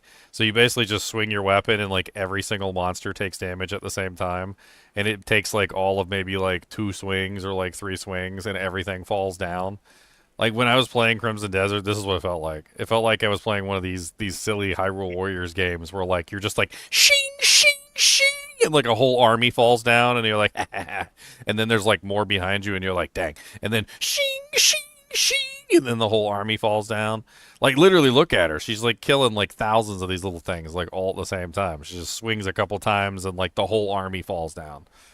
Oh, she's bad. That's literally this is a whole genre, by the way. Modern video games. No, this is a specific genre where you fight like entire armies, and your abilities can just like wipe the screen essentially. Like the whole army dies in like one swing of your hand. It's there's a whole bunch of games like this. I think it started with Dynasty Warriors. Yeah, I think you're dead on. And then it's expanded from there. And so, like, there's, like, a Hyrule Warriors. There's the Dynasty Warriors. I believe they also did one for that other franchise that's really popular in Japan. Fire Emblem? I think they did a Fire Emblem Warriors, too. Fire Emblem did one. Yes. There's a Gundam one. That's what it feels like when you're fighting the regular monsters. It's just you're fighting like trash mobs, basically, like Hyrule Warrior style or like Dynasty Warrior style. It's embarrassing. And then you finally find your first like decent enemy, and they're the only ones that actually live like more than like 2 hits.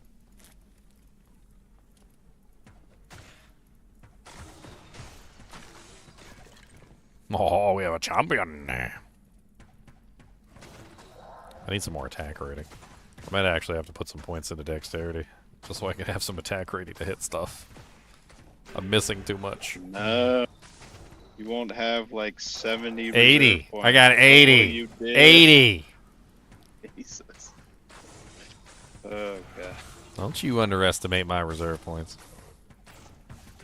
He tried to overestimate my reserve points, Like, but he you're failed. making the challenge that much harder. It's really not. Pretty It's really not. It's really not. Strength doesn't do hardly anything for your character unless you actually need it. So you need it to put on a piece of equipment, which is important. Vitality doesn't do anything if you don't get hit. So if you're a ranged character and you hang in the back and you're not getting hit, then you're fine. Like mana, maybe? Like if I was using mana, but I'm not using mana right now, so energy is useless for me as well. The only thing that you could even arguably argue is just dexterity for attack rating, which I was literally just talking about. Or what I argued before. Put some more life in. I don't have a shield on. You were fearing I'm not for getting your hit. life. I'm not getting hit, so what does the life matter? I'm not getting hit. I'm always in the back, and Before I'm you kiting. were fearing for your life, and you're like, ow, ow, ow, ow. Yeah, ow. because there was like an archer pack, and they're not supposed to shoot back at me. That's why you put life in. No, If they there's don't any don't reason to shoot put back at life me.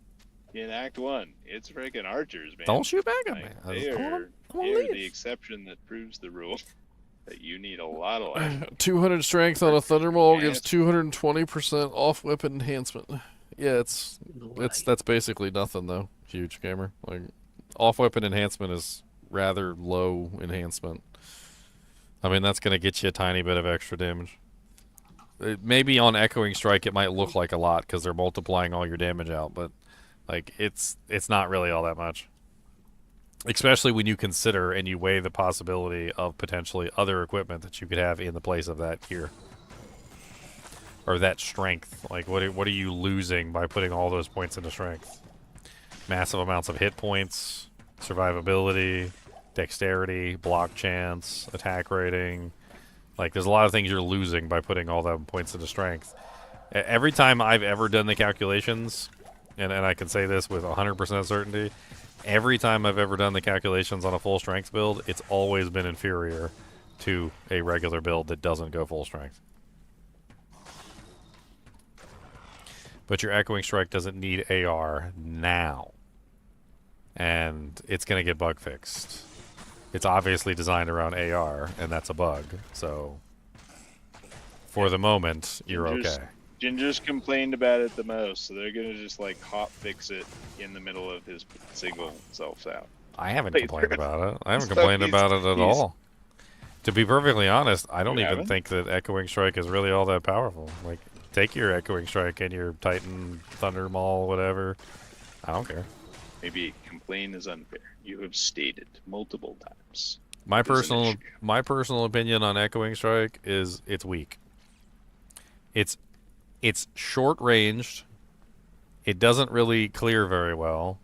It's okay at single target damage, but Mirrored Blades is honestly better. It doesn't have any crushing blow. It doesn't proc any effects. It just does massive amounts of physical damage, and that's it. And it's not even really like better than other options. Like, it's okay. I feel like if you went with Echoing Strike for a Warlock, you got hoodwinked by all the stupid content creators who were hyping it up like crazy. I feel like if you went Mirrored Blades and like a smart person and like Hexbane, you're probably realizing by now that like Echoing Strike wasn't the best choice.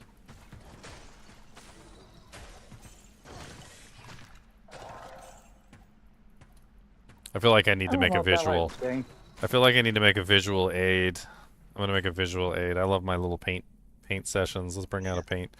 All right, so let me give you an example. Okay, so here's your average Warlock right here. Let's put him in orange, and here's your Echoing Strike distance range. Right, so that's your range for Echoing Strike. You go out, you come back, you hit a target. Right, there's a monster there. Right, let's put a whole bunch of monsters. We'll put 1, 2, 3, 4, 5, 6, 7, 8, 9, 10, 11, 12, 13, 14, 15. Okay. Alright. Now, I'm going to show you my Mirrored Blade range. Okay, this is my Mirrored Blade range. We're going to put it in purple. My Mirrored Blade range is like this.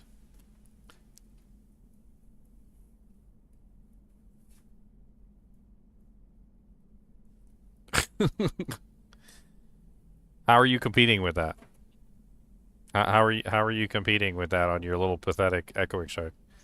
Pew, pew, pew. Who cares? I'm going foom, and my arrows are flying off the screen in all directions, and I can hit literally everything, and I can do just as much damage as you, and I don't care about your little pathetic echoing strike. People are way too horny for echoing strike. It's not even really a good skill comparatively to mirrored blades.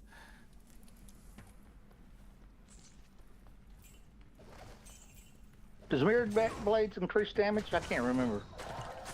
Mirrored blades doesn't do any kind of increased damage. It's 20 points, and you get But five, I couldn't and you remember get if it 5 did shots or anything. 5 hits, and that's pretty much That's what I it. thought. It does increase attack speed, which is kind of nice. Mm-hmm. Yeah.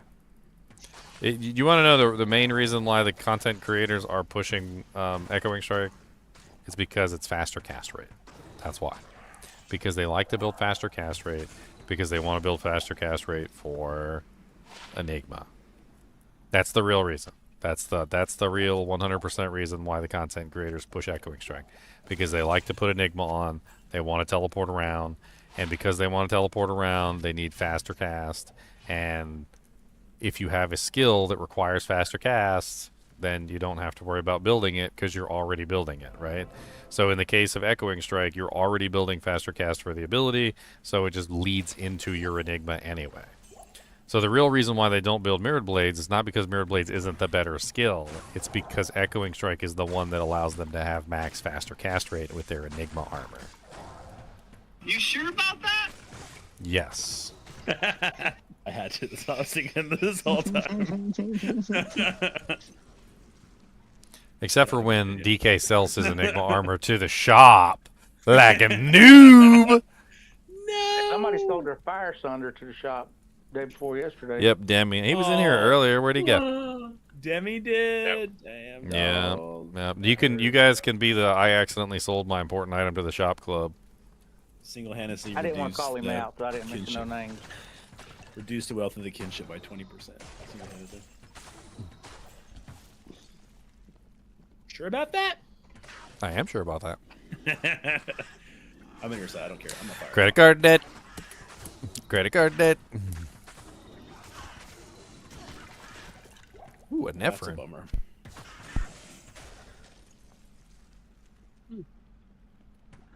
So clear. My hunch is once they actually make Echoing Strike miss, it's going to go down the poopa. It's going to go down the poopa. Yeah, and people won't know how to build it to hit. Well, I mean, once it starts attacking or checking for attack rating, no matter how good your attack rating is, it's still going to miss. Like, I don't know what it is about attack rating skills, but they still miss. Like, even if you're at like 15k attack rating, they still be missing all the damn time. Well, it's at the very best, they can only get as high as 95% chance. And But it's even sometimes that it's even 5% worse than chance- that, because like Oh, with blocking. well, sure. because once you count in blocking, and then once you count in the fact that like there's level penalty, I think the highest that you can ever possibly get is something like, I think it was like 47.5% or something is like the highest percent chance you have to hit a target. What about if he started, like, maybe in that it would be, like, ignores target defense on the weapon? You'd need that. I don't know how well that actually helps. It doesn't do anything because it doesn't work on bosses first off, but like even if you're talking about regular monsters, the thing is that like you can't reduce a monster below 0 essentially. That it's always just a calculation of like how high you can get. But there's penalties involved, right? So there's level penalties and all sorts of other things. I mean, like I can bring up the attack rating calculator here. Hold on. Attack rating ignores calculator defense, just D2. takes the defense part of the equation out. You still What have about the level weapons that have, like, with- enemy defense reduced by, like, 50? So let me give you an example. Okay? that- So let's take that- a character. Let's just do a paladin, and let's do the attacker's level as a pretty decent, like let's say 88.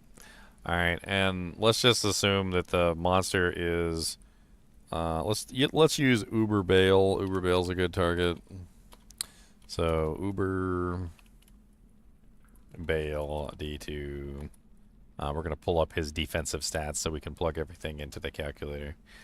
So he has a defense of 3,150. It's not very high. And the defender's level is, of course, 110, so that's going to cause a penalty. So we go up to 110. And then we have the block chance. So his block chance is rated at 55%. So we do defender's block 55. And then it doesn't matter. Let's just put in like yep, okay. Okay. All right, so there's our highest attack rating that you can ever possibly have versus Uberbale with a 55% block chance. The highest actual percent chance you have to hit is 25%. So you got a 25% chance to hit Bale. Even if you have the highest attack rating possible to the moon, it's a 25% chance. Because he has a 55% block chance, plus there's the penalty and the 5% automatic miss chance. So you end up with just nothing. Well, and even if you reduce his defense to 0, right? If you just have a big like an ethed weapon with a bunch of eth runes, and you just reduce his defense to 0, you still have to contend with the level difference. Yeah, I mean, I could just remove his defense completely, and it's still a 40% chance to hit him with 0 defense. And there's no mod in the game that can reduce the level difference. Like, it just is what it is. That's why I said, because people are always like, we want to be as powerful as the sorceress. Yeah, we want to be as powerful as the sorceress, guys. No, I don't want melees to be as powerful as the sorceress. Make the sorceresses have attack rating too. Make all the casters have an attack rating. I want the casters to also have attack rating. Let them suffer right along with us. That's what I want. Yeah. Like, they're like, bring the other characters up to our level, and I'm like, no, bring the spellcasters down to ours. Yeah. It's like the casters were given a cheat code. Take the frickin' cheat code away. Basically. Yes. It does surprise me because, they incorporated so many D&D mechanics, and of course that's part of like D&D. Well, I mean, for spells, like how does D&D usually handle like mischance on spells and things like that? Target gets a saving throw. Higher level you are, the less chance they have a saving. So it's sort of like defense, just its own category of defense. So it would be like a separate category from your defense category. It would be like probably tied to your vitality or something. I don't know. Or your energy. Maybe it's tied to your energy. Even if they introduce just the level difference part of the equation, like even if they didn't even touch the AR defense part of the equation, if at least the casters had to contend with the level difference, that would be a huge block chance also. Field. Like, why can't I block a spell? You have a spell attack roll. Like, you should be able to block spells. Or just call it dodge, like the boss, like it's Diablo. Like, how can he not dodge a spell? Come on. The game is named after him. Like, give him a dodge chance. Well, even worse than that. I mean, are we saying that the blocking to be like a dodge? Are we saying that his hide is incapable of bouncing a fireball? He's literally a demon born in hell. Like, he couldn't bounce a fireball. Yeah. Like, what they could probably do is they could give the spells a chance to reflect off the target, essentially, and do no damage. Like, you throw a fireball at a target, and he just, like, waves his hand, and it flies in the other direction and maybe hits another demon or something. Calls it something else, but it's basically the block chance. I mean, it's the same mechanic. Whatever you call it, it's still a block. Whatever you call it. It's still, He's like, a rose by any other name is still a rose, Ginger. Yeah. Yeah, so no, I'm agreeing with you. I like the added block chance, but if they want to give an explanation, within theme, then okay, don't call it a block chance. Call it a deflection, call it a dodge, whatever. Yeah, so the current problem with like, Echoing Strike is a that level 1 sorcerer should not be able to damage frickin' hell Diablo. The current problem is that the Echoing they Strike can. ability is actually checking for attack rating. It is actually missing, but for some reason or another, even when it calculates the miss, it's still landing the hit for some reason. That's the current issue. It has even beyond a cheat code. Yeah, it's just like I win. It's like an I win code. I win button. Yep. This is the way you win the toddler game, skill, win the that's what it game, is. win the game. It's like, wait, what just happened? I win. It's like when you're playing You're Cowboys. a 3-year-old. Okay. It's when you're playing Now I Cowboys get and it. Indians with your little brother, and you're like, "I got you. No, you didn't. I shot you. No, you didn't. I shot you. No, you didn't. You missed. No, I didn't. Oh my God. Ugh." Ooh. Oh gosh. Ouch, these archers. Stop it. Hurts. Stop resurrecting the one mage that has the element that kills me. Legitimately, he just kept resurrecting the same like little lightning mage that was like absolutely murdering me. And it was pissing me I off. will see y'all tomorrow. All right, Bruzak. See, man. See, buddy. Have a good night, but not too good. We're watching.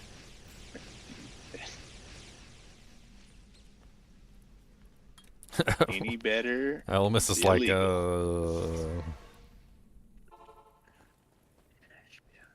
don't want to be watching me late at night. Boom.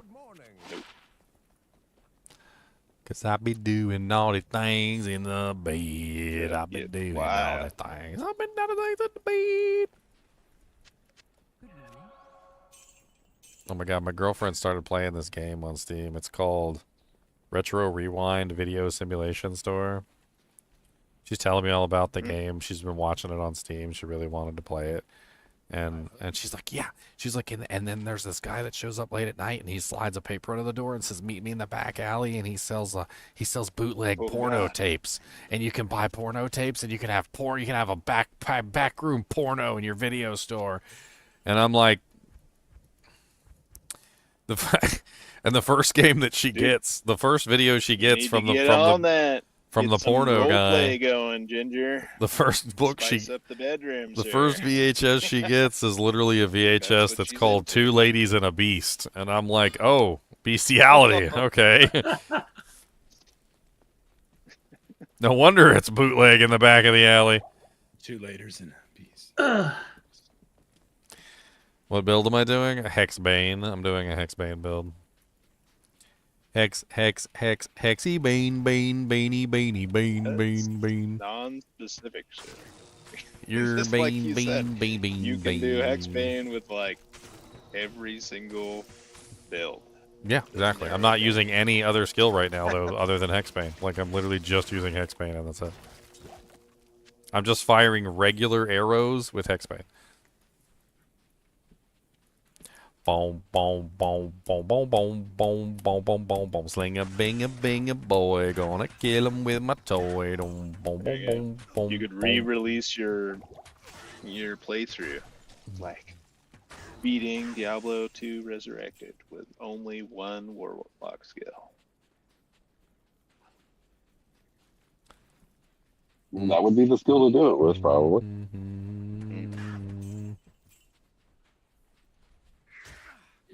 Warlock had a 25-year development cycle, and it was release broken. It definitely did not have a 25-year development cycle. I'm pretty sure the development cycle started on the day that Microsoft bought Blizzard Activision. I'm pretty sure that's the day it started.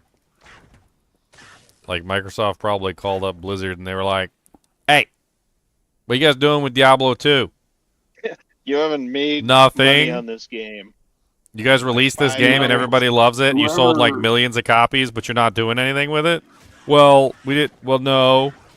Okay, well, we're going to need you to do something with the $1 million game that you made, please, sir. Thank you. You know, whoever like okayed the actual like buying of Activision probably played Diablo 2 and was like, you know what? We're gonna buy this and we're gonna make them do something with it. I'm like 1,000% sure Microsoft called him up on the phone and made him do something with Diablo 2. They're like, you're not taking advantage of all of the properties that you are currently holding. Like, what is wrong with you?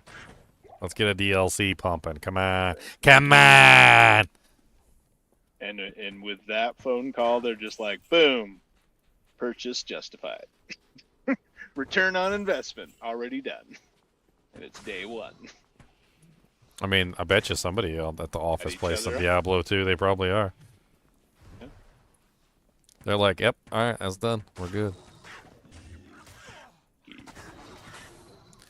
It made the servers come alive? Oh, man. You done it now. You got me in the Sound of Music now. The servers are alive with the sound of juvies. Purple potions everywhere, and Snuggle Bunny's got them. Snuggle Bunny's always at max juvies, by the way. We don't even have to ask. The queue's full of them again. It's like as soon as he reaches level 2, a playthrough. Max juvies. You want to hear the dumbest? You want to hear the dumbest comment I ever got? A guy was like, "Man, ever since Reign of the Warlock came out, all I see are warlocks everywhere. It really ruined the game's diversity." I'm like, so wait after a couple of months, dude, calm down. I'm like, so after 25 years, they finally release a new class, and you're surprised apparently that people are playing the new class that came out after 25 years. I'm like, are you mentally handicapped? Because I don't want to make fun of anybody who's mentally handicapped. And if you say you're not, I'm gonna start laying in.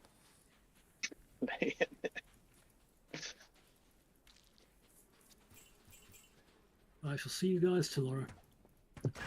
Alright, Snuggle. Alright, Take care, Snuggle. man. Nearly hit 92. Sleep fast, sleep well. Oh, we will. See ya.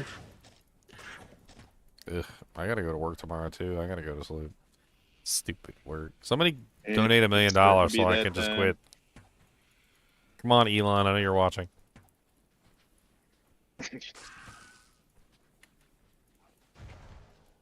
He's like, I wait a mean, minute, you how did may he know? be right, but if he's watching, I don't think he's conscious. He probably just puts the stream on while he sleeps. He just absorb ideas That's what I do. Ginger lulls me to sleep. as his own. Oh man. Hello, boys and girls. Today we're going to talk about the Enigma. Boys and rune. girls. Mm-hmm. Hello, gulls and rowls.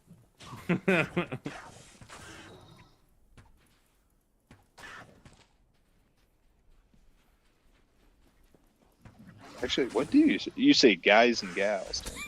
I got him there, didn't I? Hi, guys and gals. I said gulls and rowls. Yes. Goals and rats. Hello, gulls and rowls. Dude, I don't know what's going on. Okay. Unless I'm in like a weird cell service spot or something. I just had the dumbest idea. It's You like the 4th or 5th you know- DC in the last 15 minutes. You know those crazy, like, angelic, like, compositions where it's like, you know, like, stuff like that? You could totally just take the rune words, and you could just, like, turn them into, like, an angelic composition. You could be like, Route Tassel! Route Tassel! Route Tassel!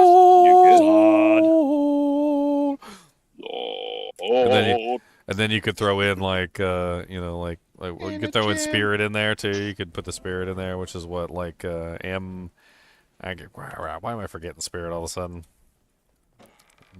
I know. Calfo or in. Delpho on him. Delpho on him. Route to Dazzle. Route to Dazzle. Lift your soul. Dear its soul. Jaw if burr. that would be a really big, like, dwarf, like, real heavy. Jaw it burr. Enigma. Breath of the dying. Breath of the dying. Breath of the dying Figaro. All right, we should do this like Sora or something.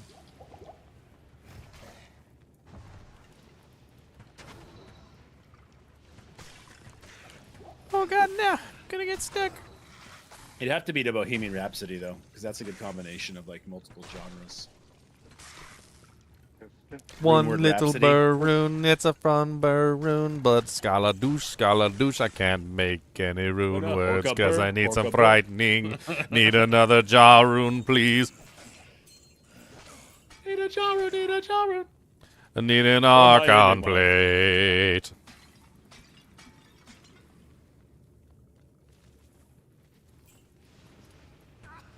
One little jaw, one little jaw, one little jaw, Figaro.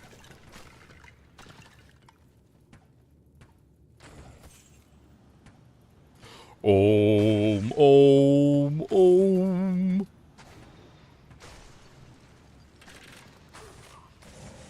One little call to arms with my family. Got a spirit rune word coming for the Samdies. Hope it rose very well for me. Little jaw is all I need for my frickin' enigma with a rune, please. Yes, an Gotta tell it. Ithrune, not an Istrune Figaro. Enigma. Oh, oh, oh, oh. Infinity, Say, infinity, fricked Enigma. So infinity you, like, put is in the next for runes the me. wrong way. Like fricked Enigma. No, no, no, no, no, I no, made no, Enigma, no, then no. I sold it to Charcy. Darcy. No, no, no, no, no, no, Oh, no, no. Then we got Geed's. Then you got Geed's song, which would be, I wish I was a rich man. Little, little, little, little, Little, little, little, little, little, little, little. I sold my charm and I gave away all my property. I'm having too much fun. 35K in the bank. I wish I was a rich man. So I rip off all the town folk.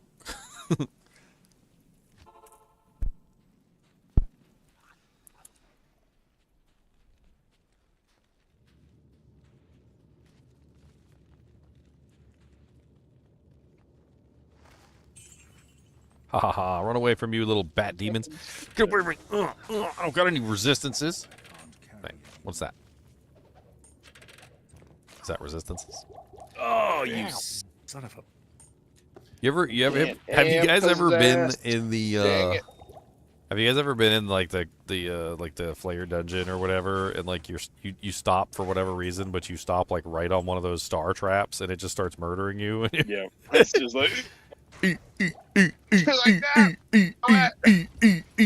like, why am I dying? well, especially if you have no hit recovery, man. They can kill you. By the time you try to get out of it, you've already died. I found a superior ethereal Colossus Volgies, 15% enhanced durability.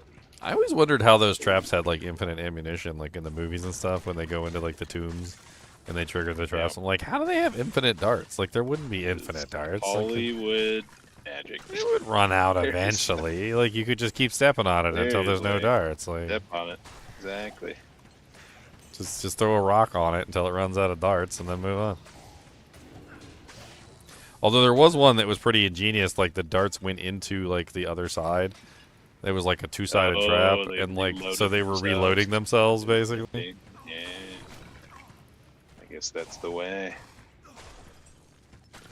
There's a lot of even if that was a thing, there's a lot of loss and whatnot. Like, well, the thing is you'd have to have enough energy. Inevitably, something's gonna happen where it's gonna miss the hole. Yep. So it's not gonna get reloaded. So again, it's like,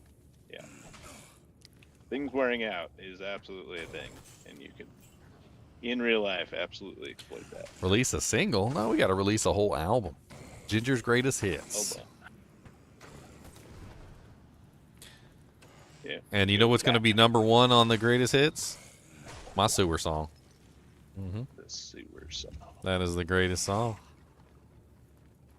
I don't know. The server hamster, I think, is one of your. Oh, you like the server hamster? Is that a request? You like the server hamster? Yeah. Poor little server hamster. He never got the gold. Poor little server hamster. He runs for all of us. He does. He runs for all of us.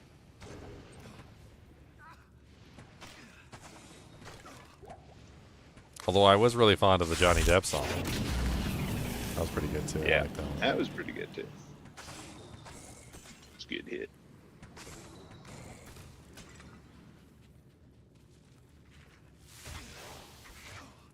Oh, God. Yeah, was it the server hamster or something else? I don't know. It sounded like you hit like very similar harmonics to like the whatchamacallit, the oh gosh. Dang it, the Jack Skeleton character. What's that? Oh, Nightmare Before Christmas. You hit a lot of the Nightmare same like Before mark. Christmas. Because you got a low voice like the main character. Oh, Pretty no. good. It was like the. Was It it was the like the song where Nightmare they Before have like Christmas. a back and forth where he's singing and then she sings back, and then I'm sure there's a technical term for that. But they're like singing back harmoniously to each other, like they're like talking but in harmony. Yeah. I was thinking that was the server hamster. Maybe it was something else. Yeah. I'm gonna I don't sing. know. I'm gonna sing Alamus. I'll go to the bed and then I'll remember when I wake up. Probably. You'll sing what? I'm trying to think here. I'm trying to think how I would word it. It'd be a really good song if I can word it properly. We gotta make fun of DK selling his Enigma to the shop. No. So I was thinking the country song "Whiskey Lullaby," you know, and then like, and then DK sold his Enigma straight to the shop, just for another shot, and a whiskey lullaby, a picture of his Enigma nearby, as he laid down his head. He then said, I shouldn't have sold my Enigma to Geed. He only gave me 3 gold coins for it, and that was not a great deal. And I need another job, and I need another bird. And the it. And the bass, and the is. And the it's, yep. La la la la la la la.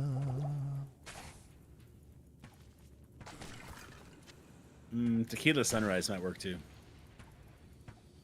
Listen.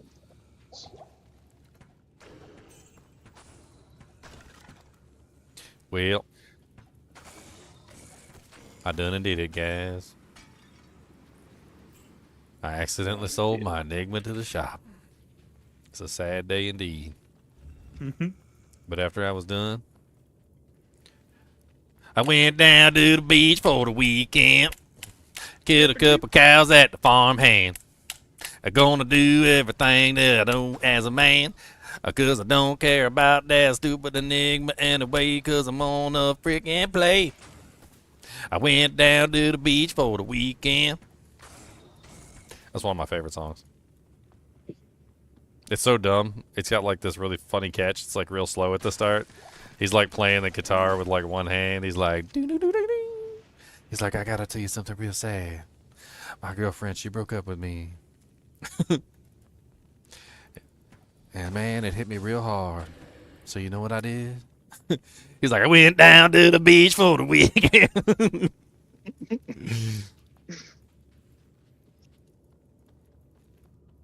He was not sad.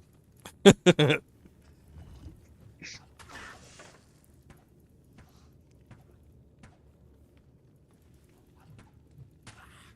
accidentally sold my Enigma to the shop, and there wasn't any space, not even a spot. So I lost my beauty teleporting down. Oh, now I'm walking everywhere on really old tread shoes. I never bothered to replace them 'cause they're friggin' blue.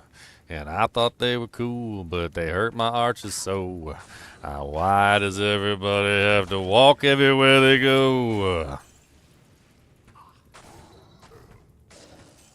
Gives Could them be a good stamina. blues song.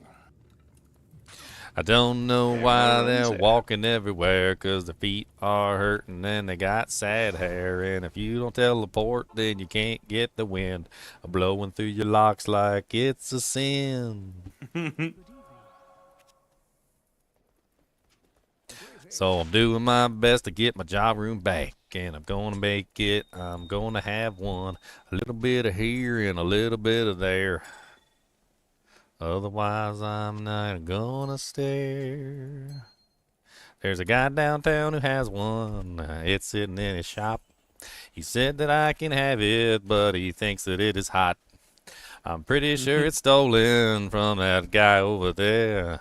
He might be a cop. I'm pretty sure he's not.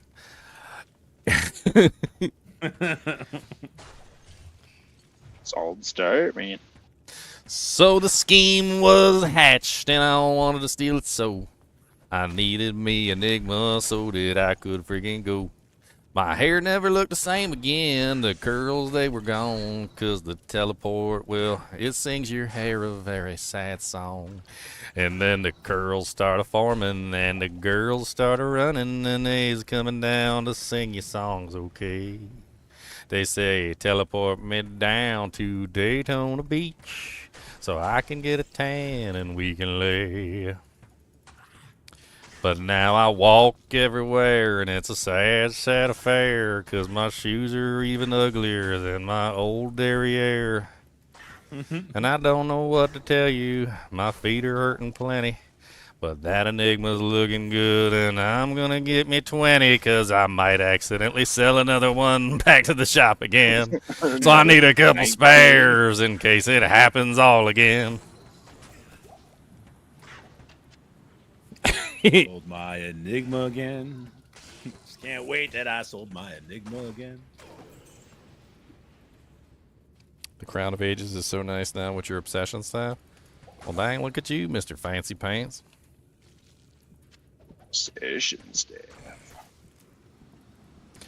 I don't know what Your I'm fancy. doing. I need more attack rate, and I keep missing everything. I gotta fire like 6 arrows to kill any target, because it's like miss.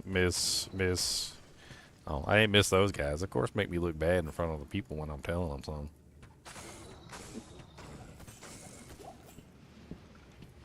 Now, I didn't feel so bad when my friend sold his sunder, a fiery jewel, but it was gone in a thunder, 'cause he sold his fire sunder to the shop, and I'm not sad, 'cause now I'm not alone, 'cause I'm not the only one that's a cad.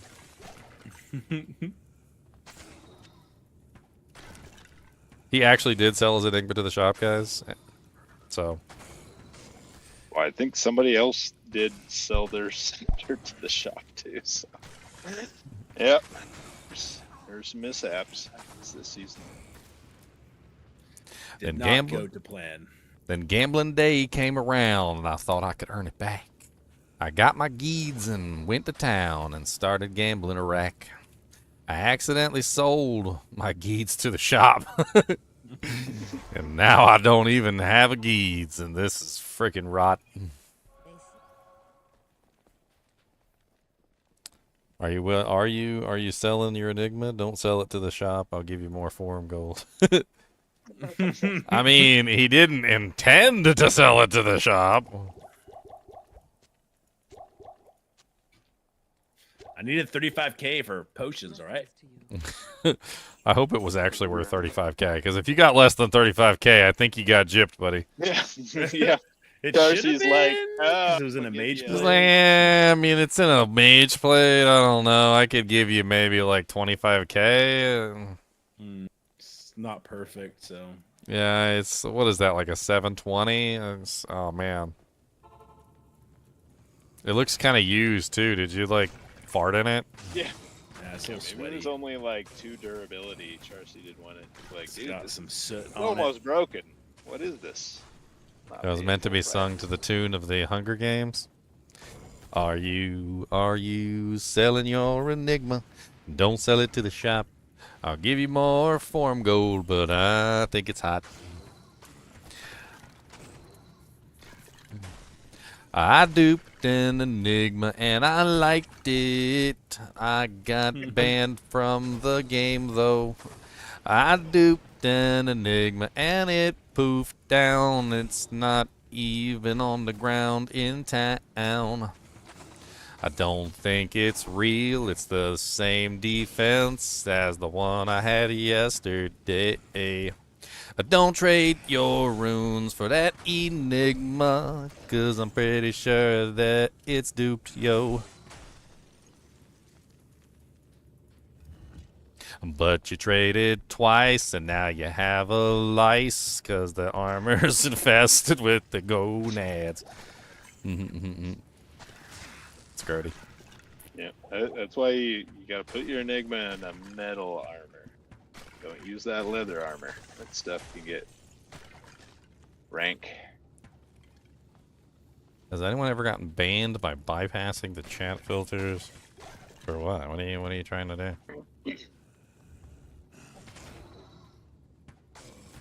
I mean, I don't know if there's any, like, maybe in, like, the main server where, like, there might be that one, like, intern admin hanging out, but, like, if you're in the game, probably not. There might be one intern admin, like, monitoring the chat. I really doubt it. Maybe. He's probably got it on like a fifth Blizzard monitor. would spend that money. He's probably got it on like a fifth monitor, and he's not paying attention to it. Let's be honest. Okay, maybe it is a thing.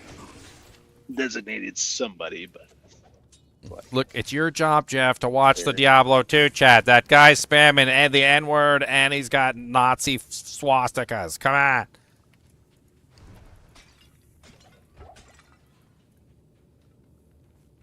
Dude, there's some weird. Like we were doing that. That was yesterday, wasn't it? In those bail games, those public bail games we hosted for a little bit. Like, there's some weird conversations. Puppies. Oh yeah, puppy games are just like, what world did you step into? It's like going into Narnia. Dice. I suppose we talk about weird stuff too, but dude, some of that was whoa. What is happening? Like, and just unprovoked, or just, it's just out of the blue. They just come up with just totally left field, like, topics, and then they just start talking about it. It's like, what? What's happening right now? I think people probably feel similarly when they watch my streams. Like, why are we talking about bears?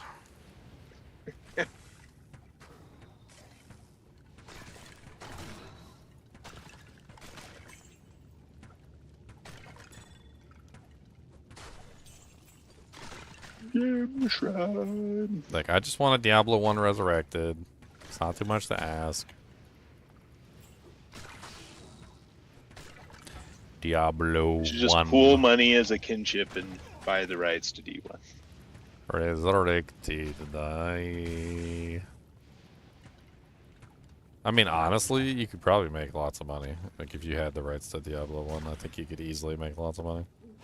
People might see it as like an old-fashioned game, but I mean, if you put on like actual servers, did a little modification to make the characters be on the servers instead of like saved on local, so that the cheating was a little bit less, you know, severe. Yeah. Do a little work to just eliminate the dupe thing, so it's maybe upgrade it to like a 32-bit operating system instead of a 16-bit, so it could maybe run like 8 players. Like, people would probably have some serious fun with it. I think so. Yep. And you just sell it for like $2 or nothing. Put it on the frickin' like Google Play Store. Yep. There you go. Play with your phone. Yeah, you just port it over to every platform. I mean, there's already, there's already a web-based version of the game, right? I remember you played that one the last time, didn't you? No, there's a web-based version of the game that you could just open up and you could just play.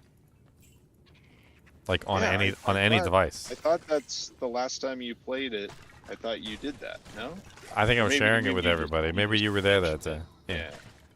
But yeah, it's you can literally just open it You were up. mentioning it. Here, for but those of you who weren't don't know that you can actually- play Diablo 1 on like your cell phone, here, I will give you the link. So this is the link right here.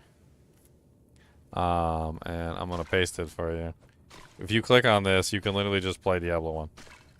So you just click on, I think it's just play shareware for the if you want to do like the demo version, but you can get your own setup very easily. There's a whole thing where you could do this. But anyway, like literally, watch.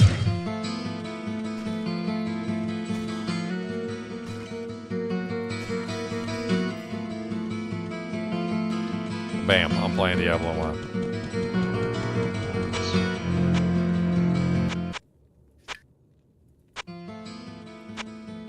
I have 52 rubies. I need to do some crafting. And so will that'll save your own instance, so you can even throw stuff on the ground and it'll remember it.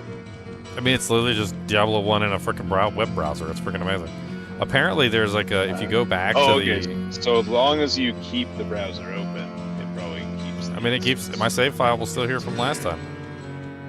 Oh, okay. So it just makes a cookie. But file or if you whatever. go on here, it says this is a web port of the Diablo game based on a source code reconstructed by Galaxy Hacks Z and the Devolution team. The project page links can be found here. If you own the original game, you can drop the original Diablo dat.mpq onto this page, or click the button below to start playing, and the game can be purchased from GOG, or click here to compress the MPQ. Blah blah blah.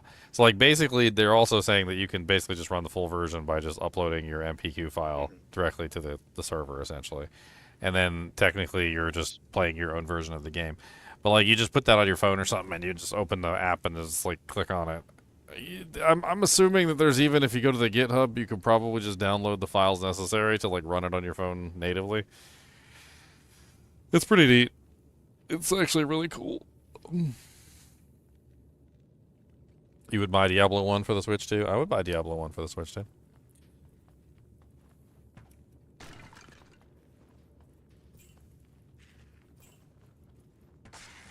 And you can open a web browser in the Switch too. So technically, Maybe you can it play on the Switch Yeah, too. maybe you can.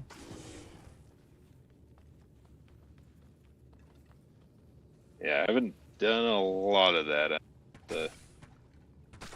Stay a while and listen. In the web browser on the Switch too. But like my experience using the Switch to do an internet browser is just it's when sometimes you join a public Wi-Fi and it wants you to like click.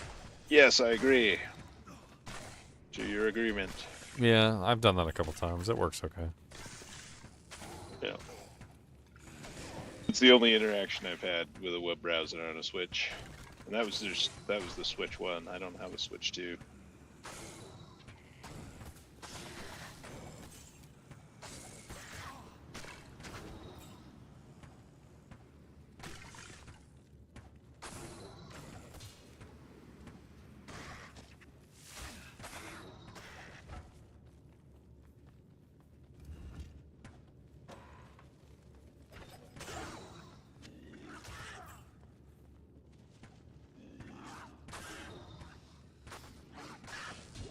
Axe and a heavy boot, come on down. Gonna punch you right in your big brown shoe.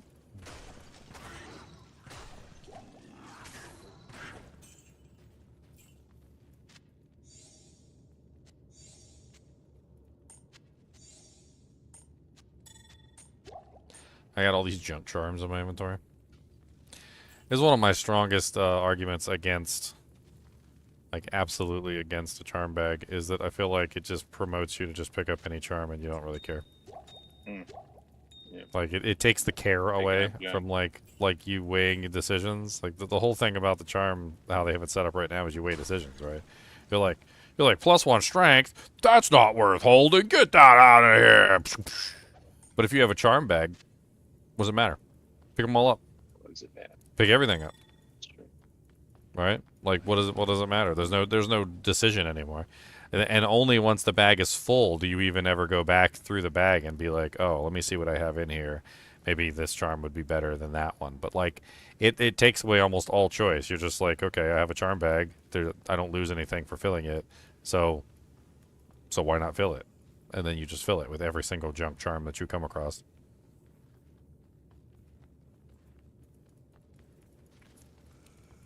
Junky Bobunky.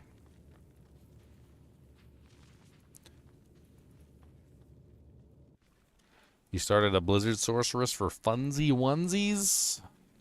Not funsy onesies. He's like, I didn't say that. What the hell, Rune? All right. Ooh, Milithac's temple is terrorized. I don't know. I think Peter Who's a freaking genius. He said this basically. He was talking about like Diablo 3 and like Diablo 4 and stuff and Diablo 2. And he said balance through meaningful choices, not endless smoothing. And it's kind of genius actually when you think about it, because if you think about Diablo 3 and now Diablo 4, one of the problems that they have is everything is just endlessly smoothed to the point where everything is almost identical. It's like there's no choices anymore. You're not making meaningful choices because all the characters are the same and all the results are the same. It's like you're pretty much just smoothed out all the options so there's no negatives, right? Like when Peter says meaningful choices with meaningful, like penalties essentially, what he's talking about is that like when you make a choice, make it meaningful so that the player feels like they've done something, right? Like this choice actually matters. Whereas like in D3 and in D2, a lot of the times your choice doesn't matter. Like it really doesn't. Hate to tell you, if you played Diablo 3 and you thought your choice mattered a whole lot, it really didn't. It was pretty much just pick a set and the set would pretty much carry you through the game. Your choice didn't matter so much for anything other than like maybe preference. That was about the only thing your choice mattered for, was preference. You weren't making a choice for power level. You weren't making a choice to like, choose a specific option over another. You were just simply saying to yourself, what's my personal preference on which armor I want to use? Like what skill do I want to utilize? How do I want to look? I want to look snazzy. That's what I want to look. Some people care about that stuff. Oh, people care about that stuff actually. Yeah, the aesthetics is definitely a thing. Not back in the day. The aesthetics. Not back in the day. Power though is a slippery slope. Not back in the day. I feel like back in the day, like if you told me aesthetics mattered, like the guy with the Hello Kitty shield because it had extra stats on it would laugh at you. He'd be like, look, man, this shield is good. I don't care if it's pink and I don't care if it's got a cat on it, okay? The stats are way better than anything else I'm putting on. Yeah.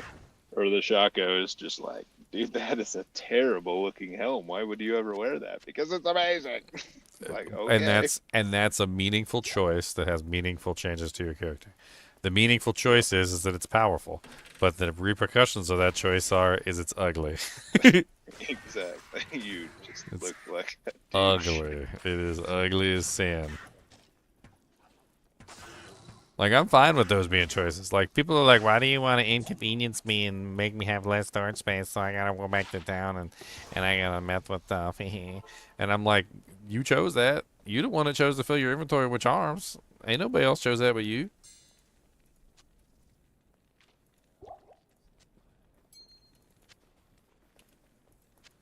Oh no. I finally reached Snuggle Bunny level rejuves. I was gonna go back and get a key. I forgot to get a key. Now you just start selling them for gold. Yeah. Guess so. New feeling for me.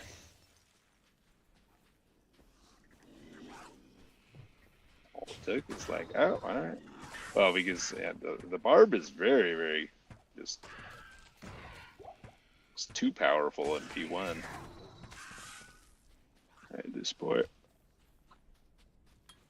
That combined with the horking. Oh my goodness. Yep. I mean, I really can't imagine any character actually having trouble in Players 1. Like, I feel like Players 8 is the difficulty that actually starts to test your metal. Wow, I even feel like when I'm trying to carry a game with him in greater than P3, I start feeling it. That's when I start bleeding juvies because it's tough. Like lifesteal at that point. It's Turning just not 36 quite this enough. year. Congratulations, Mr. 36. Congratulations. Oh, it just seems so long ago. I'm gonna turn 40 this year. I just wish I knew that I wasn't an adult until I hit like 30. Like, that would have been good information to know. A lot of people don't know that. Like, they're like, oh, I'm an adult. I'm 18. No, you're not. Not really. You just think you do. You're an adult That's in the eyes of the kinda law. That's about it. Yeah, it's no different than like a 3-year-old saying, "Oh yeah, I'm a big boy." Like, yeah, but you're not. Yeah, but physiologically, your brain hasn't finished developing yet, and it will not finish developing until you're around the age of 30. And it's funny because by the time you hit around the age 30, that's when you start to realize how dumb you were when you were younger. You're like, oh my God, I was an idiot. Like, why would I do that? Who hangs out of a car eating a banana? When I smacked into that sign. And that's when you knew you had effed up. No, seriously though, like if you look it up, people's brains don't fully develop until they're between the ages of like 28 and like 32 or something like that. You grow, like you stop growing around the age of like 25 or something like that, but your brain doesn't actually stop developing until you're around your 30s. And that's the point at which you realize like that you're a lot smarter than you were when you were in your 20s.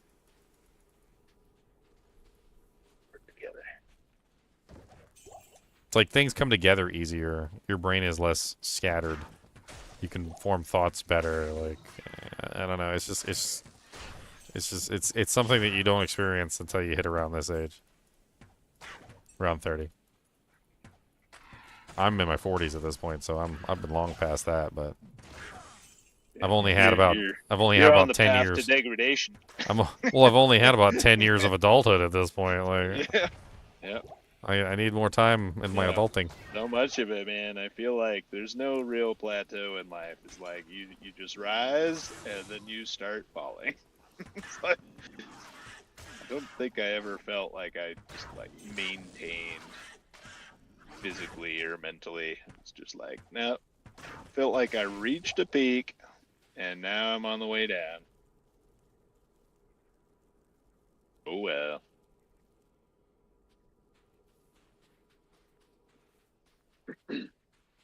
Got to enjoy the peak for maybe a month. I don't know. That was the plateau.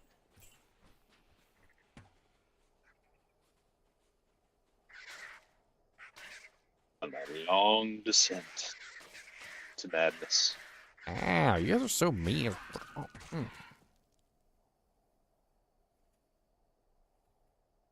Ooh, a gray giant thresher. So, 6 socket. So here it is right here. Dang it.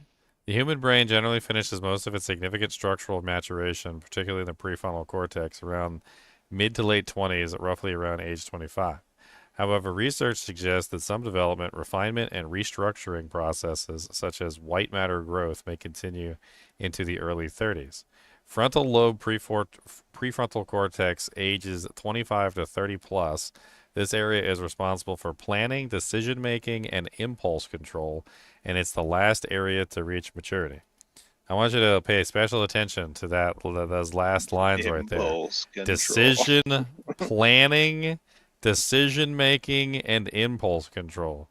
This is why I don't consider anyone below like the age of 25 to be adults yet, because you don't have planning, decision-making, and impulse control yet. You got very poor impulse control. That's why you do stupid things like hang out of a car while eating a banana and get hit by a sign. I hate when that happens, man. I do that all the time. I know. I did that too when I more was year. younger. Hate You that when too? it ends. Man, one more year and I'll stop doing that. Now you know, Junks. That's why you do it. It's not your fault. But basically, the moral of the story is that when you reach around the age 30, you're finally like fully developed in your brain, and you start to realize it too. You're like, man, I was stupid back then, and you're not wrong. Like you're not wrong when you think that. Like I was stupid back then. It almost makes me think that like maybe people shouldn't be allowed to like drink or smoke until they're like in their 30s when they actually have like full control over their faculties and understand what's going on. And like need to get a license to be intimate and degrees to have children. No, I mean, I don't know about all that, but Slippery slope. Yep. well, the whole thing with children having There's a children lot of early science was to because people support were that. dying all the time. So like this is the way that I think it occurred. Like I think people always kind of knew that like you had to be around the age 30 to be like an adult. But I think that the problem was is that everybody was dying so early, like in the old days. Like people were dying left and right. So they're just like, you know what, F it. Like let the kids have babies at 14 and like let them live their life. They're probably gonna die at 16. Like that's the average life expectancy. So they're like, let them live their life. Wait, that doesn't follow. What? That's terrible logic. So if you think they're the gonna real die, why do you conspiracy- want them to have kids then? That's The just real a conspiracy terrible burden on society. is that the rich people would live older, and the poor people who were basically their slaves through maybe the economy would die too young to support the rich people. So the rich people needed young poor people in mass to support them being rich, or else the wage gap doesn't So, exist. well, here's a little factoids for you. So during the Middle Ages, life expectancy in the Middle Ages was very low, typically ranging between 30 to 40 years. So you were dead by like 30, like essentially. Largely due to high infant mortality rate, child mortality rates, and not because adults generally died at age 35. A person who survived to adulthood could live to their 60s or 70s if they were lucky.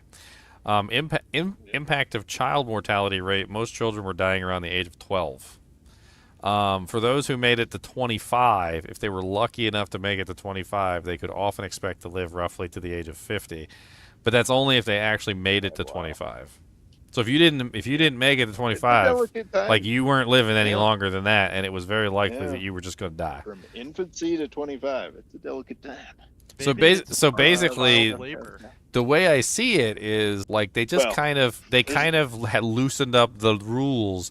Like, okay, yeah, Johnny at 17 isn't really an adult yet, but he's probably going to die before 25. So let's let him drink a beer. Like that's basically the way I see like how those rules eventually sort of like came to be. I think that child labor also caused a lot of deaths because they give kids all the bad jobs. Yeah, you got to crawl down in the mine. They still do that in Africa. Like the lithium mines and stuff, they make the little kids crawl down in the mine to get the lithium. Yep. Look at cruel world, man. Death wasn't considered as sad back then. Man, And humans are a big part of that cruelty. did you ever look into Abraham Lincoln? Abraham Lincoln is one sad dude. Yeah. Oh my God. So, I think the easiest way to pull this up would probably just be to search like the tragic story of Abraham Lincoln or something like that. Did you just say "Hey, Blinken"? Hey, Blinken. Hey, Blinken. Tragic story of Abe Lincoln. Let's look up the tragic story of Abe Lincoln. So, Abe Lincoln's make a life was character name marked that's Abe by Lincoln. profound melancholy, loss of children, and the immense strain of the Civil War. And of course, he was eventually killed. The personal tragedies: he had severe depression. Lincoln suffered from lifelong severe depression and was often called melancholy, which was so intense he once wrote poetry about suicide and was considered a suicide risk by friends. Of his 4 sons, only one outlived him. Eddie died at age 3. Willie died at age 11 in the White House in 1862, and Tad died at 18 in 1871. Lincoln had a tense round. relationship with his father, Thomas Lincoln, and reportedly did not show grief upon learning of his father's death. Basically, like, he had 4 kids, 3 of them died. Like, he was constantly depressed, literally so melancholy that other people thought he was going to commit suicide. Joke's on them. He ended up getting shot. Ha I did not commit suicide. Yeah. Or did he? Did he orchestrate There's a conspiracy. it? Ooh. Yeah, he might have been behind it all along. Now, apparently he was very sickly, too, from what I John understand. Wilkes Booth did not act alone. If I remember correctly, like, he was constantly sick. I can't remember the exact terms of it.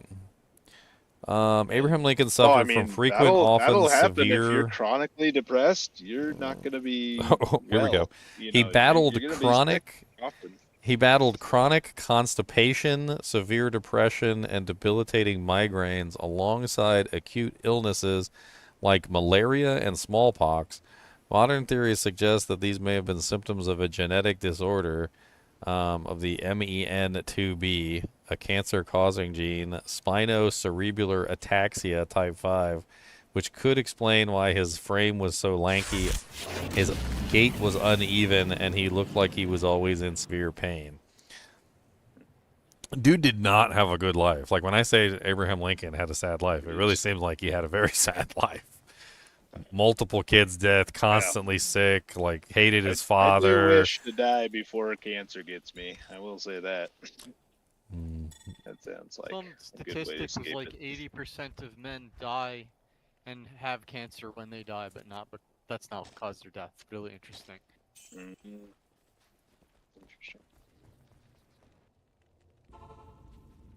I mean, I'm gonna have like 50% microplastics when I die. Yep. You'll be a Ken doll at death. I'm gonna look so good. So good. Glistening skin. Something to look forward to, I suppose.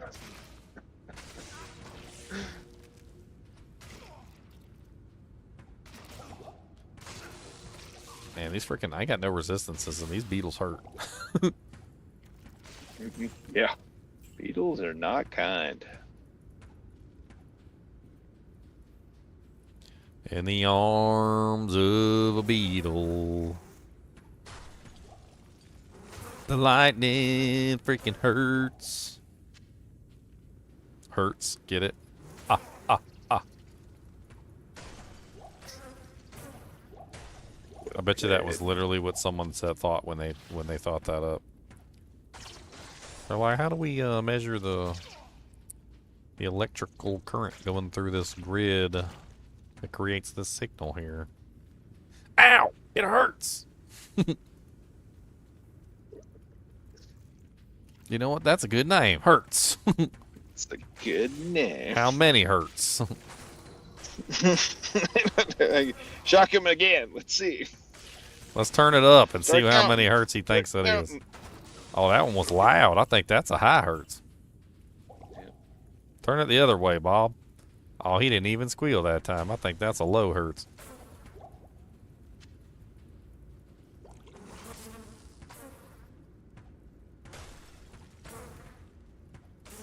Slowly working my way through freaking Maggie Lair. I'm gonna find her and tear her a new lair. Technically, since the maggot queen has babies inside of her, doesn't that make her like level 4 of the maggot lair?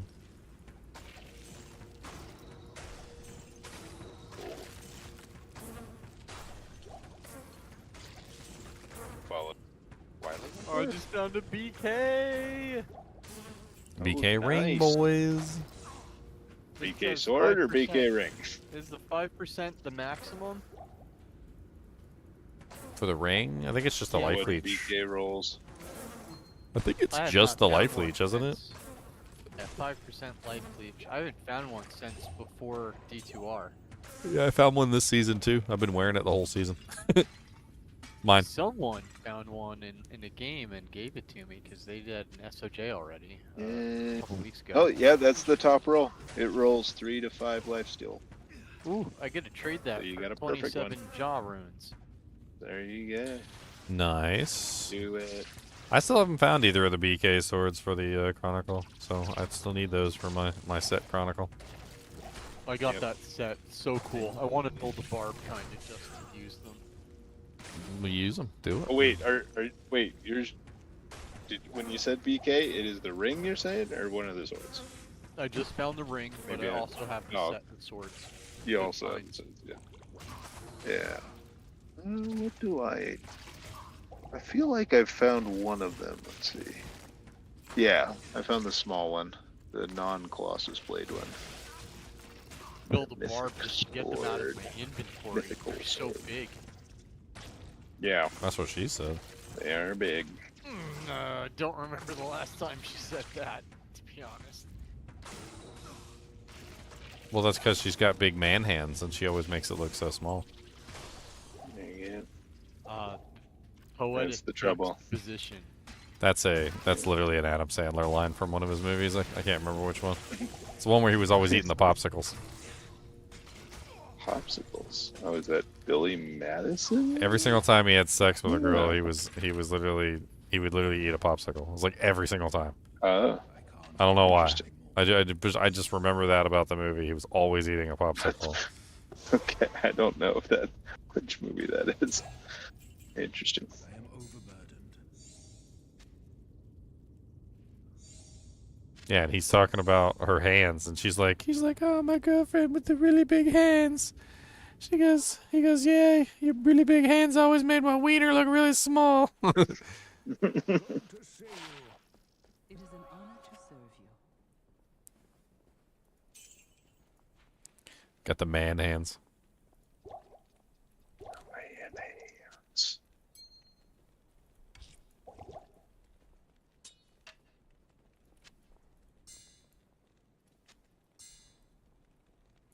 Do do do do do do do do do do do do do do.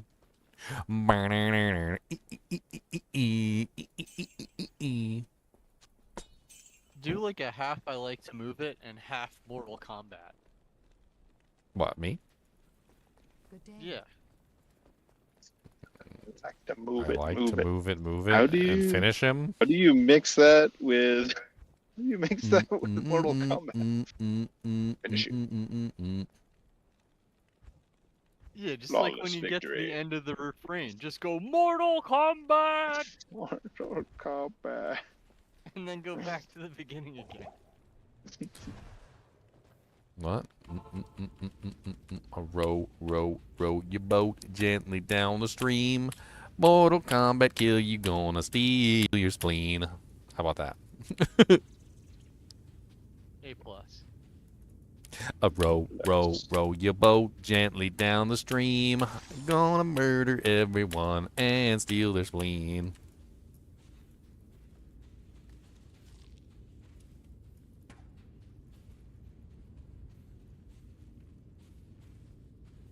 Funny people flick?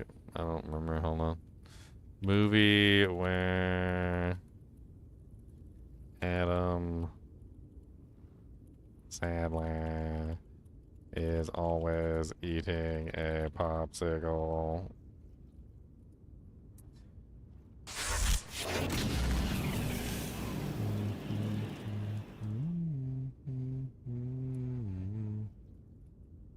Mm-hmm.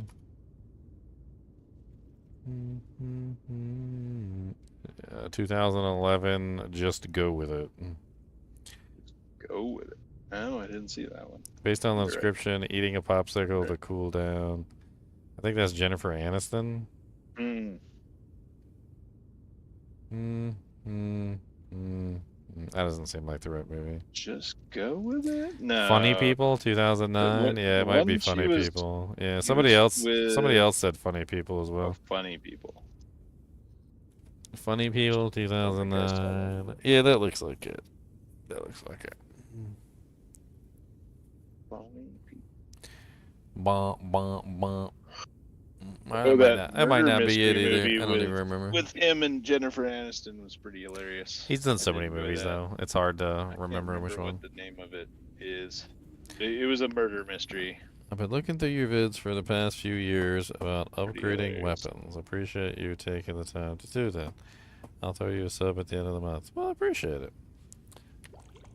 I'm glad that I could be of assistance to you. I mean, that's literally the entire reason why I made the channel. So. He is a mentor.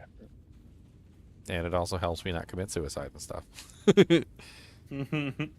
I'm useful! Useful. It's always nice to feel useful. Yes. If there are any ladies watching, which my audience is majorly men, by the way, it's like 99% men. Little tip I for the one woman for the one woman who's listening right turn now. the channel off. Well, I'm gonna give you the biggest piece of advice that you'll ever get in your life. Men like to feel useful. That's what we like. We like to feel useful. We like to feel needed, and we like to feel useful. Absolutely it. Like, so when you ask us to, like, repair the sink or something, we enjoy that stuff. We're like, oh, honey, I can't do it. Can you show me how to do it? And then, like, we literally get right up and show you how to do it, because that's what we like. We like feeling useful. Don't just ask us to do it, though. You gotta use the psychology trick and be like, babe, can you show me how to fix the sink? Yeah, I was gonna say, it's like, dude, It's like a switch in every guy's brain. It's like, when oh, you said, yeah, show me. Ask them to do okay. stuff. Is like, okay, that gets out of hand real quick. No, they gotta show you. Oh, Alamus, can you show me how to change this tire? No, do it yourself. You're a grown woman. I'm a grown woman, dang. And that's why I'm saying. My milkshake brings all the buzz to the yard. My milkshake is better than yours.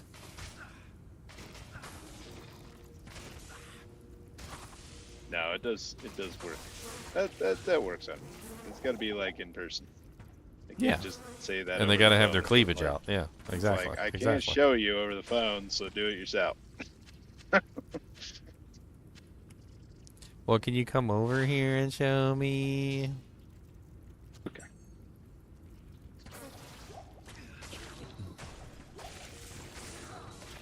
That'll work.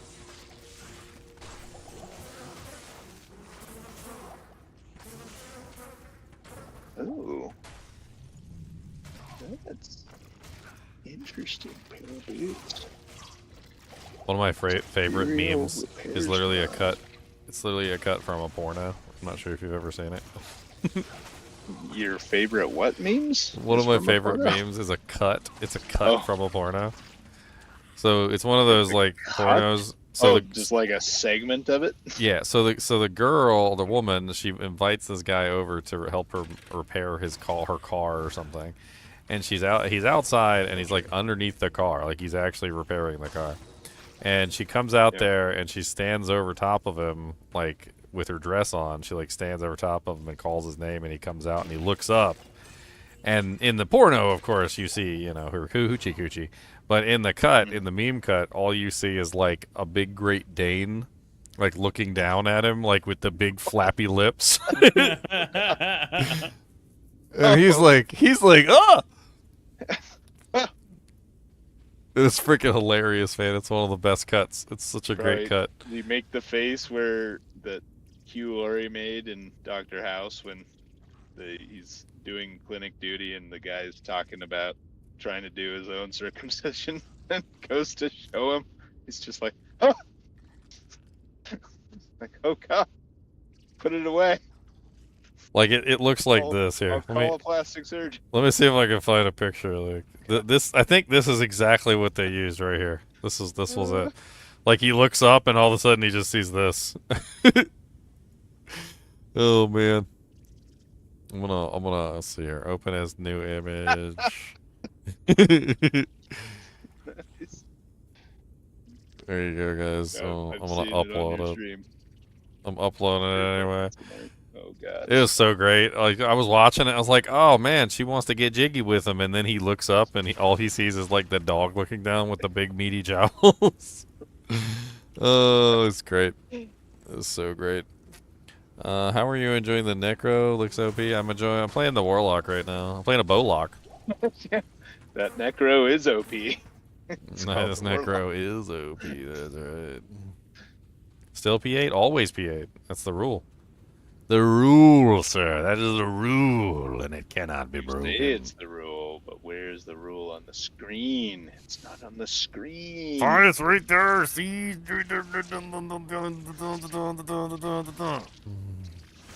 don't see it on the screen. Oh, it's on the notepad. It's not on the screen. That's on the notepad. Boop, boop, boop. I thought the previous ones you put like an overlay. I don't know. I don't remember. It's been a long time since I've done those. He's getting lazy on us. He went over to Crimson Desert and he comes back and he's I've always been lazy though. Like, that's not P64. No, thank you, P64. I will relent. It was funny. A question actually came up when I was talking to Peter Who, and I said, how did you eventually decide on players 8? I was like, because it used to go a lot higher, and he's like, did it? He's like, I can't even remember before that. He goes, all I know is we eventually settled on players 8, and we just kind of stuck with it. He was like, all I can remember is players 8.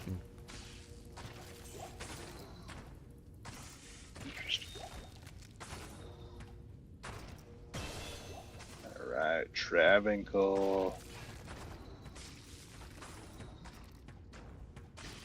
Monsters on the other side of the screen. Going back to like Snuggle Bunny having full GVs, no, like I realized the last time I asked him for some, I was like, yeah, I'll take some extra GVs, and so he drops like 10 or 60, like a bunch of them on the ground, and I'm like, there you go, now you're not 99. He's like, oh no, I'm still 99. No, he's holding. Yeah, he's holding on to them manually as well as the 99. I heard that. I was like, yeah. You are a madman. He's a madman. I'm kind of mad that he's kind of stingy. I'll ask for some juvies sometimes from him, and he gives me like 10 of them, and I'm like, buddy, you got like 99. Give me like 50 or something.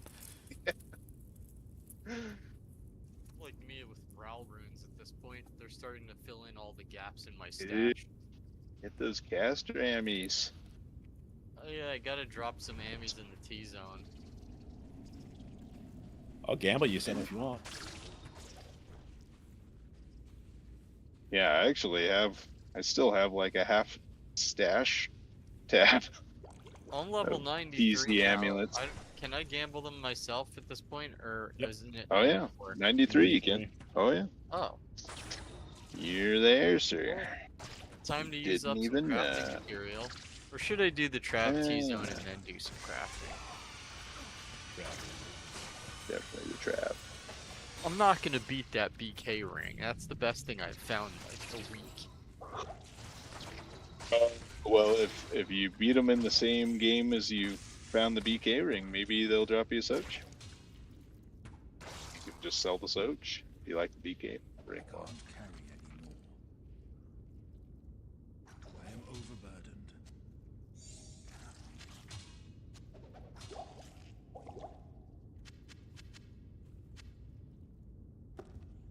So my Merc doesn't need to wear the Andes for strength anymore.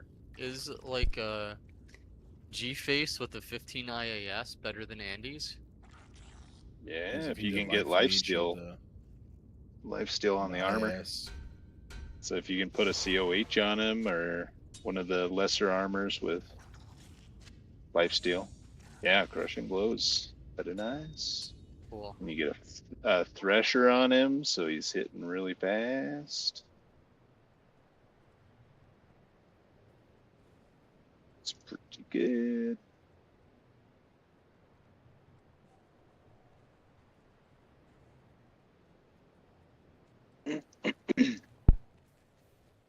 Trapped in the last one. Maggot layer is the most annoying area by far. I disagree. I think Great Marsh wears that crown. Great Marsh. Yep. So have a point. Especially when you have to do Great Marsh because you don't get a skip between Spider and Player. So you're locked in. You must do it. First summoner of the day gave me a key. Yay. Nice. Alright, I guess I got my staff. I'm in Act 2. I'm level 23. Working toward... I'll be in freaking Nightmare tomorrow. It'd be easy. I've already got most of the hard stuff out of the way. And I'm already level 23, which means I'll be 25 by the time I hit Ancients. So that'll be great. Looks like I'm sitting on 257 magic damage and climbing. Looking good. I think I need to start working toward Mirrored Blades, though. Yeah. What is the goal? Alright, guys and gals. It's 12 o'clock. It's been like 6 hours. I am going to get some sleep, get something to eat. I'm hungry. Have a good night, man. I'll see you guys tomorrow. Good night. See you tomorrow. Good night. Alright, guys and gals. Thanks for watching. And